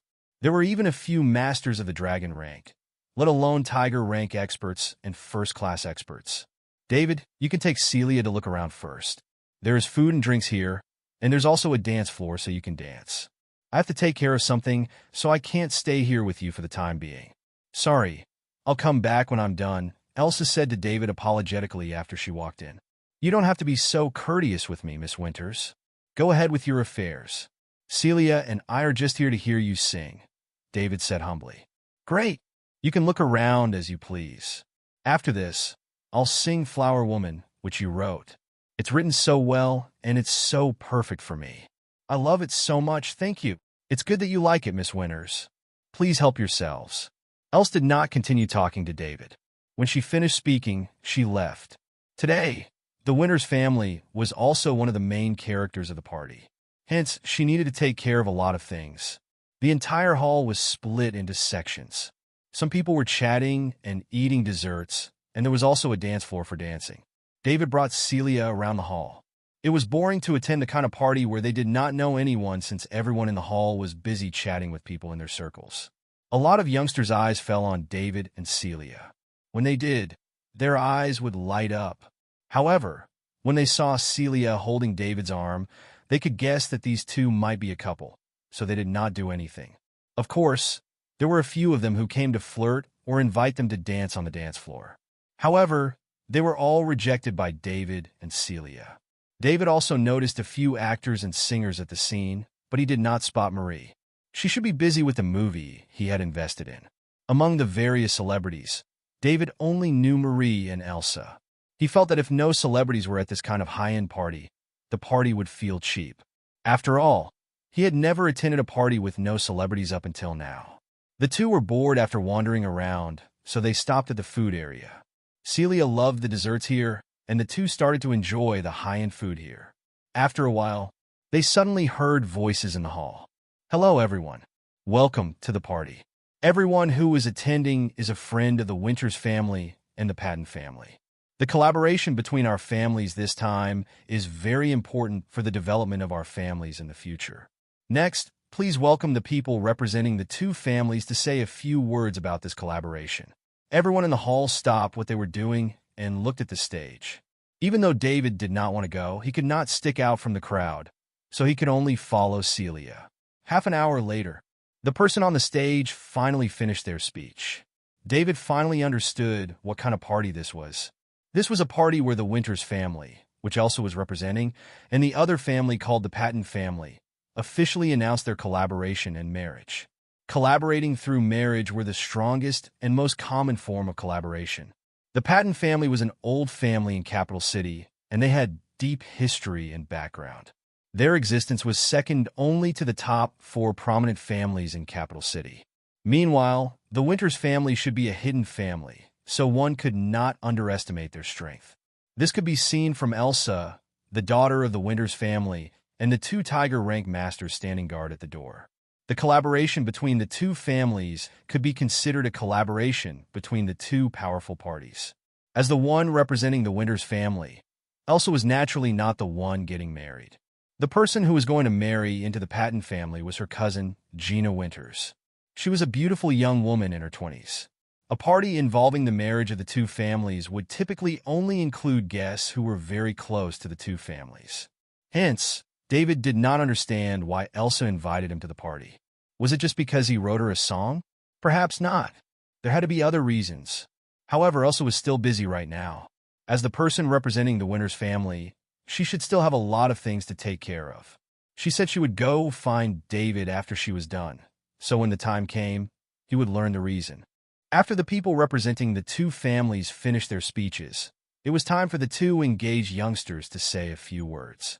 It could be seen that Theodore Patton, the young man from the Patton family, was very happy with this marriage as he was smiling the entire time. However, Gina from the Winters party was not so willing since her face was blank throughout the ceremony. David felt that these two were a good match. After all, Theodore was the first heir of the Patton family, and he was excellent in all aspects. However, Gina reminded David of someone. Luna Choron, his classmate from South River University. Her situation was similar to Gina's. The Choron family also seemed to have forced her to marry the Quinn family's heir. David still owed her a favor, if he remembered correctly. Luna might use him to get rid of her family's control over her, so that she would not need to marry the people from the Quinn family anymore. Although David had killed Zachary, the Quinn family seemed to have found an illegitimate son to replace Zachary to become the first heir of the family. It did not matter who the other party was in this kind of marriage. It was enough as long as they had status and identity. Even if Luna was cunning, she did save Celia once before, and this was a fact. If Celia was kidnapped by Hanley back then and something bad had happened to her, who cares if David destroyed everyone in the Chase's family? With Celia's character, she definitely would not want to continue living if that happened to her. Thus, no matter what, David owing Luna a favor was an undeniable fact. All debts would be settled if he helped her. David did not know what kind of hidden family the Choron family was and how strong they were. He also wondered if his current strength and identity was enough to deter them and make them change their minds. However, they should not be as strong as the Winters family. After all, their collaboration partner, the Patton family, was indeed stronger than the Quinn family. While David was wondering how he should take care of the matter surrounding Luna, another person got on stage. Right now, Elsa was alone on the stage. Hello. To celebrate this happy day with Gina, I invited some friends from the entertainment industry to perform and liven things up. Now let's welcome. Soon, some of Elsa's good friends from the entertainment industry went on stage to perform. David was not interested in this, since he did not follow any celebrities anyway. On the other hand, Celia was captivated. The ones on stage were basically A-listers or super A-listers. Even though there were not many people at the scene, the fee for this kind of performance was quite expensive. It might be even more expensive than the fee paid to perform in front of tens of thousands of people. 1 hour later. Finally, it was Elsa's turn as the climax of the show. She first sang a song she had prepared. After she finished singing, she said, "This last song is the one I am the most satisfied with after my 10-year-long career. At the same time, it's also my favorite. I wasted a lot of effort to get it from one of my friends. Furthermore, that friend is also among you, but I won't reveal who they are. This song is also the hit song from my 10th digital album. Moreover, this will also be my last album because I will leave the spotlight after it is published, and I will not appear in the entertainment industry anymore. Everyone here today should already know my identity. My family cultivated me and allowed me to be stubborn for 10 years. Soon, I will go back to my family and contribute to their development. Without further ado, this flower woman is for all of you. I hope you will like it." After Elsa finished talking, thunderous applause came from below the stage. However, those celebrities and big shots who were invited to attend were shocked. Elsa is leaving the entertainment industry? Luckily, none of her fans were here. If not, there would definitely be chaos. There should be a lot of her fans who could not accept this. However, since Elsa had said it herself, this was surely not a joke. They believed that she would make an official announcement soon.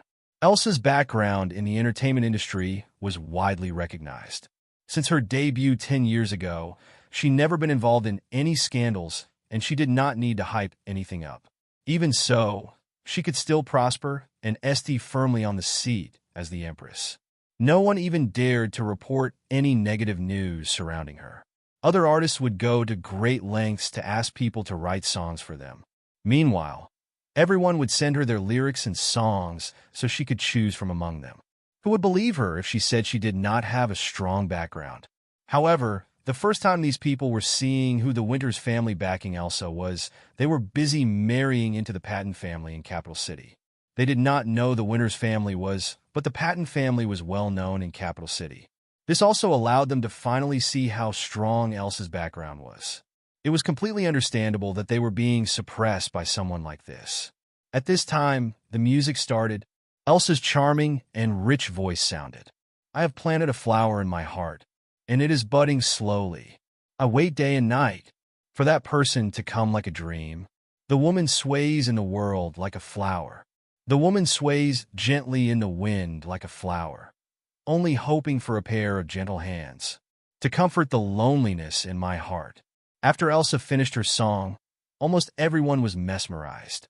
Elsa sang of her helplessness. She was forced to bid farewell to the stage she loved and go back to her family to take over her family affairs. She had no choice. She was the most talented one in her family. She would be the head of the family in the future, and she had been free-willed for 10 years.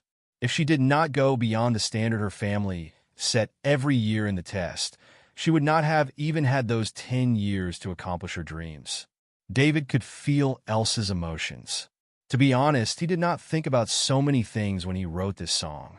He only felt that this song would fit Elsa's temperament and voice. Who would have expected this song to hit Elsa where it hurt? Celia's eyes were filled with tears as she stood next to David. She was also one of Elsa's fans. Now that her idol was leaving the entertainment industry, she was very sad. When David was about to comfort Celia, ring, ring. His phone rang. David picked it up and looked. Charles. He could be regarded as the first good friend David made after he obtained the system. Furthermore, the Luther family helped him a lot when he had first started. The reason he could join Falcon and the Special Task Force was because of Old Master Luther. David found a quiet corner in the hall to answer the phone. Charles, David said. Dave, it's me. However, a sobbing female voice said from the other end of the phone. Sandy? Dave, my brother is injured. He won't let me call you for fear of bothering you, but I can't find anyone else to help accept you, Sandy cried. Don't panic, don't panic. Speak slowly. What's going on? Where's Charles? Where's your grandpa? David asked. Old Master Luther was still around, so there should be no problem troubling the Luther family. After all, he retired from the Special Task Force, and he could still rely on this official organization. Even if hidden sects and families were frequently showing up, they would not dare to offend someone with an official Summerland background. That as long as the Luther family kept themselves safe, there should be no problem. In the beginning, Old Master Luther also said that after his death, David would take care of the Luther family. Could it be that someone had taken action against the Luther family even while Old Master Luther was still alive? Who had such courage? I'm not sure. I only know that my brother was injured and was hospitalized a few days ago, and then my grandfather fell sick and was also hospitalized. I don't know your phone number, so I took my brother's phone in secret to call you. All right, don't panic. I'll be over tomorrow morning. Don't worry. I am here, and everything will be fine, David comforted. Thank you, Dave. I'll hang up first. My brother is calling me. All right. David hung up the phone and was a little anxious. Charles was one of his few friends, and Old Master Luther had also helped him before. Although Old Master Luther helped him with a certain purpose, David could distinguish between gratitude and grudges. Since he had received someone else's gratitude, he should repay them as best as he could, since he was busy upgrading his strength during this period. He did not have a chance to meet Charles the last time he went back to South River Province. Now that the Luther family was in trouble, of course, he would not stand idly by that he wanted to see. Everyone thought Mason was going to die, so he wanted to see which one of those scumbags would dare to come out and go against Summerland. At this moment, David's imposing aura was moving within him, and it slowly exuded from his body. However, he came back to his senses very quickly and immediately stopped it. There were a lot of martial artists here, so it would be bad if he scared the others. The moment David exuded his strength, a few people, including Elsa, noticed this horrifying energy around them, and all of them felt a chill run down their spines. However, while they were still in shock and had not come back to their senses, the strong energy vanished. Even as they tried looking for it again, they could not find any trace of it anymore. This confused them, and they wondered if they were hallucinating. The segment with the celebrity entertainment finally ended. Next, all the circles would gather together and talk about their collaboration. It was also the time for the children of the two families to get to know each other and establish connections. When this party ended, It would mean that the Patton and Winters family had allied. If it went well, they would prosper, but if it did not, they would crash and burn. They might also go their own ways if there was a catastrophe. However, one thing was for certain, a marriage-style alliance was much stronger than any other form of alliance. Still, this had nothing to do with David. He only brought Celia here for the songs. After they finished with the song, he did not want to continue staying around anymore. He still needed to send Celia back and prepare himself to head to South River Province tomorrow morning to see what had happened to the Luther family. If the hidden sects and families dared to approach the Luther family, he would not mind killing one of them to set an example for the others. This was so that the other hidden families and sects who were about to come out of hiding would realize that they needed to follow the rules of Summerland once they were here. Besides, Old Master Stefani was still around. Even if Old Master Stefani was gone, David was still around. Summerland could not fall into chaos. Even if the world was in chaos in the future, Summerland could not. David found Celia and said to her, "Celia, let's leave. I'll take you home first and say goodbye to your parents. I have something to do in South River Province tomorrow." "Huh? Are you leaving tomorrow?" Celia asked reluctantly. "Yeah, there are some things that need to be dealt with back in South River Province. Don't worry, I'll be back after I've dealt with it." "All right," Celia replied in a somewhat depressed tone. She had been very happy today. She heard her idol Elsa sing a song written by her boyfriend, and it was so good. However, when she heard that David was leaving tomorrow, she immediately became depressed. She knew that David was a great man, so he must have a lot of work to do. Despite this, she was so sad that she could not control herself. Whenever David was gone, her world would begin to look dark. "Don't be sad. I'll be back when I'm done. Plus, I promise I'll take you wherever I go after graduation," David comforted. "All right, it's a deal." Celia finally felt better when she heard David say this. She was looking forward to this in her heart. I want to graduate soon. I want to graduate soon. That way, she could follow David wherever he went. David and Celia were about to leave. However, they were stopped by Elsa. "David, do you have time? I want to talk to you about something," Elsa said, walking up to David. David looked at Celia next to him and said, "Miss Winters, is there anything you can't say to me right now?" "Celia, could you lend me your boyfriend a few minutes? I have something to talk to him about," Elsa said to Celia. "Go on, I'll take a look around," Celia said and let go of David's arm. Then she went elsewhere. "After you," Elsa said after gesturing. David also wanted to see what Elsa was doing. There was no way that she invited him to an important party where the two families were forming a union just because he wrote a song for her. After following Elsa for 2 or 3 minutes, they arrived at a quiet room. Elsa made David a cup of tea. "You can tell me what you want to tell me now, right, Miss Winters?" David said, taking a sip of his tea. "David, Elsa Winters, want to work with you on behalf of the Winters family." Elsa sat opposite David and said seriously. "Work with me?" David asked with some doubts. "Yes, with you," Elsa confirmed. "I don't understand. My family is a powerful hidden family. Now that we're going to come out of hiding, we need to find a force in the world we can cooperate with. After all, we have been hidden for many years, and the world has been divided by various families and forces. If we want to join in now, we will definitely need a partner to work with," Elsa explained. "Didn't you already have a partnership with the Patton family?" David asked. The Patton family is only one of the collaborative targets of the Winters family. A powerful hidden family can't only have one partner. Besides, the strength difference between the Patton family and the Winters family is too great. Why me then? I don't have a powerful family behind me, and I am only one person. My intuition. I know you're not a normal person. David, troubled times are coming, and only a collaboration will result in a win-win situation. You will have limited power. On your own after all," Elsa advised. "I'm not interested, sorry. Miss Winters, I think you got the wrong person. I don't need any partners, and I don't have the power to work with you. I'm just an ordinary fella. David, don't reject me yet. Not all collaborations are instant successes. You can understand my family first, and then make your decision. I'll give you some time."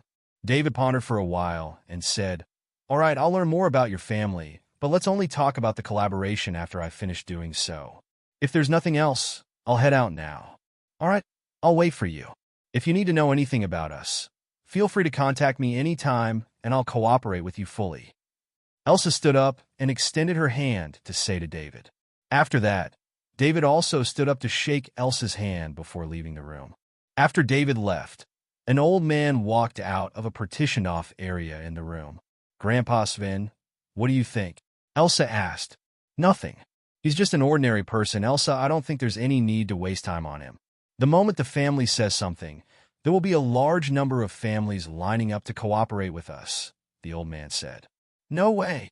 Elsa denied it immediately. Elsa, don't you believe in my ability? As long as he is a martial artist, I'll be able to sense it, even if he's only a third-class martial artist. I trust my intuition more. After Elsa finished speaking, she took out a walkie-talkie and said into it, Do it. Someone in the walkie-talkie immediately replied, Roger that, Mississippi. Then, Elsa walked to the other room to stare at the big screen, with the old man following her. This old man was Elsa's grandpa Sven. Not only was he powerful, but he also had a unique sensing ability. His status was very high in the Winters family. Except for Elsa, the future head of the Winters family, no one dared to talk to him like this. Of course, this was also the reason why he had been fond of Elsa ever since she was a child. Everyone in the Winters family spoiled Elsa, as she was the most talented person in the Winters family in hundreds of years. She carried the hope of leading the Winters family into reclaiming their former glory in the coming troubled times. Therefore, in the Winters family, many of Elsa's unreasonable demands were allowed. She even disrupted the family's plan and came out 10 years ahead of schedule to chase her dream, which the family allowed. Besides her, none of the younger generation in the Winters family enjoyed such treatment.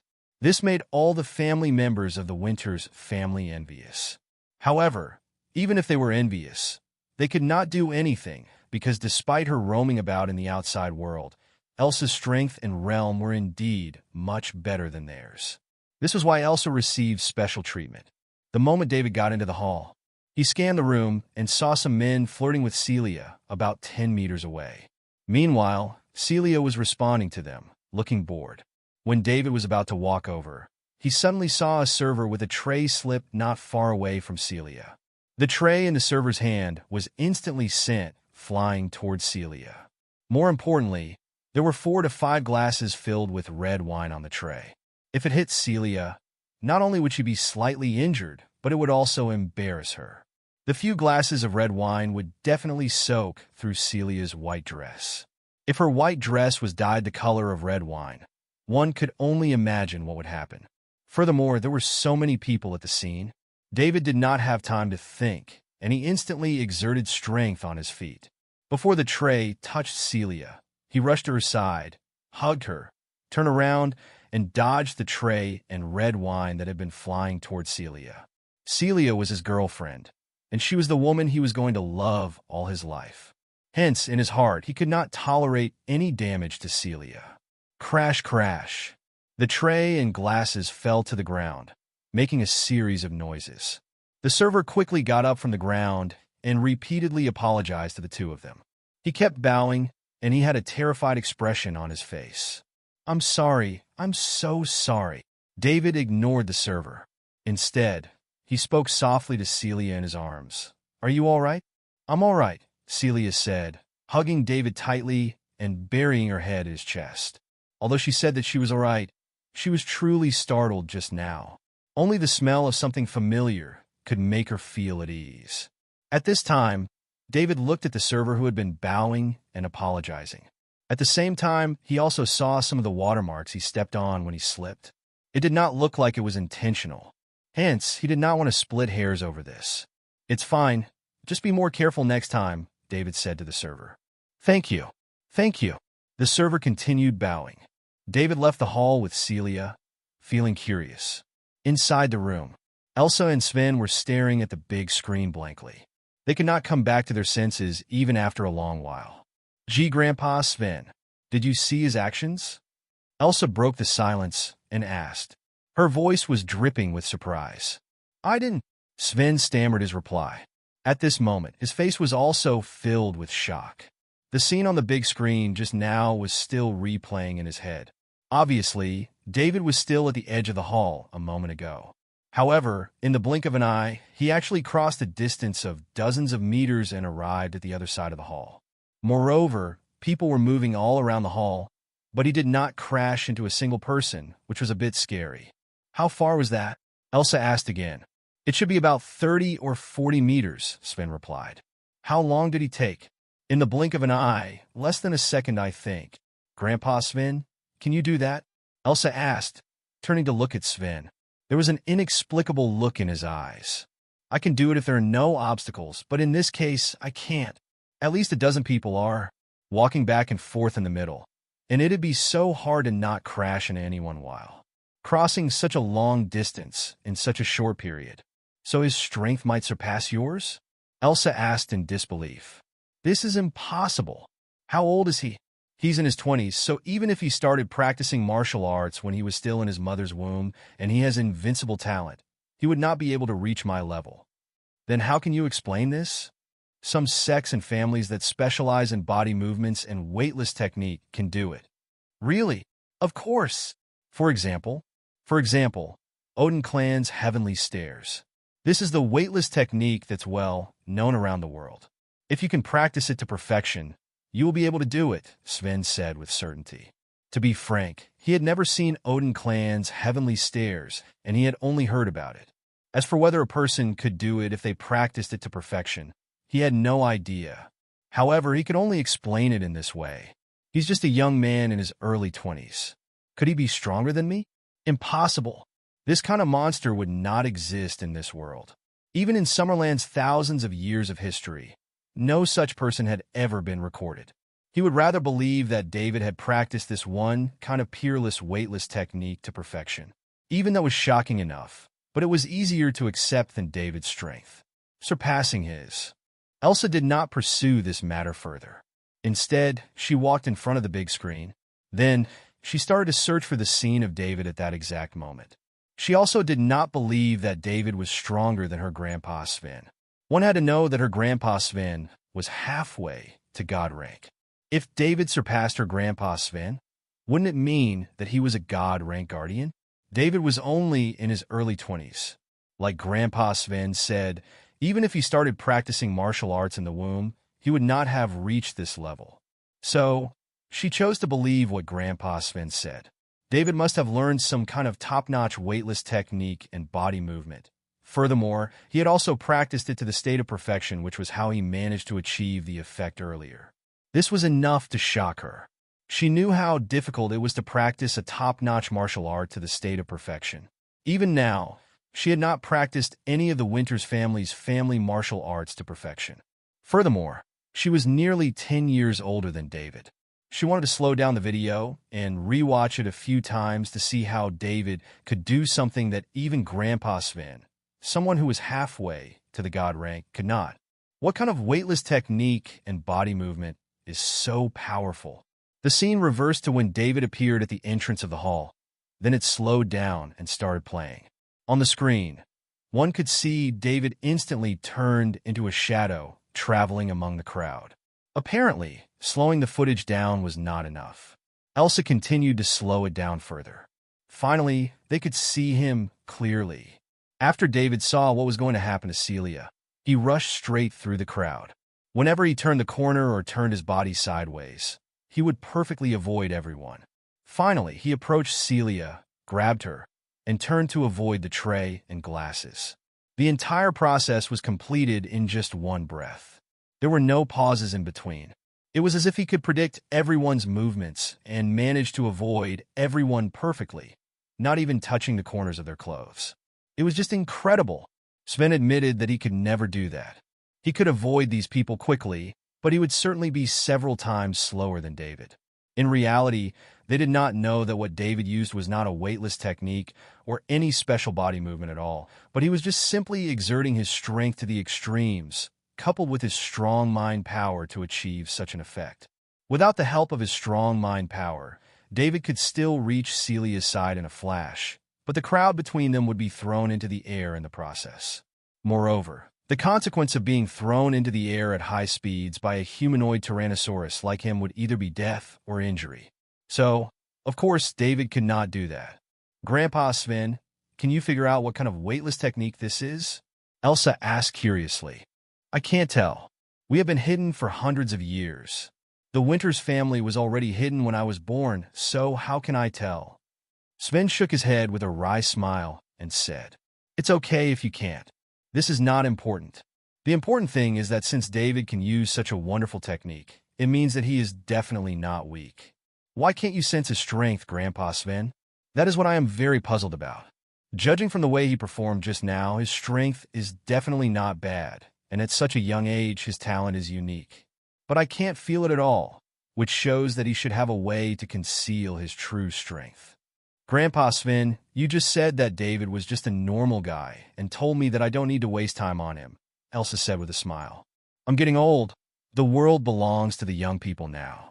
Troubled times are coming, and your generation is indeed a generation of heroes. Indeed, there are always people who are better than you. Sven had no choice but to sigh ruefully. The kid he regarded as an ordinary person suddenly displayed such speed. It was enough to shock him. Elsa looked at David's figure on the big screen and smiled without saying a word. She had to get David on the Winters family side. This was the first man she had ever fancied. Her status destined her to never marry out of her family during her lifetime, so she could only find a more pleasing man to marry into the Winters family. That was fine. As the future head of the Winters family, she could choose her future husband, unlike other women who did not even have the right to choose their own partner. This was also the source of motivation for her efforts. If she did not work hard and lost her status as the first heir, she would be used by the family as a tool for cooperation and marriage, just like her cousin Gina. As for David's current girlfriend and his young age, in her opinion, they did not matter at all. She believed that although she was nearly 10 years older than David, she was well maintained enough, so she was no worse than other women in their 20s. Moreover, she was less youthful and more mature than them, so she should be pretty attractive to any man. In the impending troubled times, it was important to have a strong background, and she believed that David would be the right choice for this. Now, Elsa's only concern was David's background.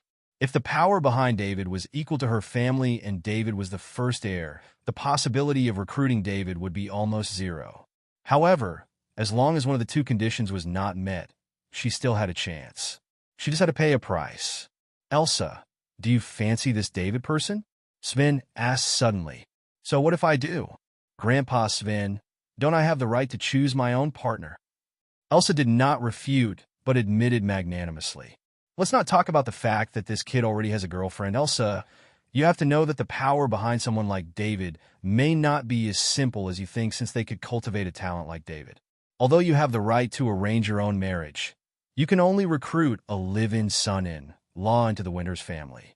If David has a deep background, he might not be suitable. No entity will send its outstanding children to other people's homes, Sven said. Grandpa Sven, don't worry. I'll handle it well. Plus, we still don't know what background David has. What if he's an orphan and has a very powerful master? Who can be sure? Elsa said. This was also a problem that she was worried about. However, she would not give up. David was the first man that she had ever fancied and not felt disgusted with in so many years. It's good that you understand. I'm just reminding you. You need to be well prepared for certain things in case you're caught off guard. I got it, Grandpa Sven. I like this kid too. If we can get him to join the family, then, of course, it'd be great. Plus, heroes come from troubled times. They don't just come from big forces, they can also come from small forces. Thank you, Grandpa Sven. I'll work hard, Elsa said seriously as she looked at David's figure on the big screen. David took Celia home, greeted Mindy and John, then left. He was not going to live at Celia's house today because he was heading back to South River Province early the next morning. While he was leaving, David remembered that when he was talking to Elsa alone today, he sensed some vague energy with his strong mind power. Although the other party was well hidden, he still could not escape the detection of David's powerful mind power. He should be a master that was halfway to the god rank, and there was only a wall between them. It was reasonable for a master who was halfway to the god rank to be at this kind of joint party. However, why did Elsa go so far as to bring him into that room? Maybe she wanted that master that was halfway to the god rank to probe him? However, Even Mason could not discover the hidden features of the system. That person was just halfway to the god rank. So how would he discover David's true strength? Wait, David suddenly recalled. What if Elsa was trying to test him? And after the master, who was halfway to the god rank of the Winters family, did not find anything, she asked the server to slip on purpose and pour the red wine in his hand onto Celia. Coincidentally, he saw it, and they were testing his reaction. If he really could not save Celia at that time, then there should be someone next to Celia who would help her block the flying tray and red wine glasses. No wonder there was a first-class master beside her when he rescued Celia. That was someone who would rescue Celia if he was really too late to help her. Hence, it meant that the scene of him saving Celia had been filmed by the surveillance camera. Elsa would definitely slow down and study the footage after he left. Therefore, his strength should have been exposed by now. Back then, the speed that he could achieve with his full strength and the assistance of his powerful mind power was absolutely impossible for someone who was halfway to the god rank. Thus, if they compared it, they would find that his strength was beyond a master who was halfway to the god rank. Furthermore, the only rank that was above that was that of a god rank guardian. David did not expect the first person to know that he had become a god rank guardian to be Elsa. Even Mason did not realize that he had broken through, and now, Elsa found out after some probing. Elsa was truly something else, as expected of a woman who could become the first heir of the Winters family. Her means, temperament, and strength were all excellent. Plus, she already had a backup plan. Even if David found out now, he would not do anything to her. After all, she did not do anything to hurt Celia. Even if he could not rescue Celia in time, someone would have blocked the red wine and saved Celia. David suddenly felt that he was still too inexperienced. His strength upgraded too quickly during this period, and this made him feel that if he was strong enough, he could unveil all kinds of crafty plots and machinations. All crafty plots and machinations were nothing in the face of absolute strength. However, he forgot that he had not reached this point yet, and he could not suppress others with just his power alone. If he thought about it carefully, he should have been able to predict Elsa's plan. However, he was too careless, and he did not think about it at all. That was why he only realized after it had happened. It seemed that he had to pay more attention in the future from here on out. Before he had absolute power, he should use his brain more. He would regard this incident as Elsa teaching him a lesson. Whatever, just expose my strength. Elsa would not spread this information, and she will definitely increase her efforts to urge him to cooperate with the Winters family. However, David did not really want to cooperate with the Winters family. David did not like a woman who was as cunning as Elsa. It would be very tiring to deal with her. He still preferred a girl like Celia who was simple, cute, and not cunning. The next day, David left Capital City by plane early in the morning and returned to River City in South River Province. After getting off the plane, David went straight to River City Hospital. Although Sandy did not have a chance to tell David on the phone where Charles and old Master Luther were hospitalized the day before, David suspected that it was probably River City Hospital. At River City Hospital, David went directly to Director Tom's office. David did not bother to knock on the door. Instead, he just pushed the door open and went in. With the improvement of his status, David had been slowly adapting to this change. Tom was just the director of the hospital, so he was not worthy of David's politeness. With his current status as a member of the Summerland Parliament, David could even completely ignore Cade, the cabinet minister of South River Province. When David pushed open the door and went in, Tom, the director of the hospital, was burying his head in a book. After hearing the sound of the door opening, Tom did not look up, but instead, he said in a majestic voice, "Who told you to come in without knocking? Go out and knock first." He was always a man whose words carried enormous weight in the hospital. No one had ever entered his office without knocking. Of course, it was not that there were no big shots who came to the hospital, but he would be notified of the big shots in advance, and he would often go out to meet them. "Dr. Lake, long time no see," David said. Tom raised his head to look at David. "And Mr. Liddell?" Tom asked with uncertainty. "Yes, it's me. I didn't expect you to still remember me, Dr. Lake." Tom got up from his seat at once. Then he walked out quickly, speaking as he walked. "Why didn't you notify me in advance, Mr. Liddell?" Please take a seat. Please take a seat. David was someone he could not afford to offend as he had a close relationship with the Luther family. Although he heard that the Luther family had been a little shaky recently, they were still not someone he could offend as a hospital director. You're too kind, Dr. Lake. I just came to ask if Charles and old Master Luther are here, David said. Mr. Luther and old Master Luther are staying in our hospital. How are they doing now? Mr. Luther just suffered some internal injuries, but it's not serious. He should be able to be discharged in 2 days. It's just that old Master Luther's old injury has recurred. In addition to his old age, he may not have much time left. We did our best as well. Take me to see them. Of course, Mr. Liddell. Please come with me. After that, Tom led the way as David followed him. When they arrived at Charles's high-end ward, David could hear Sandy's chattering voice inside. Mr. Liddell, Mr. Luther is here.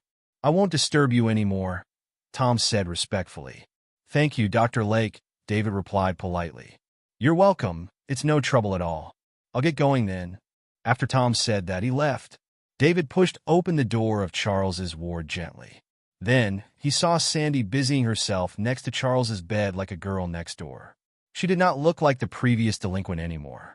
After being criticized by David, Sandy completely changed herself. She changed from a mischievous and willful problematic girl to a sensible and obedient girl next door. David's arrival immediately caught the attention of Charles, who was on the hospital bed. Dave! Charles exclaimed in surprise. Charles, long time no see, David also said with a smile. At this time, Sandy turned to look at David and suddenly called out in surprise. Dave? Sandy, long time no see. You finally grew up, David said with emotion. He really did not expect Sandy to change so much. She was like a different person now. This change was not only in her outfit, but also her personality. David had a whole new level of respect for her. Dave, you are finally here. Sandy immediately put down the apple she was peeling and ran over to hug David. At this moment, Sandy finally could not hold back her emotions, and tears fell from her eyes. A 17 or 18-year-old girl like her could hardly bear what she had gone through in the past few days. Her brother was injured and had been hospitalized, while her grandpa was in the intensive care unit. Her relatives, including her irresponsible parents, did not come to the hospital to visit them immediately, but instead, they were planning how to divide the family property after the death of the old man. She knew that she could not cry. She had to be strong and could not let her brother and grandpa see her cry, as it would only cause them trouble. However, the moment she saw David, she could not control herself any longer. Besides her brother and grandpa, David was the person she trusted the most in this world. David patted Sandy's back lightly, letting the girl hug him and cry. He knew that Sandy was under a lot of pressure these days. He also knew of Sandy's admiration for him. However, this was destined to not end well because he already had Celia. To be honest, Sandy was just like Celia. He came forward and saved both of them during the most critical moment. Then, he left a deep impression on both girls. He thought it would fade with time. However, he could tell that even time could not get rid of something that was so deeply rooted in the deepest part of someone's heart. He saw this firsthand with Celia. He could not avoid it this time either. He felt that he should find a time and explain this to Sandy. However, he could not do it right now. Sigh, I'll think about this in the future. David did not know how to explain this to the obedient little girl. He needed to find a day to bring Celia over to meet Sandy. When the time came, she should understand. Perhaps she would back off after finding out. Charles did not disturb Sandy. After a few minutes, Sandy stopped crying and let go of David with a blush on her face. At this moment, Charles said, Dave, sorry for that. This girl has been under a lot of stress these 2 days. It's all my fault as her brother. It's fine. I know. Just let her vent. If not, it'll be bad for her health, David said. Dave, Sandy told you, right? Charles, we're friends. Plus, old Master Luther helped me so much back then. So what happened? Why can't you tell me? David said accusingly. Dave, it's nothing. I can handle it. Charlie, you're lying. Those people said Grandpa is going to die soon, and they're going to divide the family property. They even said the Luther family offended some big shots, and they want to flee after dividing everything. Sandy immediately retorted. Charles, what happened? David asked. It's fine, really. My grandpa's health is getting worse, so they think our family is going to collapse. That's why they're getting ready to come and get the benefits, Charles said. What about your injuries? They're from the Alton family in River City. They found a new backing recently, and they want to control River City. Hence, my family was naturally their primary target. Control River City? How dare this family says something as preposterous as that? Won't Kate stop them? David asked with some doubt. If it's just the Alton family, Mr. Nelson could naturally deter there, but the backer the Alton family has found this time is very strong. So even Mr. Nelson does not dare to offend them, Charles said helplessly. Kate doesn't dare to offend them? Are they from a hidden family? David asked. Yes, they're the Nichols family, and they are terrifyingly strong.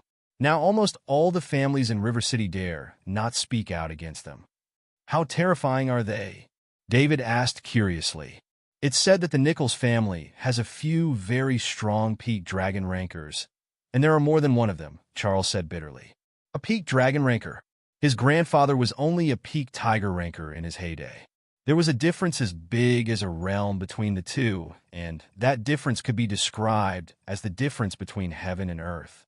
Moreover, according to what his grandfather said, even the perverts in the Special Task Force Team A were only masters in the beginner and middle stages of the dragon rank. When it came to a peak dragon ranker, it was possible only the leader of Team A possessed such strength. That was why he stopped Sandy from telling David of this. It was because the opponent was too strong. He did not think that David had the strength to compete with the opponent, so even if he got himself involved in this, it would just be a death sentence. Hence, he refused to tell David. In the end, he did not expect Sandy to steal his phone and call David while he was sleeping. Now that David was here, he could only tell David as it is. Even if David distanced himself after knowing the truth, he would not blame David. After all, in the face of such a powerful enemy, they did not even have the slightest chance of winning. If David encountered such an enemy, he could only choose to stand idly by for the sake of the Luther family, or secretly provide some support that was within his capacity. It was not that he was afraid of death, but it was because he could not ignore the entire Luther family. David was obviously taken aback when he heard Charles's answer. More than one peak dragon ranker? The Nichols family is really, so powerful. They were so powerful that he felt that he could destroy them with one finger. One? It might not even take a finger. With just one word, the Nichols family, a family so powerful and terrifying in Charles's eyes, would be wiped out without leaving even a single speck of dust left behind. This hidden family does not even have someone who's halfway to the god rank, and they dare to call themselves powerful? This is simply ridiculous. No wonder they only dare to resurface in a remote place like South River Province. After Charles said that, he observed David's reaction. Even though he did not think that David would help him, he still had a very slight hope that a miracle would happen. In the end, after he saw how stunned David was, the last ounce of hope in his heart was destroyed. He sighed helplessly in his heart. Indeed, David was stunned by how powerful they were. How would Charles know that David was stunned not because of how strong the other party was, but because of how weak they were? A peak dragon ranker was nothing to him. He could destroy them with a wave of a finger or a flick of his wrist. Dave, actually, you don't need to do this. Although the Nichols family is powerful, we're in Summerland's territory after all, and they don't dare to go too far. Worst comes to worst, the Luther family will give up most of our benefits. It'll be fine if we just keep our foundation, Charles said. When he heard Charles say that, David knew he had misunderstood. Charles, you should have told me earlier. You are my friend, and old Master Luther was also kind to me, so I will definitely help you in this. David said seriously. Dave, you... Charles, don't worry. From now on, I, David Lydell, will protect the Luther family. No matter in River City or South River Province, or even in the whole of Summerland, no one will dare to touch you. The Nichols family is nothing in my eyes.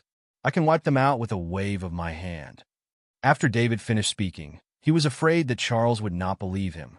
He showed Charles a little of his strength, and immediately, David became very domineering. Charles stared at David with a stunned expression. Although he was not very talented in martial arts, and he was still only a second-class martial artist, this did not stop what he saw. The show of strength that David had just displayed was definitely far beyond his grandfather's.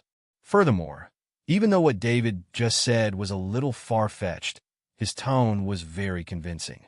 Charles thought David was bragging, but still believed him a little. This contradictory feeling made him confused as to how to answer David for a while. Sandy, on the other hand, looked at David with admiration on her face. This was the kind of man she liked. He was so handsome, so domineering. When David saw Charles not reacting, he asked, "Do you not believe me?" Before Charles could finish, Sandy moved one step ahead of him. "You do." "I do. David, I believe you. I knew you'd save us." Sandy cried happily at one side. David was omnipotent in her heart. If David said he could pick the star from the night sky, Sandy might even believe him. When a girl in love met the person she liked, her IQ would usually dip in the negatives. "Dave, thank you," Charles said sincerely. He was sincerely thanking David. It did not matter if he could follow through with it or not. If others heard about such a powerful opponent, they might have fled early on. He had come across too many of these situations in these few days. Even some people with direct relationships with the Luther family, including his father, were urging the family to divide the wealth. After they got the money, they would flee on their own. No one ever mentioned that they would pull together and live or perish alongside the Luther family. "Charles, you don't have to be so polite with me. Have a good rest. I'll go visit old Master Luther. Maybe I can save him," David said. "Really? Really?" Charles and Sandy cried at the same time. This statement from David excited them even more. Compared to the survival of the Luther family, the siblings hoped for their grandfather to get through this period even more. It was because Charles and Sandy's parents' relationship was not good. They got married for the sake of an alliance, and they had other people they loved back then. Hence, after they gave birth to Charles and Sandy, they never paid attention to them. The siblings had been living with old Master Luther this whole time. This was why the siblings did not have a good relationship with their irresponsible parents at all. On the contrary, they were very close to old Master Luther. If they could choose between the Luther family and old Master Luther, they would definitely choose old Master Luther and hope for him to power through this. They would be fine even if the Luther family was destroyed. They did not like anyone else in the family except for old Master Luther anyway. They only knew interest in money. The old master was in the intensive care unit of the hospital at that moment. However, none of the other members of the Luther family had visited or cared about him. Right now, they must have been thinking about how to get more benefits before the Luther family fell from grace. "I won't know until I see him, but I am at least 80% sure," David said confidently. Summerland ancient traditional medicine was no joke. This was a skill that took him 3,000 lavish points to learn. He could even save Mason, an old man whose organs had failed and was already on the brink of death, let alone old Master Luther. He was only 70 or 80 years old, so it was not his time yet. His current situation should be caused by his old injury from back then. As long as he healed old Master Luther's internal injuries from the past, there should be no problem. However, David still needed to take a look at him as quickly as possible because he could not bring the dead back to life. "David, let's go. I'll take you to see my grandpa," Sandy urged. Upon hearing this, Charles quickly got up from the hospital bed and said, I'm going too. "Charles, you should rest. Sandy can bring me." David stopped him. "Yeah, Charlie, you should rest first." "I'll bring David," Sandy also said. "This is about Grandpa's life. You guys should just let me go. I'll feel even worse lying on this bed, and I am fine now." "Slow down then," David said. He also saw Charles's injury. He must have been kicked in the chest, causing 3 broken ribs. After a few days of treatment, he should be fine, but he needed to pay attention to his injuries for now. Sandy heard what David said and immediately stepped forward to support Charles. The trio then headed to the intensive care unit where old Master Luther was located together. "Charles, how old is old Master Luther this year?" David asked as they walked. "My grandpa will be 80 next week." Sandy took the initiative to answer first. 80? Isn't your family celebrating his birthday for him? David asked curiously. "Dave, how are we going to celebrate when my grandpa's in this state?" Charles answered with a bitter smile. David thought about it and figured he was right. Old Master Luther was still in the intensive care unit, so he surely could not celebrate. However, David felt that they could make use of this birthday celebration. He would treat Old Master Luther, and then using the excuse of celebrating his birthday for him, he would invite all the powerful forces in South River Province. Since the Alton family and Nichols family wanted to control River City, they would definitely not give up on this opportunity. When the time came, David would directly destroy the two families. That way, they would solve the matter surrounding the Luther family. Plus, he would be getting this done once and for all, so in the future, there would be no forces in South River Province that dared to take action against the Luther family. All right, it's settled then. Charles, you should be discharged in 2 to 3 days, right? David asked. I guess so, Charles answered. When the time comes, you should send out invitation cards to everyone. Make use of Old Master Luther's birthday and get every powerful force in South River Province to come over. Dave, why do you want me to do that? Do you think the Alton and Nichols family will miss out on the chance to celebrate Old Master Luther's birthday? No. They will definitely not waste the chance for the entire South River Province to witness their strength. Plus, they will also step on my family to get to the top of South River Province. It'll be fine as long as those two families are coming. Just leave the rest to me. The Luther family will soon stand on the top of South River Province once again. Dave, Charles, please trust me. All right, I trust you. The three of them went to the intensive care unit where Old Master Luther was. Through the window, Sandy saw Old Master Luther with an oxygen mask attached to his face. Then, tears started to fill her eyes again. She had been living with her grandfather and brother since she was young. So, these two people were the closest to her. She must feel horrible now, seeing her grandfather in this state. David quickly comforted her. Sandy, don't worry. I'll save your grandpa. He could not stand this little girl crying. Okay, thank you, David. Sandy looked at David and said with her eyes filled with emotions. David shifted his gaze away from Sandy, feeling a headache coming. He wondered KF this little girl fall even harder for him after he saved Old Master Luther and the Luther family. It's very possible, but I can't just stand idly by in this situation. What should I do? David felt troubled. Very troubled. Right now, he felt that it was not good for someone to be too excellent. He could reject some people firmly, and yet he could not do the same for others. Sandy was one of the others. Whatever, I won't think about it anymore. Just let nature take its course. Right now, the hidden sects and families were frequently resurfacing. There were also a lot of talented children among those sects and families, just like Lorraine and her seniors whom he met last time. They were considered geniuses even among the geniuses. It was possible that Sandy might meet someone she liked one day in the future. Dave, are you confident about this? Charles asked as well. It should be fine. Don't worry. After David said that, he was about to open the door to go inside to visit the old master. He could not see anything outside with the glass between them. However, they were quickly stopped by someone. Hey, who are you guys? What are you trying to do? Do you know this is the intensive care unit? You can't go in.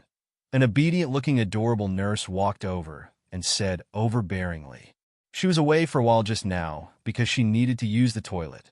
When she came back, she saw that someone was trying to go inside the intensive care unit. If something happened to the patient, it would mean that she had failed to carry out her duty. She could not afford to bear the responsibility for this, and she might end up losing her job. She finally got a chance to do an internship here, and she was going to obtain a full-time contract soon. So, she could not allow anything to go wrong. We're the patient's family, and we want to see how he is, David explained. Family? Even if you're family, you can't break the rules of the hospital.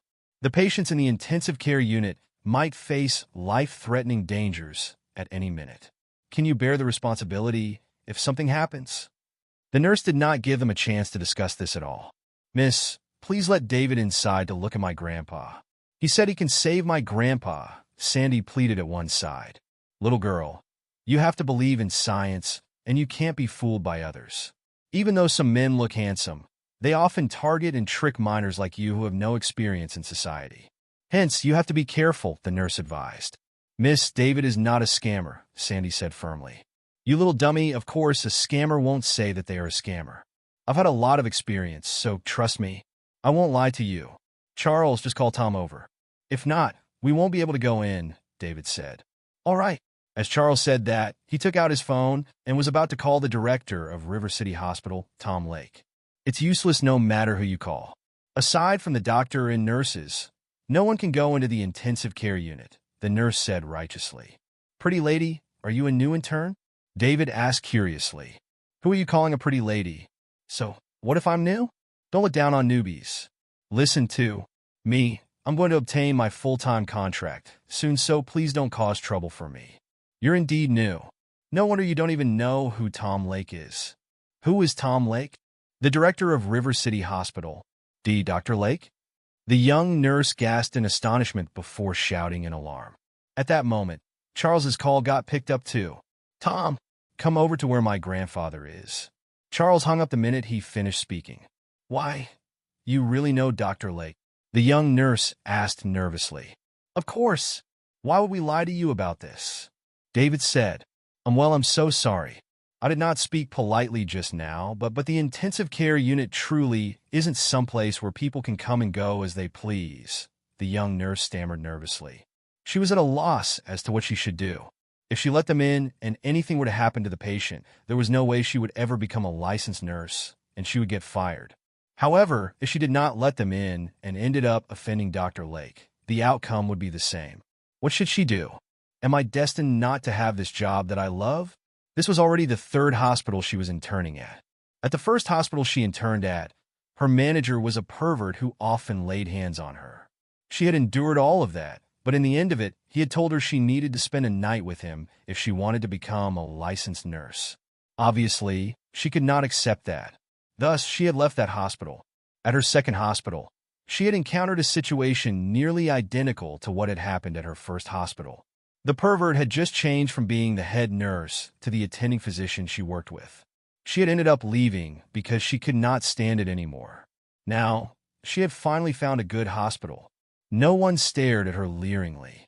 No one tried to touch her indecently either. She had always worked responsibly. Who would have thought something like this would happen just before she was about to get her license? She could not help but wonder if there was a curse preventing her from becoming a nurse. Even so, becoming a nurse had always been a dream of hers. She had always admired nurses who helped save lives and treat the injured.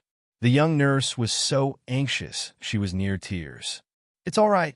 We'll wait for Tom to arrive before we go in. That way, you won't be blamed for being irresponsible, David said smilingly. That one sentence was enough to make the young nurse swoon.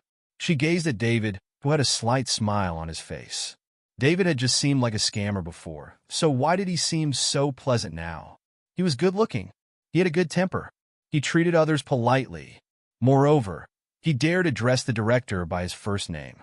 He was not a force to be reckoned with. He was the man of her dreams. The young nurse was still staring at David in a daze when Tom raced over.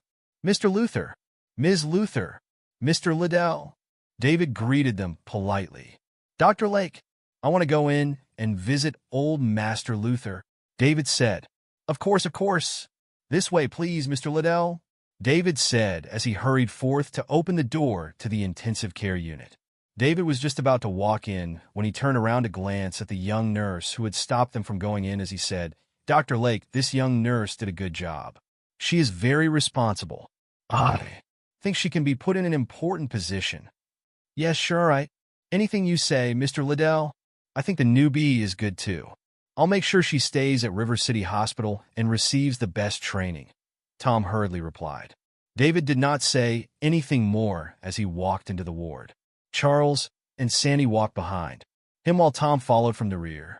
The young nurse was left standing alone in the corridor, so touched that tears threatened to flow from her eyes. David entered the intensive care unit and gazed at old Master Luther, who lay in bed with an oxygen mask over his face. Placing his hand over old Master Luther's hand, he began practicing the art of Summerland ancient traditional medicine and made some careful observations. He soon managed to find out the cause of old Master Luther's illness. It was pretty much as he had guessed. It was from a wound he had received many years prior, and problems were starting to arise now as he grew older. When he was young, he had been able to suppress it, but now that he had grown older, it was becoming difficult to keep it under control.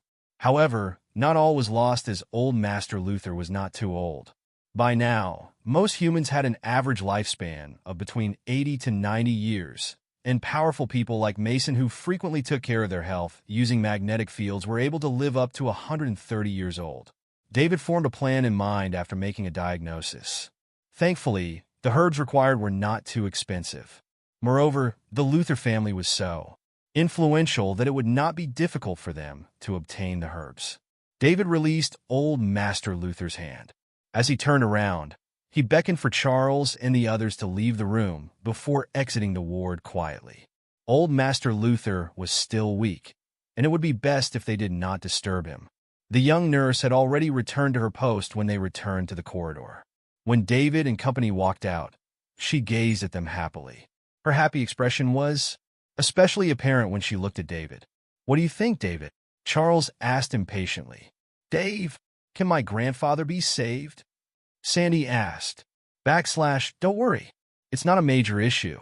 I already know the cause of old Master Luther's illness, and all we need to do next is gather all the necessary medicinal herbs. He can be saved, David said. Amazing. Thank you, Dave, Sandy said happily. David, thank you. Tom was stunned. He had thought they wanted to go in and say their last goodbyes to old Master Luther. However, it turns out they wanted to save old Master Luther. Was that even possible? He had conducted a medical checkup on old Master Luther himself, and there was no way he could be saved. His life was merely being sustained now. He could die at any given moment. However, David said he could be saved. Tom wanted to rebut his statement. His actions were showing massive disrespect toward River City Hospital. They were professional doctors. Moreover, David had once asked the doctors of River City Hospital to save his mother's friend. If he could save old Master Luther, why did he need to ask their hospital for help in the first place? That made zero sense. However, when he recalled the societal gap between them, he decided to forget it. There was no need to offend this man. After all, they had been unable to save him. It would be a good idea to let David try to save him too. By then, he could direct all the responsibility onto David. That would prevent the Luther family from blaming River City Hospital in the future. We're friends. No need for all these formalities. Old Master Luther has helped me a lot in the past. I'll write a list of the required medicinal herbs now, and you should get someone to gather them all as quickly as possible. Old Master Luther's illness cannot be taken lightly any longer. He must receive treatment as soon as possible, David said. Yes, sure, all right. Please write it down quickly, Charles urged. They did not have a pen or paper with them. After this, the group walked over to the nurse's station and asked for a pen and paper. David began listing the medicinal herbs required. Soon, a list of over 10 kinds of medicinal herbs was detailed. David handed the list to Charles. Charles took the list and prepared to phone someone to take the list and purchase the herbs. Just then, Tom said, Mr. Luther, why don't you give me the list? Our hospital has a traditional medicine department too, and I can ask them if they have any of these herbs. If they don't, I can call the traditional medicine hospitals and ask them. All he had to do was collect the herbs. River City Hospital would not be held responsible for anything, regardless of whether old Master Luther's life ended up being saved. Sure, thank you for doing this, Tom, but you'll need to be quick. The Luther family will be indebted to you if we manage to get through these tough times, Charles said as he handed the list to Tom. Thank you, Mr. Luther. I'll get started straight away. Please wait for a moment. Once Tom finished speaking, he hurried off with the list. He felt as if he had found a new purpose in life upon hearing what Charles said. Tom had just passed his 50th birthday, and he had been the director of River City Hospital for over 10 years. Initially, there had been a chance for him to climb the ranks. However, due to his humble origins and family background, he ended up being replaced by someone less qualified than himself. If the Luther family helped him, he would be able to once again climb up the ranks. He had no cravings for money or women. All he wanted was to move up in society and see what things were like there before retiring. Charles's statement ignited a spark of hope within him once more. Let's wait in your ward. Take this chance to tell me what's going on between the Gregg family and the Nichols family. All right, this way, David. The trio was about to leave when David turned and said to the pretty young nurse, "Nurse, thank you. See you." The young nurse gazed dazedly at David as he walked off. He was perfect. He's also knowledgeable in the art of healing. What should I do? I think I'm in love. The young nurse blushed as she thought to herself. Gong. 2 hours later, David and the other two were talking in the ward. Charles hurriedly retrieved his phone and answered it when it began ringing. Tom was on the other end of the line. The herbs had been gathered, and they were being delivered to River City Hospital. Both Charles and Sandy were overjoyed. Another hour later, all the herbs had been delivered to River City Hospital. David began prepping the herbs and then managed to successfully boil the concoction. Finally, they brought the concoction over to old Master Luther's intensive care ward. David also had a set of silver needles in his hands. Old Master Luther did not just require medication this time. David also needed to use the silver needles to stimulate his meridians and areas where he had suffered internal injuries to speed up the process of medicinal intake. Moreover, old Master Luther was unconscious now. They needed to wake him up using the silver needles so he could take his medication. Tom took off old Master Luther's oxygen mask. Next, Charles took off old Master Luther's shirt. David began placing his needles. Soon, his entire upper body and forehead were covered with silver needles. The entire process took slightly more than 10 minutes, as the Luther siblings watched nervously from the sidelines. Shortly after the needles were placed, old Master Luther regained consciousness and opened his eyes slowly. "He's awake! He's awake! Charlie, Grandpa is really awake," Sandy called softly from the sidelines. Charles was much more stoic than she was. However, one could tell from his tightly clenched fists that he was also feeling extremely emotional. When David noticed that old Master Luther had regained consciousness, he hurriedly said, "Quick, give old Master Luther his medicine." Charles hurriedly brought the concoction over and fed it to old Master Luther. Having just regained consciousness, old Master Luther had no idea what was going on.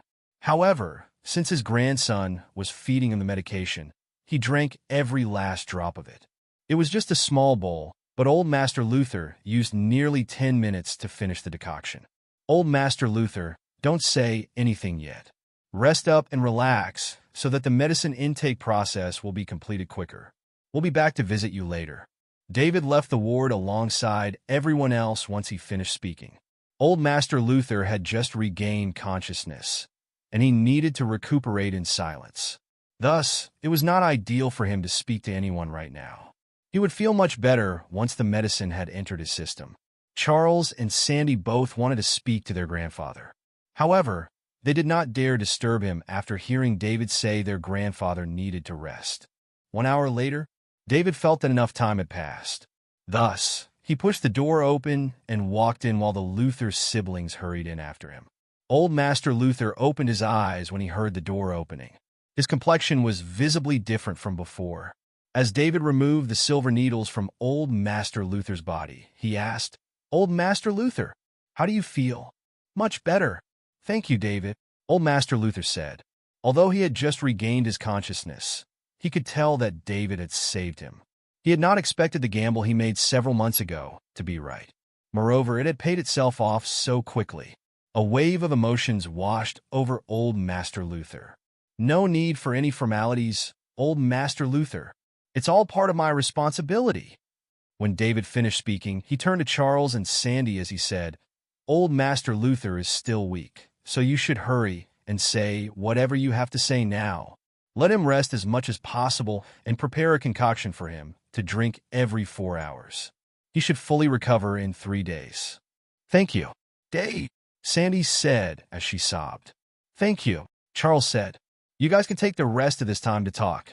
I'll take my leave first." David left the ward once he finished speaking. At this moment, Tom jolted back to his senses and hurried after David. He had been staring at them dazedly. David had really managed to save old Master Luther's life. This was incredible. He and several other experts had all sentenced old Master Luther to death. His skills were fantastic. If he had not witnessed everything himself, He would not have believed that anyone could have managed to save old Master Luther's life. Over the next 3 days, David spent virtually all his time at River City Hospital. Old Master Luther needed to take his medication every 4 hours, which meant he could only catch a quick break whenever old Master Luther finished the concoction. As for old Master Luther, he felt better after every time he finished taking his medication. His complexion became better, and his health was slowly recovering. 3 days later, old Master Luther had made a full recovery by the time David handed him his medicine for the last time. Charles had also been discharged by now. When he returned to the Luther household, he did as David had instructed and began sending invitations to all the powerful individuals in South River Province so they could begin making preparations for old Master Luther's 80th birthday. Old Master Luther's recovery meant that the Luther family, which had been about to fall apart at the seams, managed to steady their foothold again for the time being. However, if the Gregg family and the Nichols family continued eyeing the Luther family hungrily, they would soon be done for. After all, they were facing such a powerful enemy this time. No one in the entire South River Province was powerful enough to stop them, including Cade, the cabinet minister of South River Province. While sending the invitations, Charles did as David had instructed and divulged a piece of information inside them. He informed them that old Master Luther would be forming a coalition with all the powerful families who attended his 80th birthday party. Together, they would discuss how to fight back against the Gregg family and the Nichols family. If they did not join forces and fight back, other families would be next in line after the Luther family was defeated. Without any means to fight back, they would all be progressively annexed. The only way they could halt the Gregg family and Nichols family from making any further progress was to join forces. If not, everyone in South River Province would soon end up sharing the same last name as members of the Nichols family. The Luther family was the most high-ranking in South River City. Moreover, it was also amongst the most high-ranking families in South River Province. Despite the Luther family's decline in power, due to old Master Luther's old age and lack of an immediate successor in the younger generation, the fact that he was alive meant that the Luther family still held a significant amount of power. The families who received an invitation all penned enthusiastic responses and indicated they would be attending. The powerful families of South River Province were now all standing by and watching the drama unfold. The Gregg family had found a powerful ally to rely on, and they had started causing trouble in South River City. If the Gregg family managed to gain control of South River City, the battle would soon spread across the entire South River Province. By then, many hidden sects and families had also started to join in. Everyone was intimately interdependent, and they decided they needed to join forces to fight back against the hidden families and sects. David returned to South River International Residence after he had finished healing old Master Luther. The past 3 days had exhausted him, and he needed to take a good, long break. There was nothing much left for him to do after that. All he had to do was wait. There was nothing he needed to prepare for, either. All he had to do was make an appearance on the day of old Master Luther's birthday party. It was just the Nichols family. Who cared if they had a peak Dragon Ranger? They were just trashy characters. No matter how many of them came, it would mean nothing when a god-rank guardian like him was present. After resting for 2 days and regaining his energy, David made preparations to leave South River International Residence and meet Cade, the cabinet minister of South River Province, for a quick chat. Not only did the Nichols family want to control River City, but they even wanted to control the entirety of South River Province. Was he, the cabinet minister of South River Province, going to ignore it all? In that case, what was the point of having him as the cabinet minister? This land belonged to Summerland. It did not matter if you were from an all-powerful family or an all-powerful sect. Even if they were as powerful as a dragon or a tiger, they had to keep a low profile. If Cade Nelson was going to ignore things, then he, David Liddell, would take care of it. David located his Bugatti Veyron, which he had not driven for several months, and drove out of South River International Residence. He drove his car to a car wash center nearby. It immediately caused an uproar at the car wash center. Indeed, this car was rather showy. To be honest, David did not prefer driving cars like these now. He preferred to keep a lower profile. After all, he was already well-known enough. Moreover, he needed to gradually grow out of and shed his identity as one of the nouveau riche. In today's society, those who held actual power always kept low profiles. Once the car wash finished, David drove off as the employees watched jealously from the sidelines. Soon, he arrived at the cabinet minister's office. Cade usually worked here. When he entered through the cabinet minister's office front door, the guard did not even dare stop him upon noticing the car he drove. He was terrified since the car belonged to some young master. Things would be fine if they had a good temper. If they had a bad temper, the best-case scenario was that he would be scolded. However, he might even end up losing his job. There were no hitches in David's journey as he drove up to the cabinet minister's office building and parked his car. After David finished parking his car, he walked into the building. The minute he walked in, a youngster sitting by the entrance walked up to him. "Sir, may I know who you are looking for?" "I'm looking for Cade Nelson," David replied. "And Mr. Nelson?" the other person asked hesitantly. "Yes. May I know who you are?" "I'm his friend. Please wait a moment." The youngster walked back to his post and made a phone call. "Mr. Campbell, there's someone here who wants to meet Mr. Nelson." "All right, got it. Goodbye, Mr. Campbell." The young man turned to look towards David after he finished speaking. "Sorry, sir. Mr. Nelson is in a meeting now. May I know what your name is? I'll help you make a reservation. And please write down your number here. I will phone you once your reservation is made." David frowned when he heard that and asked, "Which floor is Kane on?" "Sir, Mr. Nelson is in a meeting now, and he cannot meet you now.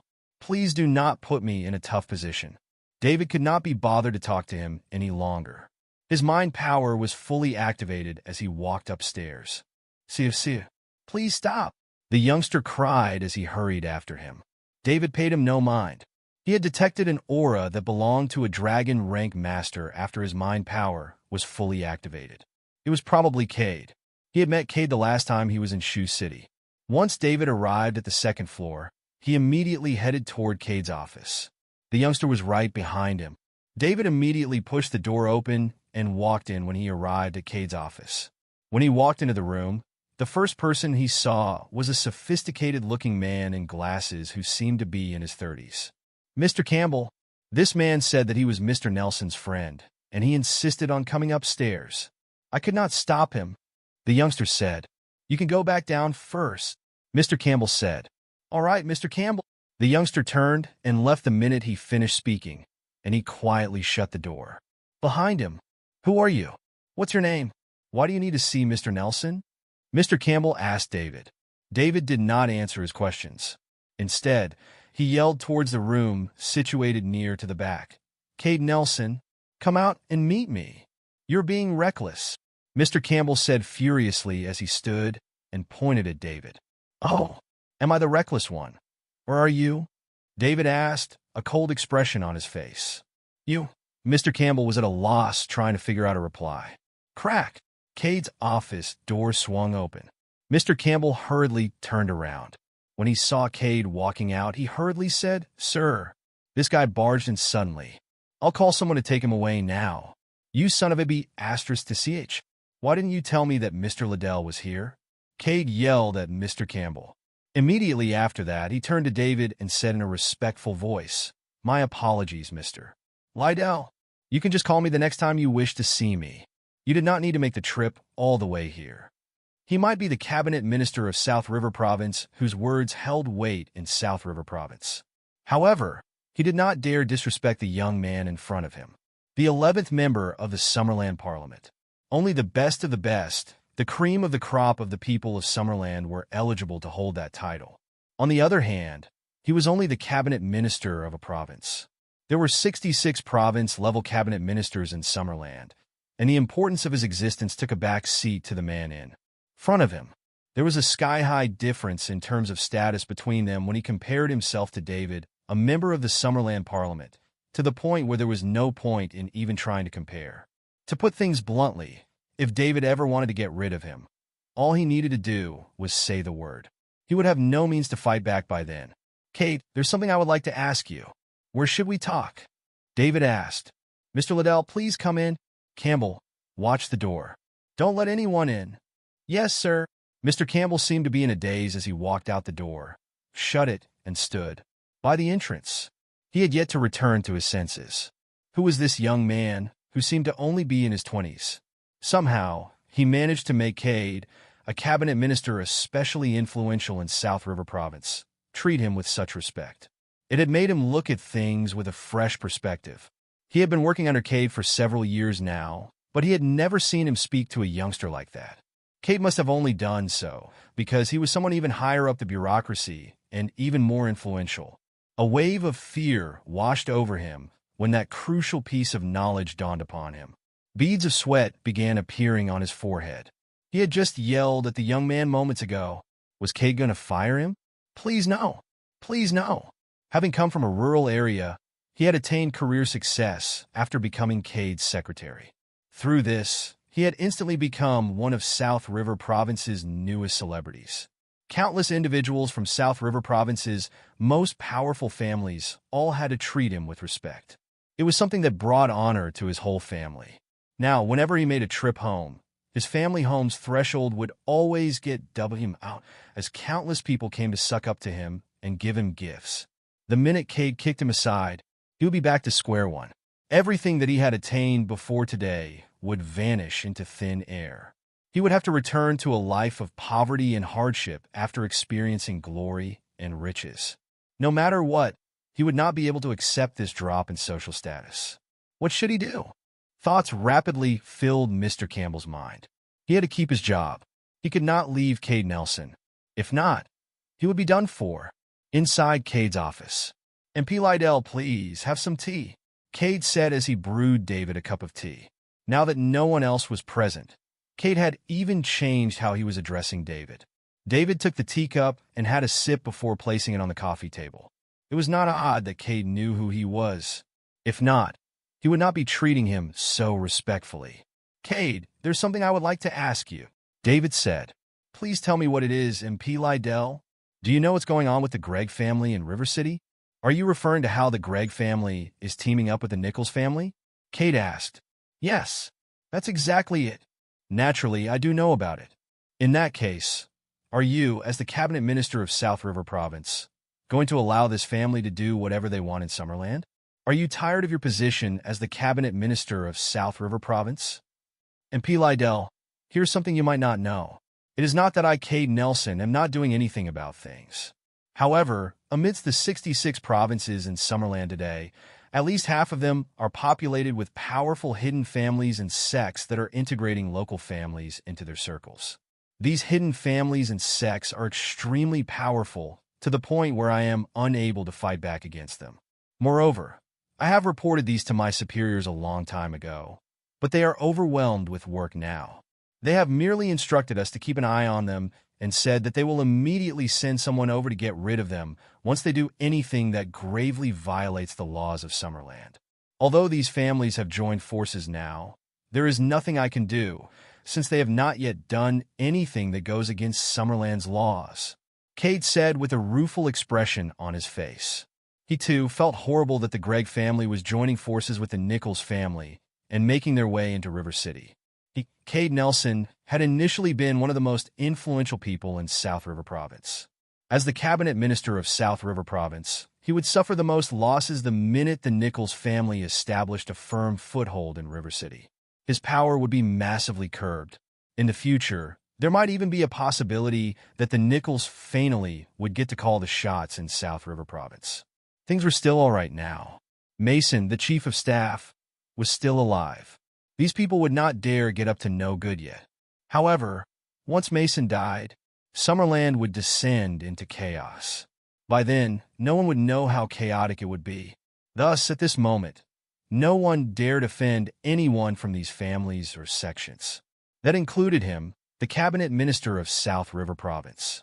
Cade, I know what you're worried about. You're worried that Summerland won't be able to keep these enemies in check after old Master Stefani dies, and that you'll ruin your future by offending them. Well, actually, Cade had no idea how he to reply to that. He was slightly embarrassed that David had immediately hit the nail on the head. After all, he was still currently the cabinet minister of South River Province. Cade, I'm telling you, Summerland won't descend into chaos. Even if the rest of the world descends into chaos, Summerland won't.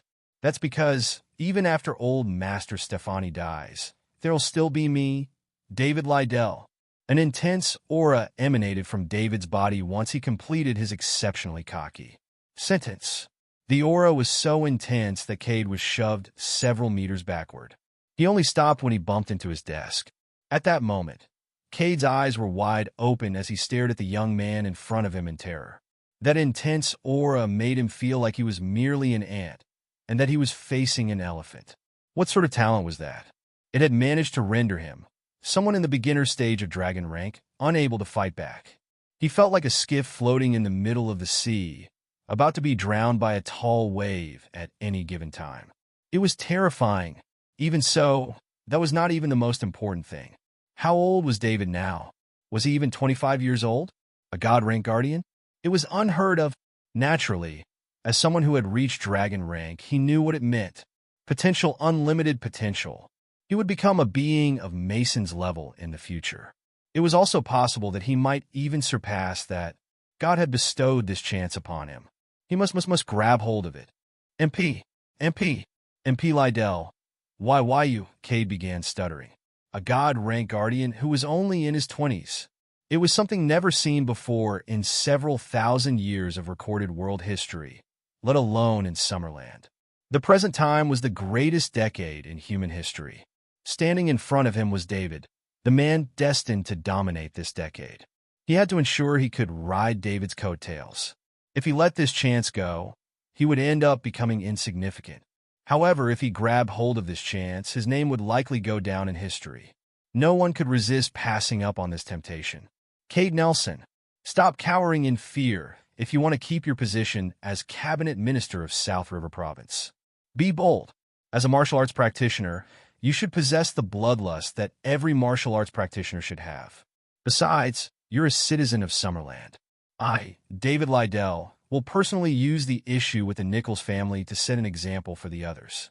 I want all the hidden sects and families in Summerland to know that there will only be one outcome for those who dare cause chaos in Summerland. The outcome is that their entire family will be exterminated. David's aura reached its peak when he finished uttering this sentence. Cade was a master in the beginning stage of dragon rank, but now he could not even move the tip of his finger. In truth, he was even finding it a little difficult to breathe. Was this how powerful a God rank guardian was? That was terrifying. The mere release of his aura rendered him powerless to fight back. David's mindset was also beginning to change. There was an excellent saying, "With great power comes great responsibility." Additionally, after meeting Mason and getting influenced by him, David's mindset changed. In the past, he had only looked out for himself and only thought of himself. He felt that everything else had nothing to do with him. However, after getting to know Mason, David had slowly been influenced by his selfless devotion. The old man had a noble character and unquestionable integrity that influenced those around him. Mason was willing to give up even his own life for Summerland. Even when his time on Earth was about to end, he still wanted to make one last contribution to Summerland. He used his dying body to fight back against the 9 powerful God rank guardians from Falconia. In the end, he had even managed to kill one and gravely injure several others. The price was that Mason's remaining lifespan decreased from 1 year to having only 1 month left. David admired the old man greatly, to the point where he had become influenced by him.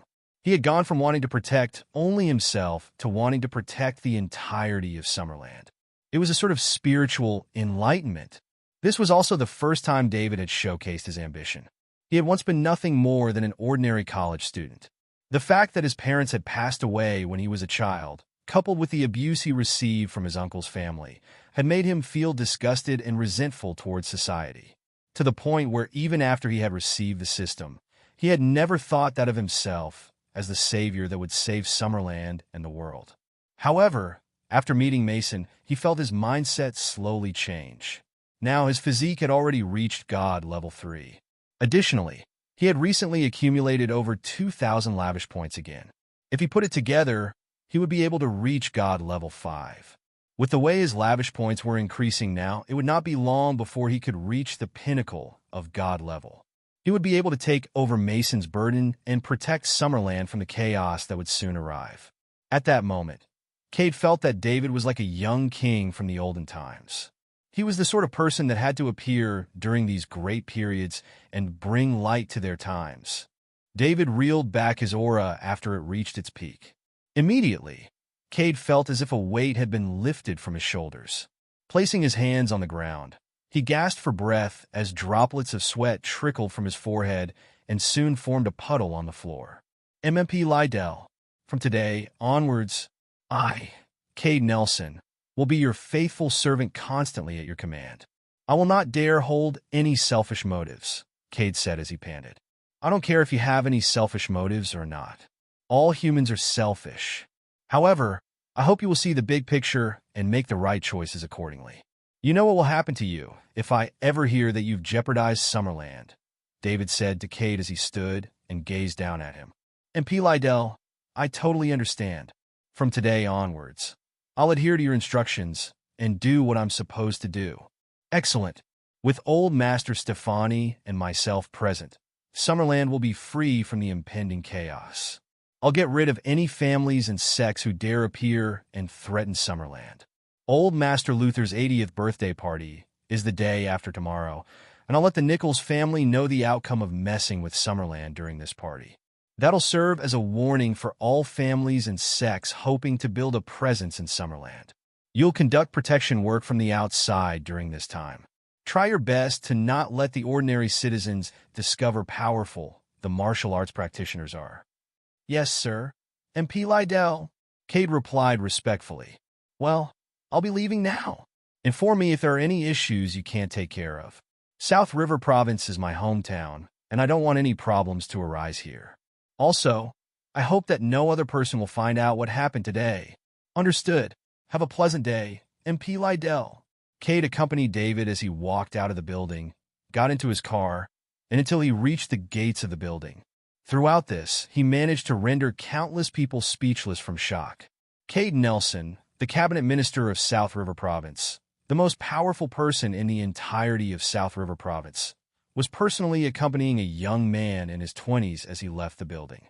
Moreover, he only stopped when the car rolled up to the gates. This young man was an infinitely powerful person. Countless people hung their heads in regret, hating themselves for not creating a chance encounter just now so they could get to know this immensely powerful young man. No one was thinking that it was David's powers that made Mr. Nelson treat him with so much respect. After all, he was a young man who seemed to be in his early 20s. It was probably his father or grandfather who held a shocking amount of power. Cade stood by the gates and only heaved a sigh of relief after David had left. David had put him under an immense amount of pressure. A god-level guardian. What was more, he was only in his 20s. He was so young. The saying that heroes emerged during troubled times was true. David was most definitely the chosen one of this era. He was destined to be the brightest shining star during the incoming chaos. Cade waited for a moment longer before he turned and left. He needed to return and prepare. This was so that he could complete the task David had given him perfectly. It was the first task David had entrusted him with. He needed to execute it properly to give a good impression to David. The Gregg family and the Nichols family had joined forces, and David was already annoyed with him for being afraid that the Nichols family would seek revenge on him after Mason died. He could not afford to make any more mistakes after this. Both guards standing by the doors were still stunned, even after Cade left. Both were rejoicing inwardly. Thank goodness they had not stopped this eye-catching sports car just now. They had initially thought it belonged to a young master from some big-shot family. Who would have thought that they had grossly underestimated how powerful that person was? He was so powerful that Mr. Nelson himself had accompanied him to his car. They had never witnessed this before, even after working here for several years. This was the first time. David drove to Golden Leaf Hotel after leaving the cabinet minister's office. He was here to have a good meal. The past few days had left him so mind-bogglingly busy that he had not even had time for a proper meal. Moreover, he could use this opportunity to see how Aunt Sally's family was doing. They should be completely used to things now that they had worked there for so long. If they were ready, David would make arrangements for them to take over Golden Leaf Hotel. It would not have worked if they had taken over the hotel immediately, because they were not yet capable enough. Things needed to be done one step at a time. Now, it should almost be the right time. After all, they had been working there for so long. They had an in-depth understanding of how hotels operated. David drove his Bugatti Veyron into Golden Leaf Hotel's parking lot and parked it with the help of the security guard's directions. Then, he walked into Golden Leaf Hotel as the guard watched him with a humble, respectful, and jealous look in his eyes. Once he walked in through the doors, for tall and sweet-looking concierges bowed and called out, "Welcome." David walked into the lobby. A good-looking lobby manager in her 20s immediately came up to him. "Hello, sir. May I know if you're looking to book a room or a table? You must be new, right? What's your name?" David asked. He remembered that the lobby manager had been a different person the last time he visited. Why had they been replaced so quickly? Pearl had been the lobby manager for 2 to 3 years when she worked here, and she would most probably have continued working here if it had not been for him. "That's right, sir. I've only been here for less than half a month. My name is Tamara Yoder. Please forgive me if anything I do is not up to standard.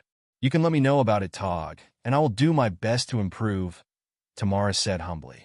She did not know who David was, but based on the way he carried himself, she could tell he was not someone to be messed with.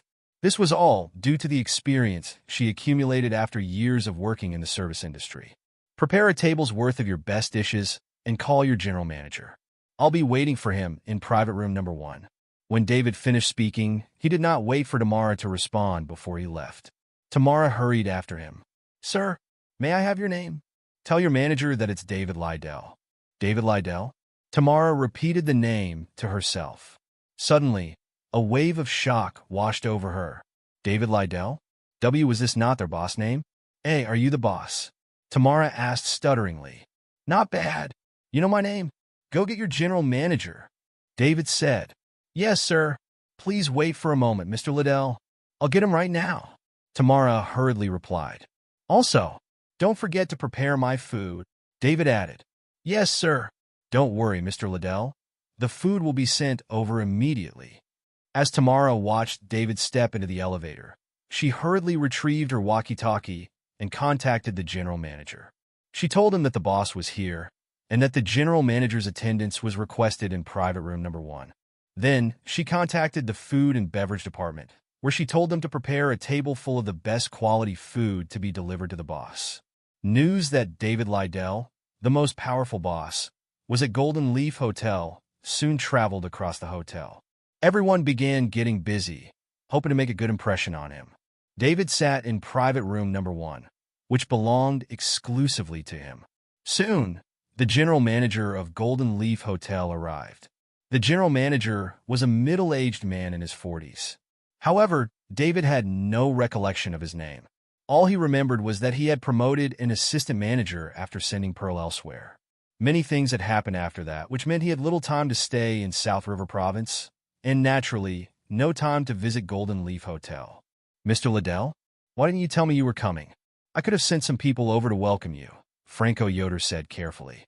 David may not have much of an impression of him, but he remembered David clearly. Not long ago, East League Capitals had arranged a meeting via video call. As general manager of Golden Leaf Hotel, which was owned by East League Capitals, he had had the honor of attending as well. Even today, David's speech was still fresh in his mind. "I don't like fancy, frivolous things, so don't focus on things like these in the future. Spend more time thinking about your work and how you can do it even better. This is what you should be thinking of," David said. "Understood, Mr. Liddell. I'll keep your advice in mind and do my best to carry out my responsibilities to the best of my ability." "I won't disappoint you," Franco said as he bowed. "Oh, that's right. What's your name?" David asked. "Mr. Liddell, my name is Franco Yoder. Franco means free man, and my last name is Yoder," Franco explained. It was his first time meeting a boss like this. An 8-star hotel worth $20 billion, and yet he did not know his general manager's name. He was not like other bosses. He was cool and aloof. However, Franco felt at peace again when he remembered that East League Capitals had several $1 trillion worth of assets and that they were still growing in value by the minute. To that young boss, $20 billion probably felt the same as how $10 or $20 felt to him. There were probably many instances where he did not even know his businesses were generating non-stop income for him. Franco, how are the families of my two aunts, Sally Lowe and Diana Liddell, doing? Be honest, and don't try to spruce up the story. I don't like bootlicking. I like hearing the truth. Mr. Liddell, both of your aunts' families are excellent. They have not been abusing their power in the hotel just because they are related to you. Instead, they have been hard at work studying everything about the hotel and can do some hands-on work regarding the hotel's operations now. Do you think they'll be able to maintain the hotel's operations if they're placed in charge of it now? In other words, do you think the hotel's performance will improve or drop? I don't think its performance will drop. As for improvements, they might be less noticeable, but I don't think that'll be too much of a problem. After all, the hotel is already on the right track. It just needs to continue maintaining operation, Franco said. At that moment, he heaved an inward sigh. Good times were finally coming to an end. He had long since known he was merely a temporary general manager. Mr. Liddell's relatives would replace him once they became familiarized with the hotel's operations. Sure enough, his guess had been correct. Even so, there was nothing he could do about it. After all, they were his relatives. Anyone else would do the same thing. It was impossible for him to fully gain the boss' trust, no matter how excellent his performance was. Moreover, he was unlike Pearl, who was competent, young, and good-looking. She had become the general manager of East League Capitals after gaining the boss' trust, and now had a net worth of several $100 billion. All he hoped was that the boss would not fire him. He would be happy if he could go back to his position as assistant manager and aid his relatives. That's fine. My plan for today's trip is to hand the hotel over to my aunt. What do you think? David asked. I have no opinion, Mr. Liddell. I'll complete the handover and do my best to assist them from today onwards to ensure the hotel's performance continuously increases, Franco replied. David gazed at the middle-aged man in front of him. He had been using his mind power to observe Franco after he finished speaking. If Franco displayed signs of resentment or any other similar emotion, there was no way David would keep him around. However, Franco had merely shown signs of feeling nervous just now. He was probably worried he was going to get fired, which was why he emphasized he would assist his aunt to manage the hotel. To David, one's competence was not the most important factor in hiring someone. The most important thing to him was their attitude. No matter how capable they were, he would not hire them if their heart was not in the right place. This was because he was different from the other bosses. Other bosses would turn a blind eye to your flaws if you were capable enough and able to rake in money for them. However, David did not need to do that.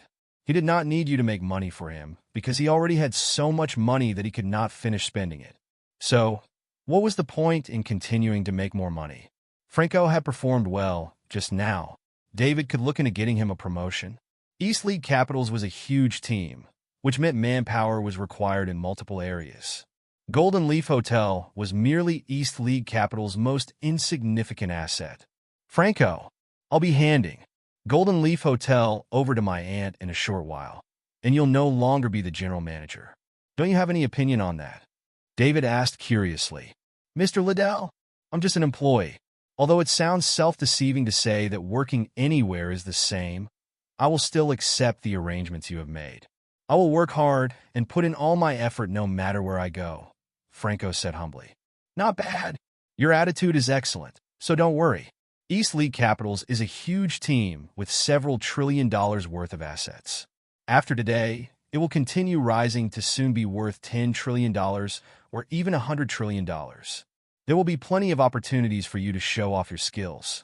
Golden Leaf Hotel is merely the most insignificant part of it all, and you might gain even more by stepping out of this place.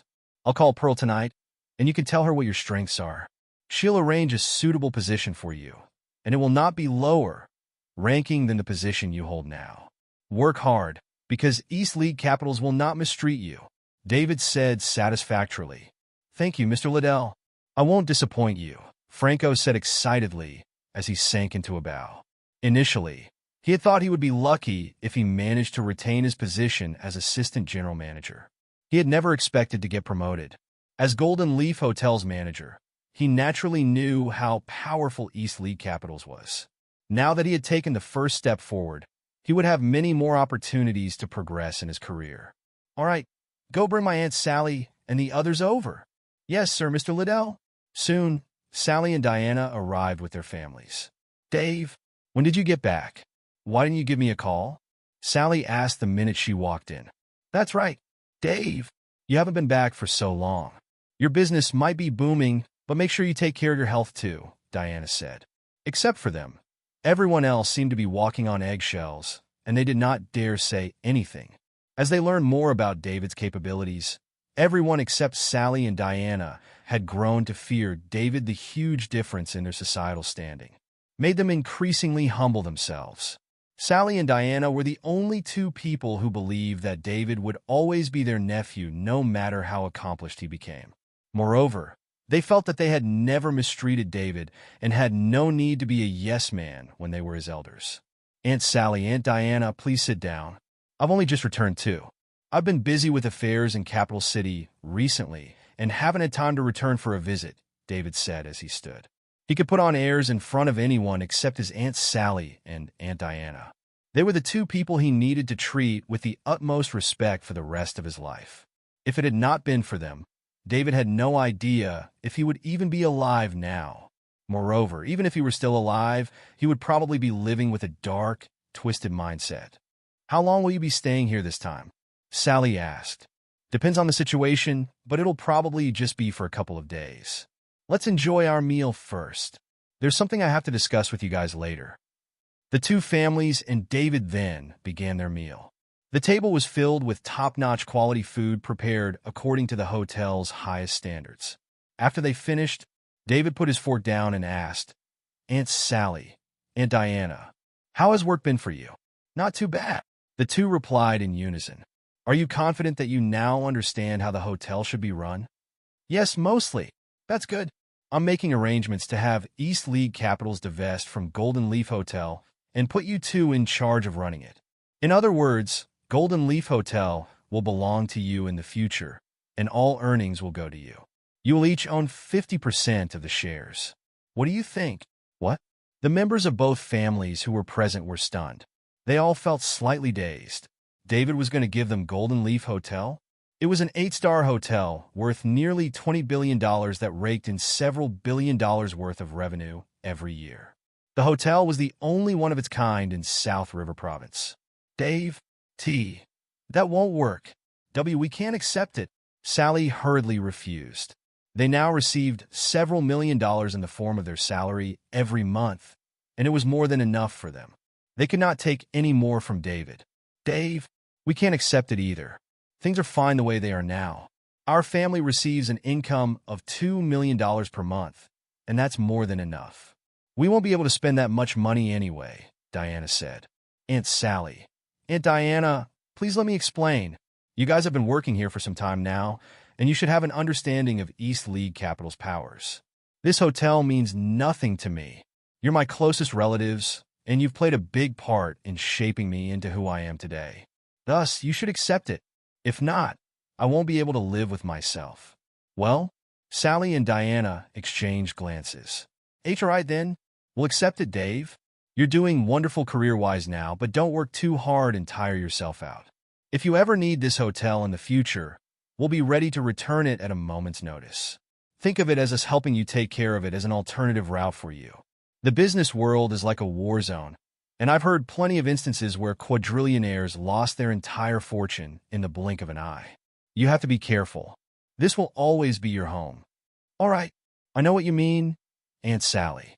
In that case, I'll get my lawyer to drop by later to help East League Capitals divest from Golden Leaf Hotel and then distribute the shares. To you. Besides Diana and Sally, everyone else present was trembling slightly. As of now, their family's net worth was still capped at several million dollars. However, after today, their net worth would increase to several billion dollars. A leap of this magnitude was more miraculous than witnessing an actual miracle. From today onwards, their identities would be different as well. The procedures were finalized quickly under David's instructions. Within an afternoon, everything had been taken care of. From that moment on, Golden Leaf Hotel was no longer a part of East League Capitals. Instead, it belonged to Sally Lowe and Diana Lydell. Of course, an asset worth a mere $20 billion was nothing to David. To him, money was merely a worldly possession. One's capabilities were something that truly belonged to themselves. Thus, the most important thing to do now was to work hard and improve his own strength. The next day, David took a break. During the night, his lavish points had crossed the 3,000 mark. He did not hesitate as he spent all 3,000 lavish points to enhance his physique. His physique, which had initially been at God Level 3, immediately rose to God Level 6. It felt like his strength had increased massively again. Now he was extremely powerful, even when compared to the other God rank Guardians. Although not yet like Mason, who was so invincible he could fight 9 people on his own, he was still much more powerful than ordinary God rank Guardians. Even so, his true strength would need to be verified through participating in actual battles. Either way, if David were to show off all his skills now, he would leave everyone's mouths agape in shock. Another day went by. Today, festive decorations covered the Luther family's house in South River Province, and everyone was in a jovial mood. Nearly all the influential families in South River City were making their way over to the Luther family house. Today was the day of Old Master Luther's 80th birthday.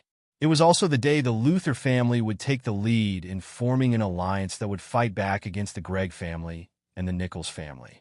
The Gregg family and Nichols family had become aggressive after joining forces and showed signs of wanting to dominate South River Province.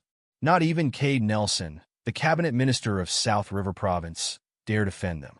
This made all the families feel a sense of danger. To have any chance of survival, they had to let go of past grudges and join forces. After all, the Nichols family was much too powerful. Even if everyone joined forces, their chances of winning were still slim.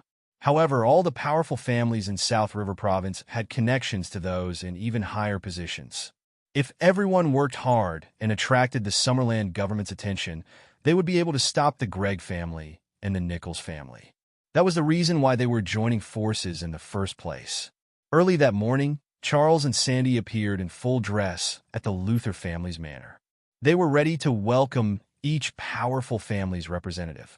Usually, the head of the household would attend alongside their heir. Many of the young men who had traveled to the Luther family's home today with their father or grandfather brightened up when they saw Sandy. Sandy was still considered young, but she was already extremely beautiful, especially after having revamped her style. Now, her slim, elegant figure attracted lots of attention.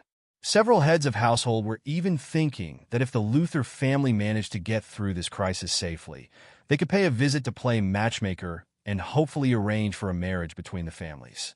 Naturally, there was more than one family who was thinking of this. However, it also meant the Luther family had to satisfy the prerequisite of getting through this current crisis. If they did not, all talks would be off. Today, everyone from the younger generation of the Luther family had returned too. It did not matter if they were directly or distantly related to Old Master Luther. They had all returned because he had just recovered. Currently, there had yet to be someone in the Luther family who dared disobey Old Master Luther's instructions. In the afternoon, the 7 to 8 tables placed in the Luther family mansion's front yard were all occupied. However, 3 of those tables were occupied by members of the Luther family. The Luther family was large, but many of its members were hedonistic. The other tables were occupied by representatives of the most powerful families in South River Province. Those from the older generation shared tables. Those from the younger generation shared tables too. A brief incident had occurred while they were getting to their seats. Several heirs had nearly gotten into a fight because they were all trying to sit next to Sandy. That was enough to show just how popular Sandy was. Just as everyone was about to begin their meal, someone shouted, "Mr. Nelson has arrived." Everyone stood and looked towards the gates. Sure enough, Cade Nelson, cabinet minister of South River Province, was walking in. The heads of household and their heirs immediately left their seats and went over to greet him. Mr. Nelson was an important person they rarely got to meet. Although he was slightly powerless against the Nichols family's power, the family still would not dare to offend him. After all, he had the support of the Summerland government. If they had a falling out, not even the Nichols family could withstand the pressure the Summerland government would place on them. "Welcome, Mr. Nelson. Your presence brings light to my humble dwelling," Rupert said as he hurriedly got up and walked towards Cade. Although Old Master Luther was the oldest person present, Cade was the cabinet minister of South River Province, and the latter had a much higher social standing compared to him, even though he was in the National Special Task Force. He would not dare to act arrogantly. Besides, Cade's presence today had brought great honor to the Luther family. It would also serve as a confidence boost for when they needed to join forces to fight back against the Gregg family and the Nichols family. "You're too kind, Old Master Luther. I remember how you got critically injured and nearly died while serving Summerland. I am deeply in awe of your honorable actions," Cade replied politely. He had come to the Luther family's house on David's instructions to maintain order. The ordinary citizens were not allowed to know about the martial arts practitioners. However, the Luther family's mansion was on the top of a mountain. Those who could afford to live nearby were powerful and influential people in River City. The so-called ordinary citizens would not be here, which gave little need for any restriction. "You praise me highly, Mr. Nelson. Please do take a seat," Old Master Luther said as he made a gesturing motion. As Cade made his way down the path, the heads of households all took turns to call out in greeting, "Good day, Mr. Nelson. Good day, Mr. Nelson. Good day, Mr. Nelson." Cade greeted all of them back in turn. He knew many of these people. They would be an extremely powerful team if they joined forces, but it would still not be enough if they were compared to the Nichols family. When two forces collide, the first thing to be compared would be their elite members' battle prowess. If their elite members were equally or near equally powerful, they would then compare the powers of the people under their command. However, if their elite were ever wiped out, there would be no chance of them turning the tables on their attacker. This was why so many powerful families in South River Province were afraid of the Nichols family now. It was because the latter's elites had superb battle prowess and multiple peak dragon rankers. However, there was not even one peak dragon ranker in the entirety of South River Province. Cade walked up to the main table. Those seated at this table were all heads of the most powerful families in South River Province. "Please take a seat, Mr. Nelson," Old Master Luther said. The seat at the head of the main table was still empty. Cade was the only person who had the right to sit there. Even Old Master Luther would cause discontent to spread if he were to sit there. After all, Old Master Luther was old, and his prior severe injuries meant he was no longer at his peak. However, Cade took a look at the seat and sat on the chair beside it. The fact that he was not sitting at the head of the table shocked everyone. "Please, Mr. Nelson, take the seat of honor," the other head of households who were standing nearby called out in unison. Please don't flatter me today. This is a seat that I wouldn't dare take today," Cade said as he smiled. What a joke. MP Liddell was going to arrive soon. If he were to take this seat, where would David sit when he arrived later? Would he not just be inviting trouble for himself? Today, Old Master Stefani, otherwise known as Mason Stefani, was probably the only person in Summerland who held greater power than David. The other two God-rank guardians, Abraham and Dirk, probably would not be able to overpower David. "Mr. Nelson, you must be joking. Who else would dare take this seat when even you do not dare take it?" Old Master Luther said. "That's right. Mr. Nelson, this seat is for you. Whose shopping mode among us would have the right to take this seat when even you do not dare take it?" "Shopping mode? Among us? That's enough. Please stop trying to persuade me. I won't dare take this seat today, no matter what you say. As for who will have the right to the seat, well, you'll know shortly," Cade said. Everyone jolted in surprise when they heard that. Was another important person going to be in attendance today? If it was someone whom Cade respected so greatly, they definitely would not be any ordinary person. Who on earth was that? Was there such an important person in South River Province? Or perhaps it was a representative from the government. While everyone was still trying to guess which famous person would be coming, several more people walked in through the gates. The leader was a middle-aged man who seemed to be in his 50s. Behind him were two elders and several youngsters. Everyone stared at the strangers curiously. Generally speaking, the later one appeared at a banquet like this, the more powerful they were. Those with lower social standings usually arrived earlier. However, these people dared arrive after Cade. Did they have no idea how things worked, or were they extremely powerful people? Cade's eyes narrowed when he saw the group. As cabinet minister of South River Province, he naturally knew who those people were. The one standing at the very front had even paid him a visit several days ago and tried to get him to join their side. These people were from the Nichols family, who had been responsible for causing recent terror among all the families of South River Province. Their leader was Franklin Nichols, head of the Nichols family and an extremely powerful peak dragon ranker. Franklin walked up to the main table while the two elders of the Nichols family and his direct descendants followed him. Was this seat left for me? In that case, I won't bother with niceties, Franklin said as he sat at the main table's seat of honor. What he did aroused discontent in everyone present. These people were all heads of South River Province's most powerful families, and they all had keen cognitive skills. From the way Cade had reacted, they could tell they were not the powerful individual Cade had been waiting for. If they were, Cade would already have gotten to his feet to greet them. Besides, virtually all the heads of South River Province's powerful families were here now. So where did this group come from? Could it be that they were not from South River Province? How could someone from another province dare take the seat of honor at a table when in South River Province? Was there something wrong with this person's mind? Would they not feel ashamed if word got out? Who are you? Is that seat one that you can take? Not even Mr. Nelson dared take it. What makes you, an unknown person, think you can sit there? Someone said accusingly. That's right. Why don't you screw off? Mr. Nelson left this seat empty for the important guest who will arrive soon. Don't blame us for getting rude if you don't get up soon. Oh, how are you going to treat me rudely? I'm interested. What do you think, Mr. Nelson? Long time no see. Why aren't you saying hi? Could it be that you didn't want to see me? Franklin asked casually as he placed both his feet on the table. He even pointed the soles of his shoes towards Cade. It was as if he had no respect for Cade at all, which made sense. As the head of the Nichols family, his presence was equivalent to that of a peak dragon. Rankers. In his eyes, Cade was nothing more than a piece of trash in the beginner stage of dragon rank.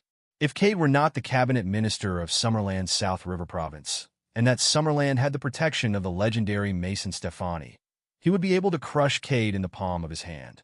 Mr. Nichols, this is Summerland, not some place where you can as you wish. Please do not jeopardize your own position. If not, no one will be able to save you, Cade said with a wooden expression on his face. Mr. Nichols? Shock washed over everyone present. They stared at the man sitting at the main table's seat of honor with his feet on the table in shock. Today, there was only one family with the last name Nichols who dared speak to Cade this way. It was the Nichols family, which had been in hiding before this. That was also the family who had caused them to be on tenterhooks lately. Moreover, it was also the reason why they were attending today's party. They had not expected the Nichols family to attend as well. Both heads of households who had just been berating Franklin before this shuddered. They wished they could slap themselves across the face. All the powerful families in South River Province had been doing their best to avoid the Nichols family. Meanwhile, they had just scolded the head of the Nichols family. Did that not mean they had just signed their own death sentences? So what if this is Summerland? Cade Nelson, don't you understand yet? Mason Stefani is the only person still keeping Summerland afloat. Once he dies, do you think the two God-rank guardians left in Summerland will be able to keep so many sects and families under control? Are you dreaming? When that happens, Summerland will be ours. I would advise you to renounce the dark and seek the light soon, Franklin said. He wanted Cade to join the Nichols family's side. It was not because of Cade's powers, which were in the beginner stages of dragon rank. The Nichols family had plenty of such talent. Having one more did not make much difference. Similarly, having one less did not make much difference either. It would not affect things in the long run. He was after Cade's identity as the cabinet minister of South River Province. Since Mason was not dead yet, they did not dare do as they pleased in Summerland. However, if they got Cade on their side, it would be much easier for them to control South River Province. Moreover, it would be done in a way which was in accordance with Summerland's rules and regulations. They had to take one step forward. This was to ensure they could keep progressing forward. They wanted to gain control over South River Province as quickly as possible. If they waited until Mason was dead, Summerland would descend into a pit of chaos. By then, the warlords would split up into different gangs, and it would not be as easy to gain control over South River Province as it was now. Just then, several more people hurried through the gates. When everyone took a closer look, they realized these people were from the Gregg family. After the Gregg family had told the Nichols family that the Luther family was hosting a birthday party today, and that all the powerful families from South River Province had been invited, the Nichols family had immediately set out to the party with their people. The Gregg family had rushed over too, but they were still one step behind the Nichols family. They stood behind Franklin after arriving, and made it apparent that they operated on the Nichols family's orders. Now, their table attracted everyone's attention. Everyone crowded forth, trying to figure out what was going on. Cade was initially furious when he heard what Franklin said. However, he then remembered that MP Lydell would be arriving soon and attacking the Nichols family, so he could use them as a warning against the other hidden families who intended to cause trouble in Summerland. The Nichols family was about to become history. Why should he hold a grudge against someone who was so near death? Thus, he smiled and said, "MT Nichols, if the Nichols family can come to speak to me again after making it through today alive, I just might say yes to you." "Oh, what do you mean, Mr. Nelson?" Franklin asked, sounding confused. "You'll know what I mean later. Also, this is a reminder. This seat is not for you. Don't say, 'I didn't wham you,' when the rightful owner arrives." Franklin put his feet down and narrowed his eyes as he stared at Cade. Cade was the cabinet minister of South River Province, and not an idiot. He would not be saying such things without reason. If he was saying these things, there would definitely be a reason for doing so. So, who on earth was coming? Could it be a higher-up from the Summerland government? A wave of fear washed over Franklin. If Cade had invited higher-ups from the Summerland government, things would become troublesome. The Nichols family was only ranked in the middle amidst all the hidden families and sects, which was why he had chosen South River Province, which was less well-known, as his target. His reason for doing so was so he would not stand out and attract the attention of the higher-ups in the Summerland government. Now, the Summerland government should be paying attention to the larger and well-known provinces that were also international cities, such as Capital City and Springfield. Why would they have the energy to pay attention to South River Province, which was ranked much lower? Franklin could not make sense of it. However, he soon came to terms with the situation. So what if the higher-ups from the Summerland government were coming? The Nichols family was not doing anything against the law. Everything they were doing adhered to protocol. Even if they were going to cause trouble, it would only happen after Mason died. By the time that happened, the Nichols family would not be the only ones causing trouble. Thus, not even the Summerland government could do anything to his family. Franklin relaxed after thinking things through. Franklin stared at Cade. However, Cade paid him no attention. "You might be powerful, but I have a stronger supporter. What can you do to me? Besides, after today, the Nichols family will be remembered as the first family to be exterminated." The Nichols family's presence was just to serve as an example for the other families and sects. That was all. "Cade Nelson, do you think you can act recklessly before me just because you have the Summerland government supporting you? Don't you know that the end of Mason Stefani's time is nearing? Summerland is going to split into pieces when that happens. There will be multiple powerful groups led by Falconia, eagerly waiting to pounce on the outside, and multiple hidden sects and families coming forth to occupy the resources on the inside. Do you think you'll be able to make a clean exit when that happens? I don't know how you were able to become the cabinet minister of South River Province when you can't even recognize such matters," Franklin said solemnly as he gazed at Cade. Everyone was shocked when they heard that. News of Mason nearing the end of his life was known only by several families that either had multiple connections or were very influential. At least 80% of the families present did not know about this. Now, upon hearing the Nichols family state that the end of Mason's time was near and that Summerland was about to collapse and fall apart, everyone's thoughts were muddled. If the Summerland government failed to keep these sects and families under control, that meant good times were coming to an end for them. What should they do? They would all end up becoming pieces of fresh, tender meat in the eyes of these families and sects. B*****. Franklin Nichols, how dare you? How dare you spout nonsense? and create chaos in Summerland. You must have a death wish if you're disrupting the peace and order of Summerland society. The entire Nichols family will pay for what you just said. Cade suddenly stood and spoke in a loud, berating voice. He roared. The Gregg family was stunned. The Nichols family was stunned. All the other major families in South River Province were stunned as well. Even Franklin, the head of the Nichols family, was stunned. After all, Franklin was the head of the Nichols family and a peak dragon ranker. Not only was he powerful, but he also had an astonishing background. Since when had he been scolded and humiliated in this way?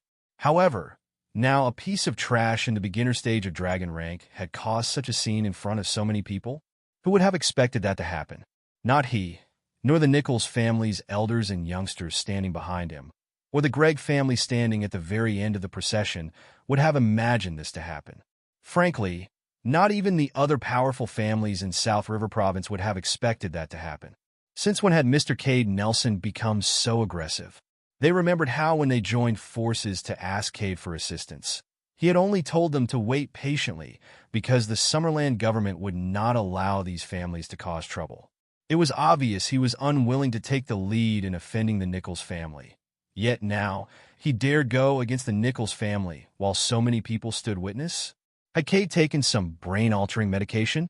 When Franklin came back to his senses, his blood pressure rose, and his face turned beet red. Not only had Cade humiliated him, but he had also humiliated the entire Nichols family. Cade Nelson, you're going to die. As Franklin gritted his teeth and finished his sentence, his aura rose steeply. It seemed that he was serious about wanting to kill Cade. Everyone else around them felt a suffocating aura drape over them. Franklin released all the aura he had as a peak dragon ranger. Today, he would teach all the powerful parties in South River Province a lesson. He wanted them to understand that when facing actual power, any sort of coalition they might have formed would collapse into rubble. They wanted to join forces to attack the Nichols family, but he, a peak dragon ranger of the Nichols family, would be able to destroy them all. That was how far apart their skills were. Several trashy people would not be enough to compensate for it. However, he would not kill Cade. As of now, Cade could not die at the hands of the Nichols family yet. He was still the cabinet minister of Summerland's South River Province, and Mason, the steadying force behind Summerland, had not died yet.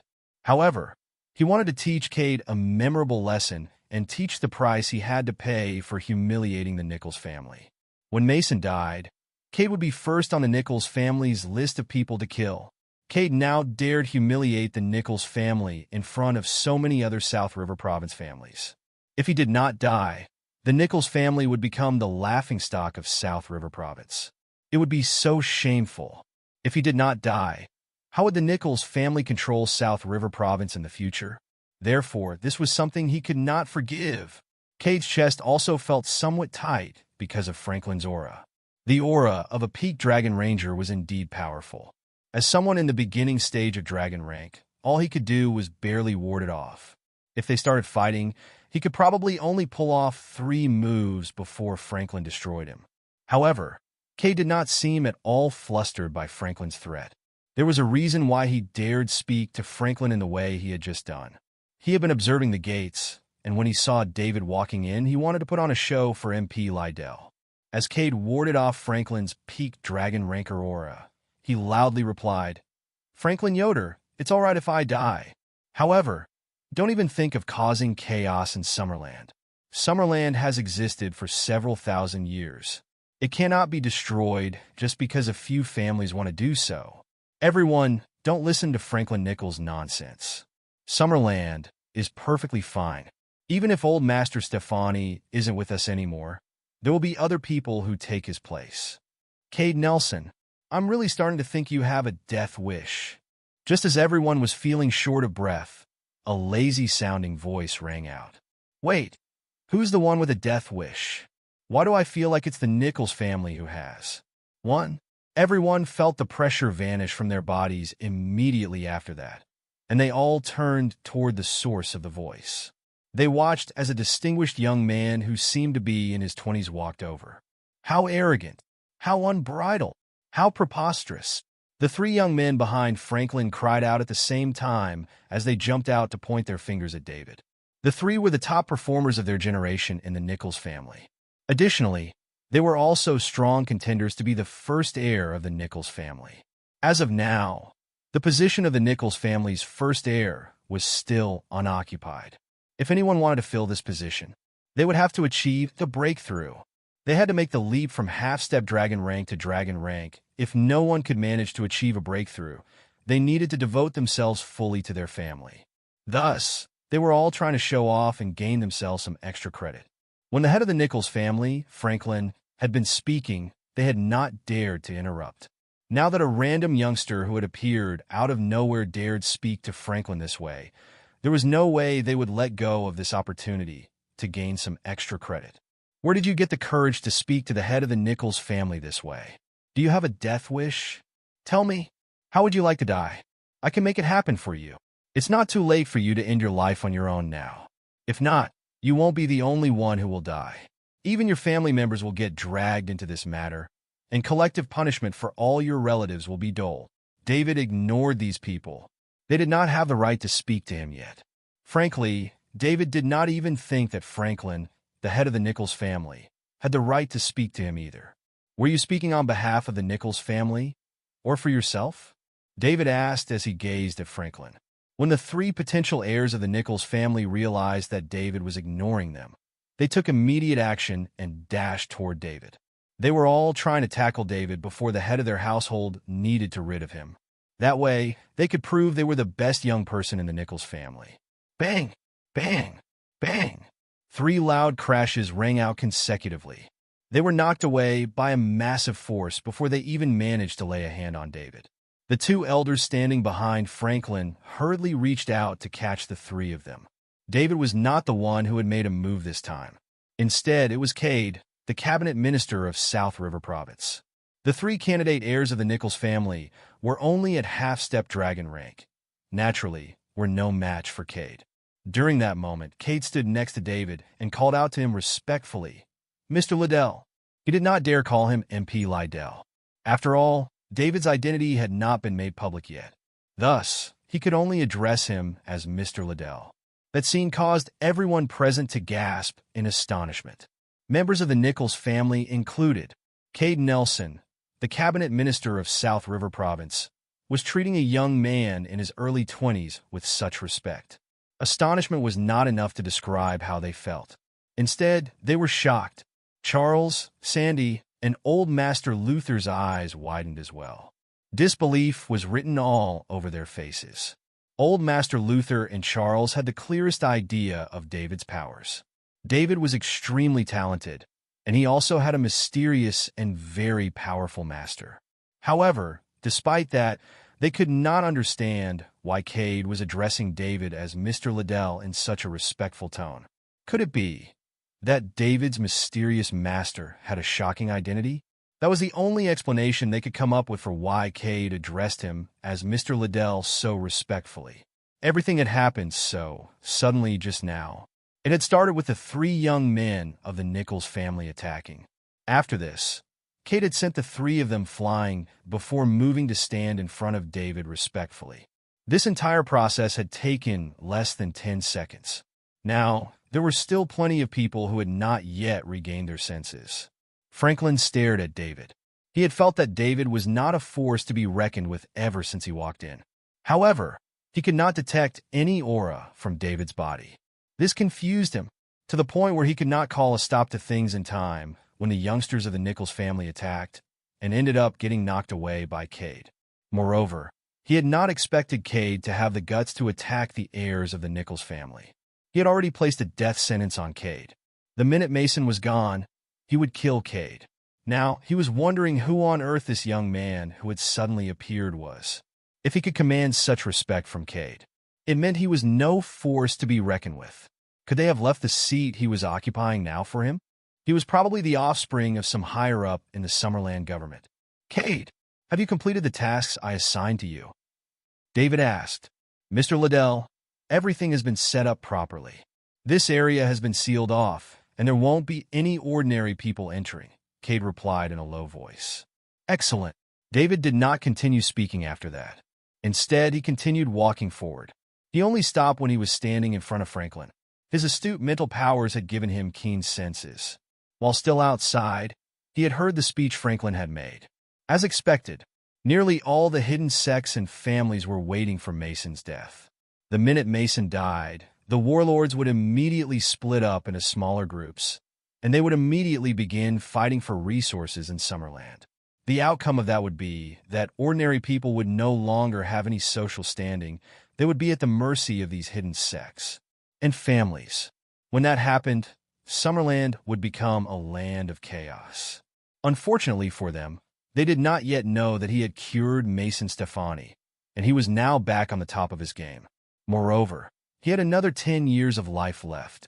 Their plans were doomed to fail. However, he still needed to shock these hidden sects and families. In that case, he would use the destruction of the Nichols family to serve as a warning to the others. I will ask you this question once more. Were you speaking on behalf of the Nichols family, or for yourself? David asked solemnly as he gazed at Franklin. So, what if I was speaking on behalf of myself? And so, what if I was speaking on behalf of the Nichols family?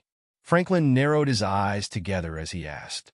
If you were speaking on behalf of yourself, then you'll be the one to die.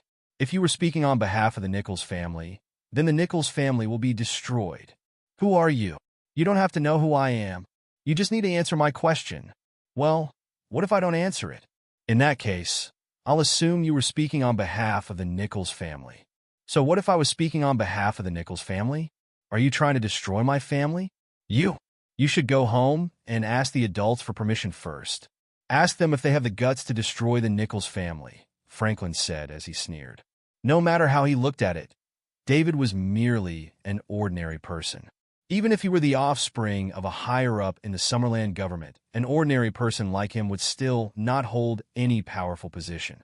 He could continue dreaming about destroying the Nichols family. Do you think so highly of yourself? Or do you think so highly of the Nichols family? I can destroy you on my own easily. Oh, you'll destroy the Nichols family? By yourself? Ha! Franklin started laughing loudly.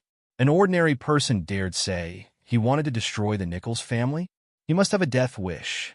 Are you done laughing? David asked without a trace of emotion on his face. So, what if I'm done laughing? And so, what if I'm not done laughing?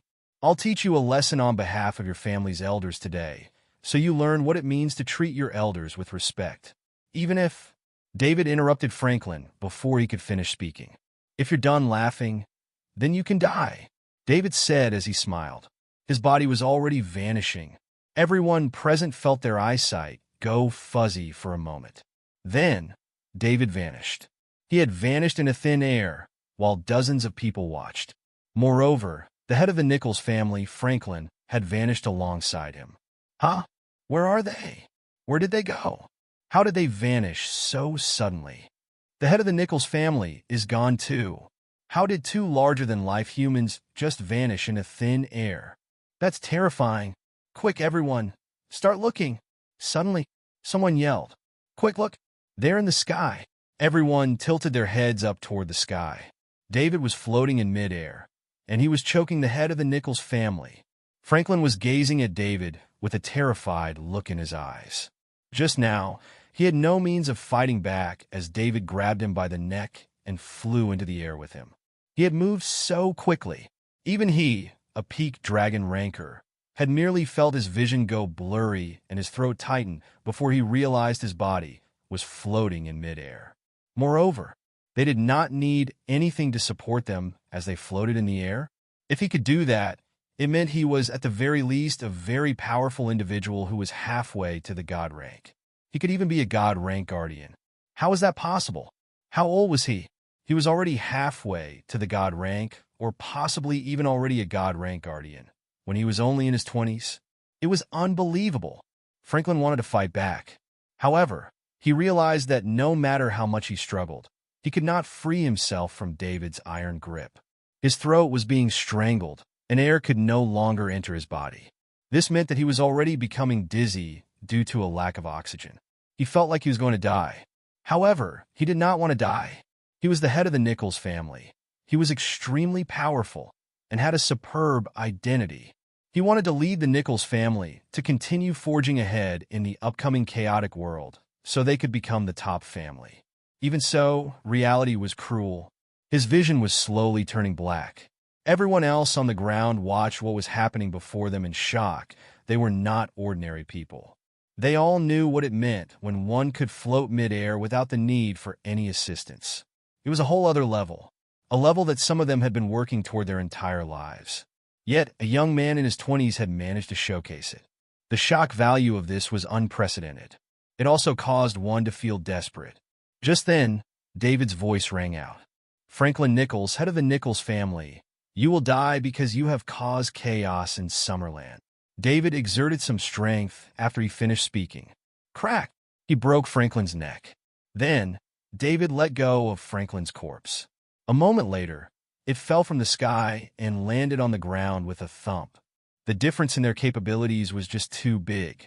One was a peak dragon ranker, while the other was a god rank guardian. They were not on the same level. Not to mention, David was no ordinary god rank guardian. Even when compared to the other god rank guardians, he was still an extraordinarily powerful person. He was not someone who could be compared against a peak dragon ranker. Franklin did not have a fighting chance from the start till the end. Everyone present was dumbfounded. Just like that, a peak dragon ranker was dead. This was not an outcome anyone had been expecting. They had not expected the Nichols family to meet such an ending. However, David had shocked them even more. A young man in his 20s had such terrifying power. The members of the Nichols family were in a state of terror. Franklin was one of the 3 peak dragon rankers in the Nichols family, and yet he was dead just like that. Not to mention, he had no means of fighting back if they were to base things on the battle that had just taken place. The Nichols family were facing a death sentence even though they still had 2 more peak dragon rankers in the family. This was something they were unable to accept. Just moments before, the Nichols family had been one of the most powerful families in South River Province, and they had been getting ready to take over the entirety of South River Province. However, now, they felt as if they had been kicked down to hell. They were so scared that they did not even dare approach Franklin's corpse. All they did was stand still and await David's punishment. Now, they were not thinking of how they could get revenge. Instead, they were thinking of how they could stay alive. They were even cursing Franklin inwardly. "You could have just died on your own. Why did you have to bring the entire Nichols family into this?" If he had said he was speaking only on behalf of himself, then he would be the only one who needed to die. Sadly, he had said he was speaking on behalf of the entire Nichols family. Now, they were terrified. 2. David Liddell, the 11th member of the Summerland Parliament, hereby declare that the Nichols family is to be punished for causing trouble in Summerland. The minute he finished speaking, David disappeared from the sky again. When he materialized again, he was standing behind the 2 elders, who were in the later stages of dragon rank. He clapped his hands lightly against the 2 elders' heads and shattered their brain tissue. That immediately caused the 2 elders, who were in the later stages of the dragon rank, to die as they bled from all 7 orifices. The 3 heirs of the Nichols family were already experiencing a surge in their blood pressure and energy levels after getting injured by Cade before this, and they now ended up passing out from terror. They were also youngsters in their 20s, and the Nichols family had been treating them as future heirs due to their high amount of talent. Despite this, they had never witnessed such a scene before in their lives. After hearing what David just said, everyone present finally understood what was going on. David was the newest, most recent addition to the Summerland Parliament. It looked like the Summerland government had not abandoned him. Just then, David slowly floated upwards. He stopped when he was several feet in the air and said, "Don't worry, everyone. I, David Liddell, the 11th member of the Summerland Parliament, guarantee to everyone that Summerland will not descend into chaos while we are present. Moreover, Summerland will become the safest place in the world." Today's incident with the Nichols family serves as a warning to the hidden sects and families of Summerland. You may join Summerland, but if you dare cause any chaos here, you will suffer the same fate as the Nichols family. Thunderous applause rang out. "Nice one, MP Liddell. Nice one, Summerland. I am proud to be a citizen of Summerland." David motioned for everyone to keep quiet. Everyone immediately fell silent. However, I wish to trouble everyone here to keep what happened today a secret. I need to keep my identity a secret so that we can have the element of surprise when fighting against foreign forces in the future. Don't worry, MP Lydell. I won't say anything even if it means I have to get pummeled to death. That's right. Don't worry, MP Lydell. I'll be the first to go after anyone who dares leak information regarding you. Not only will that person no longer be welcome in South River Province, but they will not be welcome in the whole of Summerland too. Me too. Me too. Everyone cried out loudly. Sandy tilted her head upward and stared dazedly at David, who was in the sky. At that moment, he seemed to be shining. There is something else I have to announce. Old Master Luther once sustained serious injuries and bled for Summerland. Moreover, he is my mentor. From today onwards, the Luther family will be my spokesperson in South River Province. Meeting the Luther family will equate to meeting me. I believe that everyone understands what I am trying to convey, right? Yes, understood. Don't worry, MP Lydell. The Holtons will view the Luther family as their leader from today onwards. Same goes for the Hubbard family. The same applies to the Hans family. The powerful families in South River Province were all quick to respond. They all knew that with David's support, the rise of the Luther family was going to be unstoppable. Moreover, they would be guaranteed a position of power in the incoming chaotic world. They had not yet reached David's level at this point, and all they could do was ensure they were on David's good side. At the very least, they would be able to protect themselves by doing so. Both Old Master Luther and Charles gazed at David gratefully. No one in South River Province would be able to stop the Luther family after David said that. Who would have expected David's identity to become so terrifying, and that he would have become a member of the Summerland Parliament after just several months of not seeing each other? Characters of this status were few and far between in Summerland, and they would definitely become a part of the most powerful group in Summerland. Usually, they would be able to determine a family's fate by simply uttering a single sentence. Old Master Luther was beyond touched by David's words. Initially, he had only found David to be talented, and after realizing his health was deteriorating, had wanted to provide the Luther family a contingency plan after his death. He had not expected David to not only cure him of his hidden disease, but also assist the Luther family in this way. The gamble back then was the best one he had made in all his years of living. Sadly, he had failed to get Sandy and David married. Old Master Luther glanced at Sandy, who was nearby. She was gazing at David with a dazed look in her eye. He sighed a helpless sigh to himself. If he had failed previously, chances of success would be even slimmer now that David had achieved such a powerful status. However, would Sandy have eyes for anyone else after encountering someone as legendary as David? It was not just an issue with Sandy. Right now, even he found himself disapproving of the most outstanding youngsters of South River Province's powerful families when compared to David. Sigh, but the young lass has a tough life. Old Master Luther thought to himself bitterly. There was nothing left to wonder about Sandy now. One could understand everything from the way she looked at David. Ever since David saved her, an impression of him had solidified itself in her heart. She paid even more attention to what David said than what her brother and grandfather said. When David mentioned he did not like her style, she immediately revamped it. When David said he disapproved of her clubbing habits and wanted her to focus on her education, she had immediately done as he said. It was worth noting she had paid zero attention to her brother and grandfather despite them telling her the same things multiple times. Even so, a single sentence from David managed to change her completely, to the point where she seemed like an entirely new person. This time, David had appeared during her most dire moment again. Not only had he helped cure her grandfather's illness, but he also helped solve the Luther family's troubles. At this moment, Sandy's feelings for David were even more profound, persistent, and determined than Celia's feelings for him back in the day. Celia's efforts had paid off after several years of persistence. However, no one knew how much longer Sandy would have to persist. It was possible it would take forever. Cade, summon the men to accompany me to the Nichols household. I want all the hidden sects and families in Summerland to know that they will be executed if they dare cause chaos in Summerland.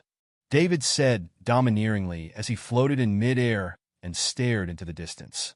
At that moment, he shone so brightly that he looked like a god descending from the heavens. "Yes, sir, MP Lydell," Cade replied, his eyes shining. He knew, from that moment on, he was one of David's men now. When he observed the strength and talent that David exhibited, he knew that David would be a massive influence in the upcoming decade. He was going to bring light to this glorious era. If he followed David closely, he would be able to make a name for himself in this glorious era too. "We will follow and cheer for you too, MP Lydell." "Yes, we will go as well." David took the members of South River Province's powerful families with him to the Nichols family's residence. Currently, the Nichols family had not fully resurfaced yet. Franklin, the head of the Nichols family, had only brought these people along with him to dig up new prospects. Franklin and the two elders of the Nichols family were their strongest fighters. Now that they were dead, chaos had erupted in the Nichols family. David attacked the remaining Nichols family members who were masters in the dragon rank, and in doing so, basically defeated all the people the Nichols family had sent out. The remaining members were all arrested, and Cade them sent to the South River Province prison. The issues that needed taking care of in South River Province were all eliminated after the Nichols family was defeated. Meanwhile, the Gregg family did not even have to wait for David to issue an order before the powerful families of South River Province joined forces to destroy them. Since they had dared work with the Nichols family to cause trouble in Summerland, no good outcome was awaiting them. However, the issue with the Nichols family had aided David in understanding the situation Summerland was in now. He found the hidden families weak because he was looking at them from a position of immense power.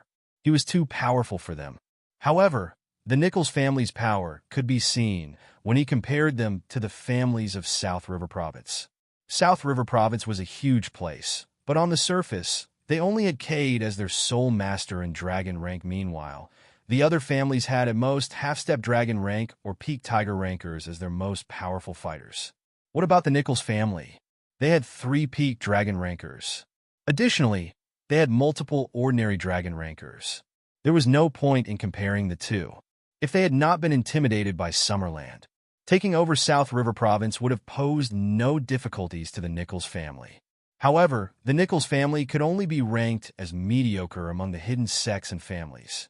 That could be seen from the fact they had chosen South River Province as their target. This was because South River Province was ranked in the latter half of Summerland's 66 provinces. Hidden sects and families who were on top of their game would choose to target Capital City, Springfield, or other high-ranking provinces. The higher the province's rank, the more abundant the resources it held, and thus, the greater the benefits it would bring to the hidden sects and families after they gained control of it. At that moment, there were probably hidden sects and families coming out of hiding in all of Summerland's major provinces. However, the Summerland government was still able to deter them, since Mason had not died yet. Thus, the situation was still under control. Even so, things would probably not remain under control for much longer. When everyone came out of hiding, that would be when true chaos erupted in Summerland. What had happened with the Nichols family this time could serve as a warning to these hidden families and sects, but it would not do too much good.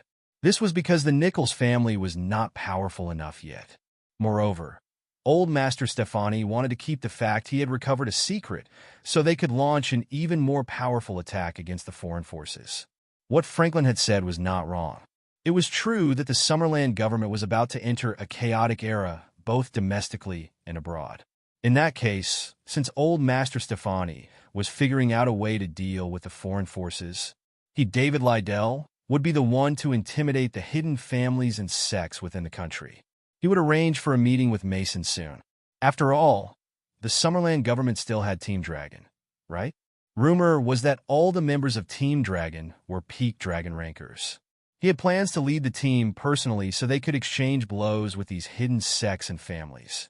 David did not think well of these people. Back when they were needed, they had chosen to go into hiding.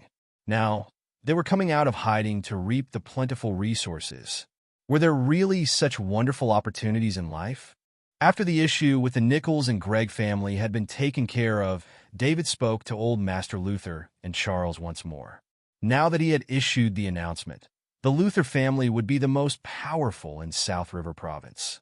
They needed to consult David about how they should keep South River Province under control. David left after everything was settled.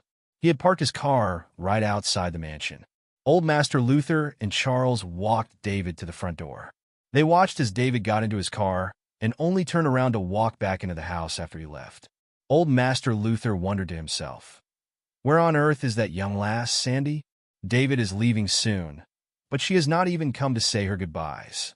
Sigh. The girl is probably unable to bear this separation. Who knows, she might be hiding and crying in some coma." After David got into his car, he started the car's engine so he could drive off. At that moment, the passenger side door opened abruptly. A petite figure clambered in. David was stunned. Wasn't this Sandy Luther? What was she doing here? "Dave," Sandy called out shyly. "Sandy, what's wrong?" David asked confusedly. "Nothing's wrong, Dave. I just wanted you to keep me company. I was constantly afraid during the days when my grandfather was ill and my brother was injured.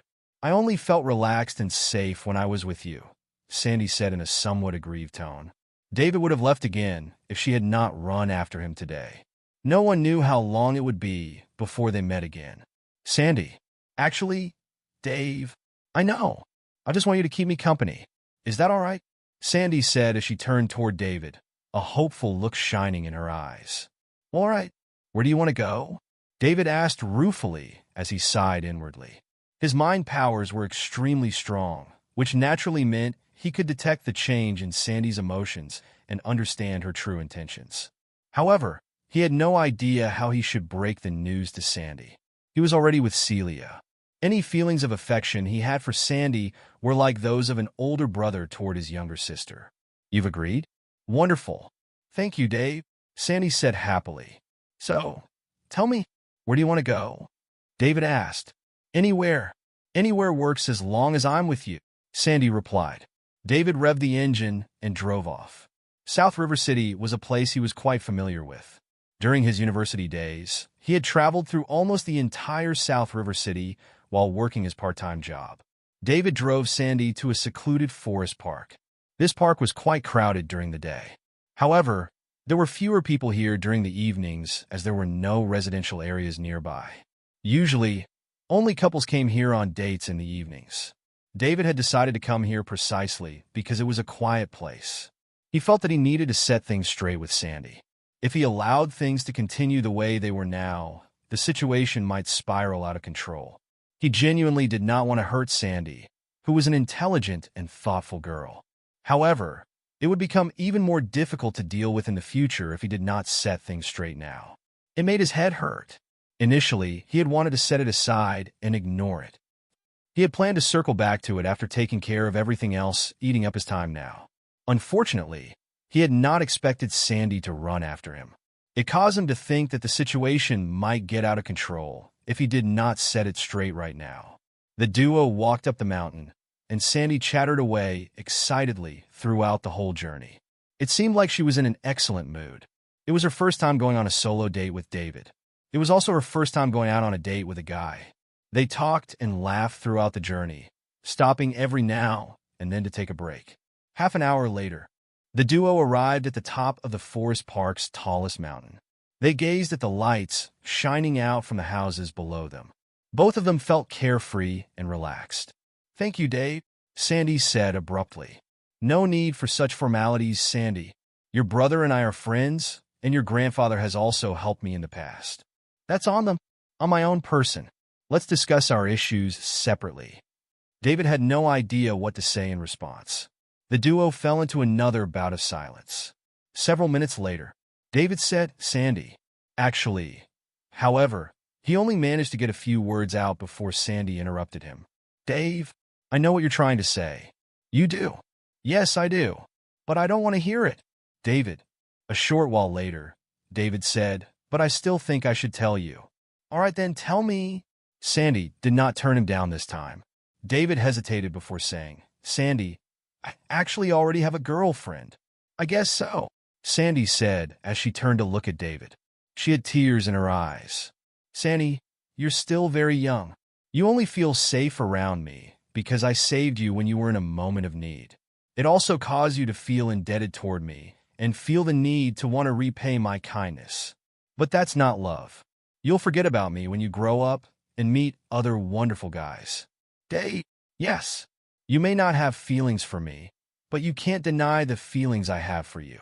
Sandy, you're still young. You don't know what true feelings are yet. Dave, right now, I think about you during the day, at night, when I'm eating, and even when I'm asleep. I think about you no matter what I do, and I can't distract myself no matter how hard I try. Tell me, what is it if it's not love? Sandy asked, tears shining in her eyes as she stared steadfastly at David. David felt his hair stand on end as Sandy stared at him. Right now, he would rather get into a fight against several God-rank guardians than face Sandy. But, Sandy, I already have a girlfriend. We were high school classmates, and we are in a wonderful relationship. I'm planning to marry her once we've graduated. She must be beautiful, right? What's her name? She's gorgeous. Her name is Celia Young. Celia? What a beautiful name.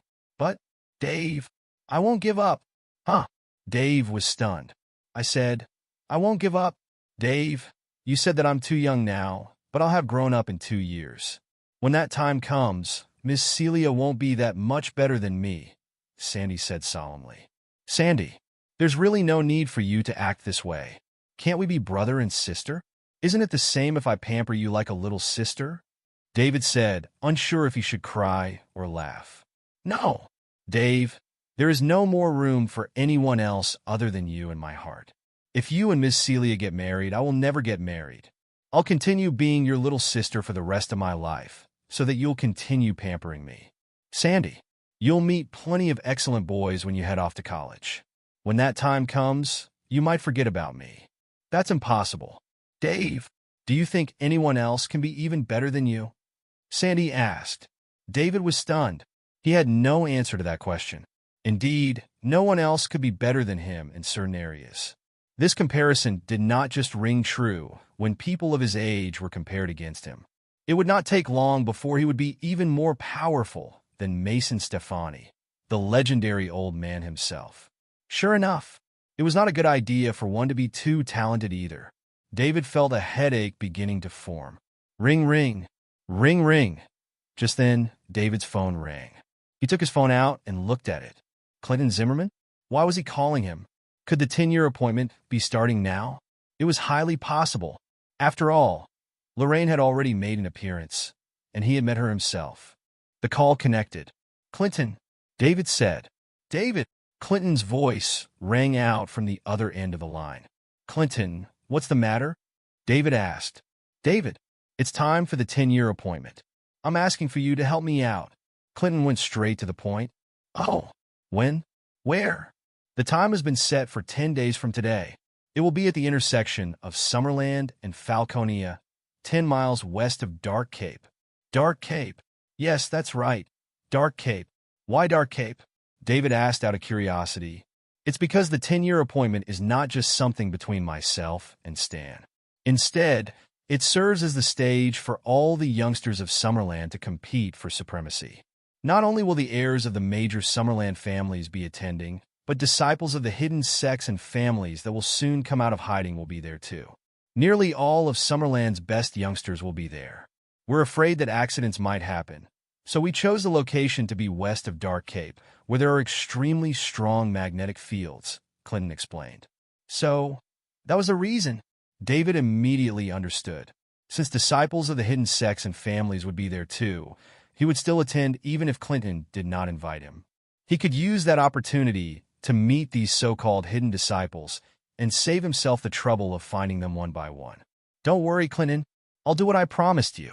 See you in 10 days. Thank you so much, David, Clinton said gratefully. David hung up the call. He had just been wondering what the intention behind the 10-year appointment was. Two men had been fighting over a woman 10 years ago. Had it evolved into countless men fighting over a single woman today? That was impossible. Lorraine's looks were undeniably good, and she had a magnificent style unmatched by her generation. A normal man would have infinite reveries about her ever since the first time he laid eyes on her. However, It was unrealistic to say that a single woman had attracted the heirs of so many powerful families and the disciples of hidden families to flock towards her. In that case, what was the reason? For fame or for power? David thought about it carefully. If he was not mistaken, it was probably for fame. There was an unprecedented appeal in being the one who gained fame by overpowering countless youngsters and becoming the leader of Summerland's younger generation through the 10-year appointment. It would also bring about immense benefits in the incoming chaotic world. That was why everyone was so eager to join the 10-year appointment. After figuring out the key points, David no longer paid any attention to the matter. The 10-year appointment was a wonderful chance to become famous for someone else. However, it was nothing to David. So what if he became the leader of Summerland's younger generation? He did not need that kind of fame. It was too cheap for him. His vision had long since surpassed such a goal. Besides, his powers no longer allowed him to compare himself to these youngsters. He would be bullying them if he did so. Just one of his fingers would be enough to push down these so-called prides of the younger generation so much that they could not raise their heads. However, he still needed to attend the event. When the time came, he would just go and assist Clinton and ensure he repaid the favor he owed. As for the rest, he would forget about it. There was no need for him to stick out amidst these people. "Let's go, Sandy. I'll take you home," David said. "Dave, can you accompany me for just a while longer? Let's go sit over there." Sandy took several steps forward when she finished speaking and sat down on a stone bench. David had no choice but to follow Sandy and sit down beside her. "Sandy, I'm good friends with your brother, and your grandfather has helped me greatly. I truly did not wish to hurt you," David said after he sat down. "I know, David. There's no need for you to feel guilty. You don't have to feel pressured either. You're right. I'm still young now. Perhaps I won't like you anymore in 2 years. I'm so relieved that you're thinking that way, Sandy," David said. He heaved an inward sigh of relief at the same time. He had been worried that the girl's emotions would spiral out of control. "Dave, I have a question for you. Ask away. Besides the older, brother-like love you have for me, do you feel even the tiniest bit of any other feelings for me? Look into my eyes and answer me honestly. Don't lie," Sandy said as she turned around to look at David. David was stunned. He had not expected Sandy to ask such a question. At that moment, he had no idea how he should answer her. Did he really have no other feelings for Sandy? That might not be the case. David could see hints of Celia in Sandy. Stubborn, determined, understanding. It was tough to change their minds once they had decided on something. Moreover, they were not clingy. TTC. You could visit her when you were free. She would not annoy you when you were busy either. Was there anyone who would dislike a woman like that? Besides, Sandy used to be South River City's bratty child. As the daughter of the Luther family, she could do anything she wanted in South River City. No one dared say anything, even when she skipped school for long periods and went clubbing. However, Sandy had completely changed simply because of what David had said. David's words were even more effective than what Charles and old Master Luther's nagging. If David said he did not feel even the slightest bit of any other feelings, he would be lying. Even so, what could he do? He was already with Celia. His relationship with Celia had already begun, and there was no way he would betray her. Since nothing had happened between him and Sandy yet, he would have to nip it in the bud. David's gaze was shifty. He did not dare look into Sandy's eyes. David had little experience in dealing with relationships, and he had no idea what to do in a situation like this. He did not want to hurt Sandy, but he did not want to betray Celia either. If word got out that he, a God-rank guardian, was stuck on a problem like this, he would probably become the town's laughingstock. The bell would always be the hero's toughest hurdle. Sandy, actually Stop. Dave, you don't need to say anything more. I understand, Sandy said as she smiled. Oh, all right. Sandy was delighted to see how embarrassed David was. It was a difficult sight to imagine. One would find it difficult to believe that this was the man who had looked like a god at the Luther household today, who was so fearsome that even the powerful families of South River Province did not dare to breath too deeply when he was around, and who was able to destroy the Nichols family in the blink of an eye. David's behavior proved he had feelings for her. That was enough. She had been afraid that David would turn her down without hesitation, and that he had no feelings for her other than brotherly love.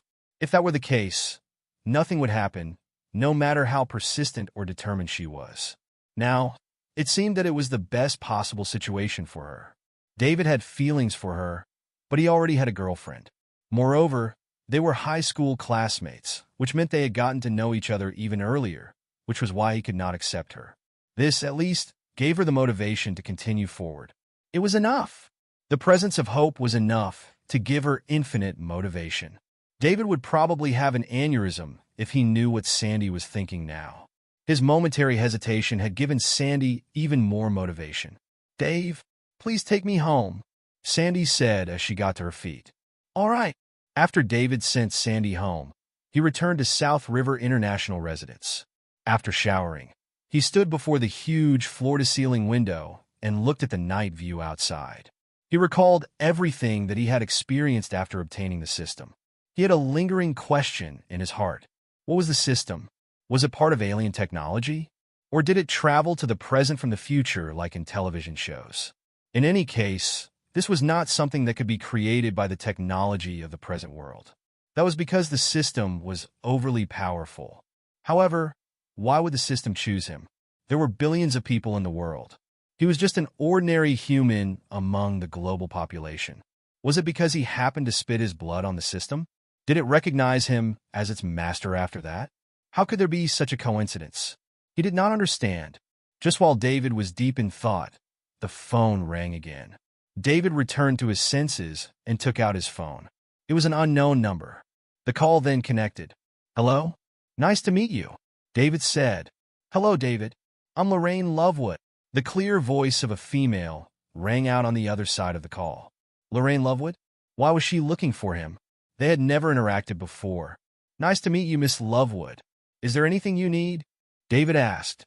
"David, a youth event will be held 10 kilometers west of Dark Cape in 10 days' time. I hope that you can take part in it. The heirs of all the prominent families in Summerland will participate in the event. The hidden descendants will join as well. It's the largest scale event to date. It's the best opportunity for you to showcase your abilities as well," Lorraine said. "In 10 days' time? 10 kilometers west of Dark Cape? Was this not the 10-year appointment? Why was Lorraine Lovewood inviting him to the event?" "Miss Lovewood, this should have nothing to do with me, right?" David asked. "David, the fact that you were able to appear in old Master Stefani's residence and dare to attack the Gooding family proves that you're not an ordinary person. You should be aware that it'll be extremely useful for one to hold the title of the most powerful youth in Summerland before chaos arrives." As expected, this was exactly what he had expected. Everyone was fighting to obtain the title of the most powerful youth in Summerland. Meanwhile, Lorraine Lovewood should just be an extra. However, why was she doing this? Was she looking for more powerful support unit just to be on the good side of the most powerful youth of Summerland? She was not from a weak sect. He could tell this from the abilities of the few people that had been by her side. In any case, it did not matter. All of this had nothing to do with him. If he had not promised Clinton to assist him in the 10-year appointment, David would not be interested in the event at all. No matter how grand such youth gatherings were, they were no different from child's play in David's eyes. He was an adult, so of course he would not be interested in playing around with children. However, since he had to be there anyway, he should just accept the invitation. "All right, I'll be there in 10 days, Miss Lovewood," David replied. "I'll give you a grand welcome then." Lorraine hung up after saying. She still had to notify the others and invite them to the event. She was holding the event in the name of the 10-year appointment. Lorraine did not expect the words that she had simply blurted out 10 years ago to have such a large impact. Since that was the case, she would use this opportunity to expand its scale. By doing so, she could lure out all the capable youths of Summerland. The most powerful youth of Summerland could be selected through this event. This would be a major contribution on Lorraine's end as well. It did not matter who eventually obtained the title, as the victor would eventually owe her one. The higher their future achievements were, the more they would owe her. Meanwhile, there was the problem of her future spouse as well. She was willing to marry any man that could overpower all the other youths of Summerland. As a woman, and one who drove plenty of men crazy at that. She could only marry a man capable of leading the world in this era since she was not able to do so personally. She had come up with this plan a long time ago. Otherwise, she would not have waited till now. Her unrivaled looks? Her unparalleled charm. She was born with all of these qualities for the man that would be her spouse. Only a man like this had the right to be with her. Initially, David planned to return to Capital City to discuss issues related to Team Dragon with Mason. Plenty of hidden sects and families were starting to resurface in the world. Therefore, rules had to be set out to prevent them from messing around. However, the 10-year appointment was about to begin, so he would only return to Capital City after that. He would pay a visit to Dark Cape tomorrow. He wanted to take a look at the developments of Dark Cape. With his unlimited financial support, he believed that Dark Cape was now a place that could impress and shock the whole world. Besides, they had the support of a God-rank guardian like him. Dark Cape no longer feared any forces. The next day, David quietly headed to Dark Cape. Meanwhile, over the past few days, countless hidden descendants and young men from prominent families in Summerland received invitations to the 10-year appointment event through text or call from Lorraine. Lorraine would personally call those who were highly reputable. Meanwhile, Lorraine would send out invitations to those with ordinary statuses but with the right to participate in the event through text. These people reacted differently compared to David. The young men that received the texts or calls all expressed their interest in participating in the event joyously. They all told her that they would make it on time. That was because the fact that they had received the invitation through text or call meant that they were worthy of participating in the event. This was considered a sign of approval. On the other hand, those who were yet to receive the invitation stayed beside their phones at all times. As soon as their phones rang, they would be as overjoyed as a poor man that had just won the lottery. On the other hand, their moods would instantly hit rock bottom the moment they realized that the call was not an invitation to the 10-year appointment. The ways in which everyone showed off changed as well. Every time heirs of different families met up or attended a gathering of some sort, the first thing that they would ask about was whether the other had received an invitation to the 10-year appointment. They would then start showing off their invitation. This was preceded by a load of nonsense and bullsh**. Those who did not receive the invitation felt that they were beneath others. Undeniably, Lorraine was quite good at creating a powerful force. The passion of all the youths in Summerland had been stirred up by her. Everyone was now anticipating the chance to flaunt their abilities during the event. Even if they could not beat out all the youths in Summerland, it would be fine as long as they gave an outstanding performance. This would be extremely helpful for their future development. This was also the same for the hidden families and sect heirs that were about to resurface in the world. After some hidden descendants that had no plans of resurfacing in the world so heard about this news, they immediately changed their minds and came out of hiding in advance. Lorraine arranged for the event to be held in 10 days, as she was being considerate toward the hidden descendants that were yet to resurface in the world. That way, they would have enough time to make preparations. More hidden descendants would be able to take part in the event as well. Once this news spread, Lorraine was confident that these people would not be able to resist the temptation of obtaining the title of the most powerful youth in Summerland. Dark Cape, within the castle of Red Flame Mercenaries. David sat down on the main seat of the hall with a silver mask on his face. The higher-ups of Red Flame Mercenaries were gathered below him. Red Flame Mercenaries were already extremely powerful now. With David's unlimited financial support and his reputation as Captain Silverface, Dark Cape managed to recruit many powerful people. Killer, the first deputy captain of Red Flame Mercenaries, was finding it harder to keep these people in control. He only had the abilities of a mid-dragon ranker. Meanwhile, two of the newbies in the Red Flame Mercenaries possessed abilities that were in the later stages of dragon rank. Not to mention Tulip, who was in the beginner stage of dragon rank, and the other deputy captain, Paul, who was at the half-step to dragon rank. David looked at the higher-ups of the Red Flame Mercenaries beneath him. Two of them were in the later stages of dragon rank. There were 5 mid-dragon rankers. 11 of them were in the beginner stages of dragon rank. Besides, Dark Cape had all sorts of advanced weapons. This was truly an extremely powerful force. However, this was not enough. None of them were peak dragon rankers. How could this be? They still had to recruit more powerful figures. Killer, give me a report of Red Flame Mercenaries' recent status. David spoke up. Yes, Captain. Killer got up and responded courteously. After that, he started reporting some of the important things that had recently happened surrounding Red Flame Mercenaries. For example, he reported how many people they had recruited, how many weapons they had purchased, what abilities each of the newcomers had, how much they had spent, and so on. Killer gave an extremely detailed explanation. One could tell that he had definitely put in the effort to report everything to David. However, David got bored while listening to his report. He did not really care about these matters. He was concerned about why it took them such a long time to spend his money. Killer retreated to the side after speaking. David just told him, I believe that everyone knows how things are right now. Chaos is coming, both in Summerland and the entire world. Although our abilities are continuously rising, it still isn't enough. We must continue equipping ourselves with more weapons and continuously grow stronger. That's the only way we can survive the upcoming chaos. Besides, if Red Flame Mercenaries just showcases our strong capabilities, it will be extremely easy for us to recruit talents during this period of time. Following the continuous appearances of hidden families and sects, a lot of people are looking for powerful support. Therefore, all of us must continue working hard. Don't be afraid of spending money. I have plenty of it. Our main priority is to strengthen Red Flame Mercenaries, understood? We understand. The higher-ups of Red Flame Mercenaries within the hall shouted out in unison. Very well.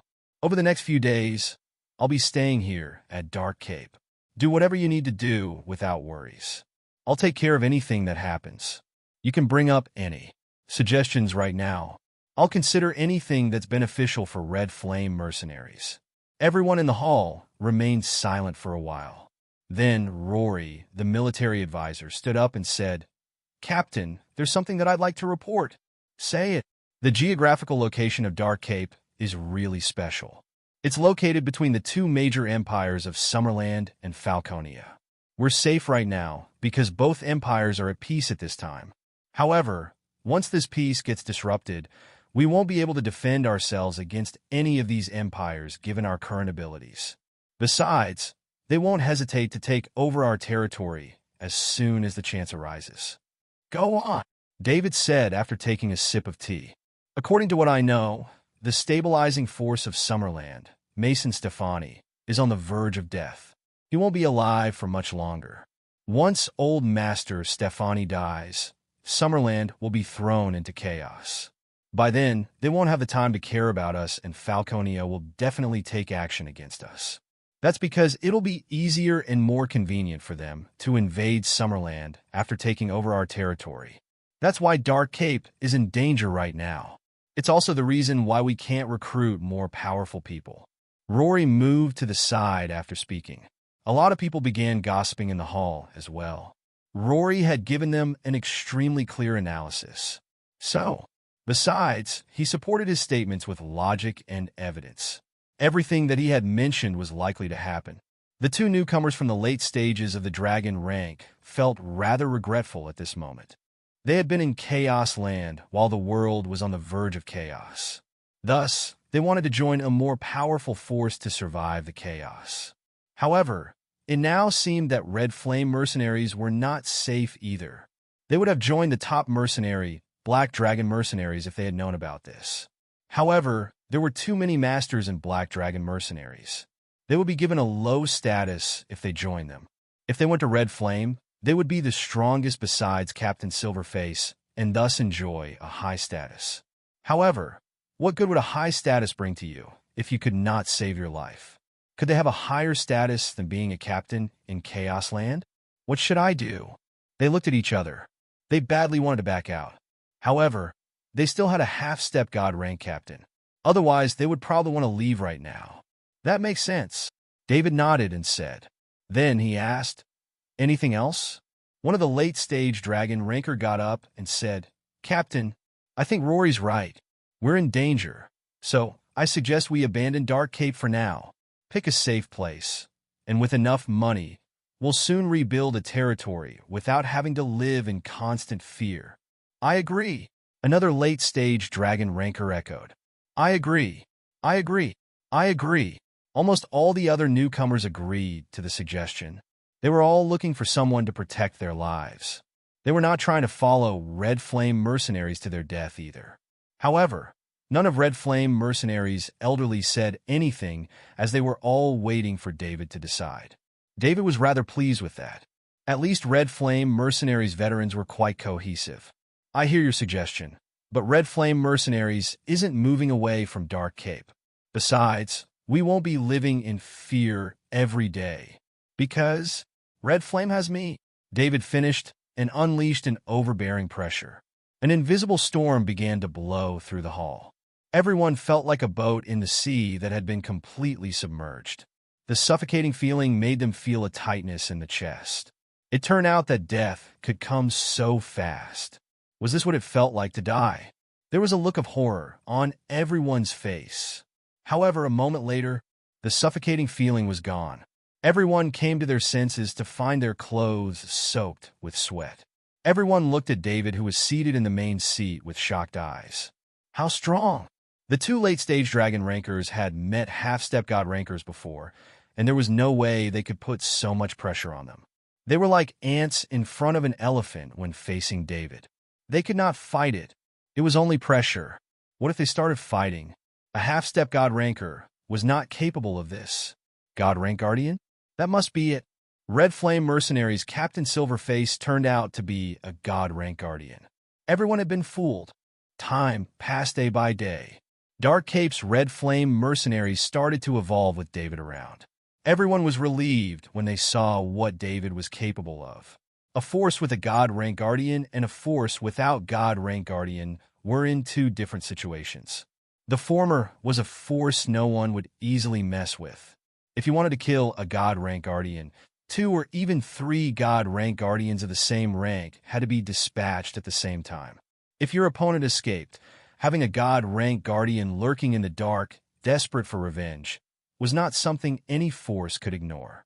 This was why even Falconia would not mess with such forces. The top mercenary in the global underworld, Black Dragon Mercenaries, was an example of this. Black Dragon Mercenaries was originally a big country that had been invaded by Falconia. After the split, some senior officials came together to form the group. They hated Falconia so much that they often assassinated Falconia's middle and senior officials. To this day, Falconia still had no idea how to handle Black Dragon Mercenaries. Of course, it was not that Falconia could not destroy Black Dragon Mercenaries.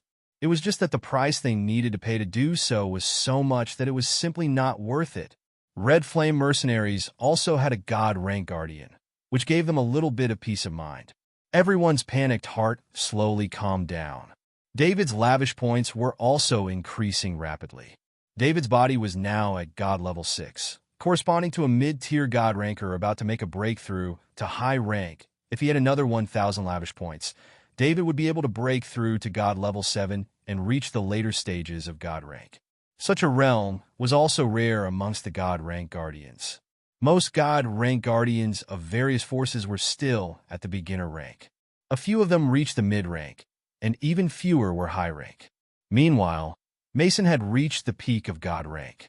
This made him the anchor of Summerland, capable of deterring the entire world.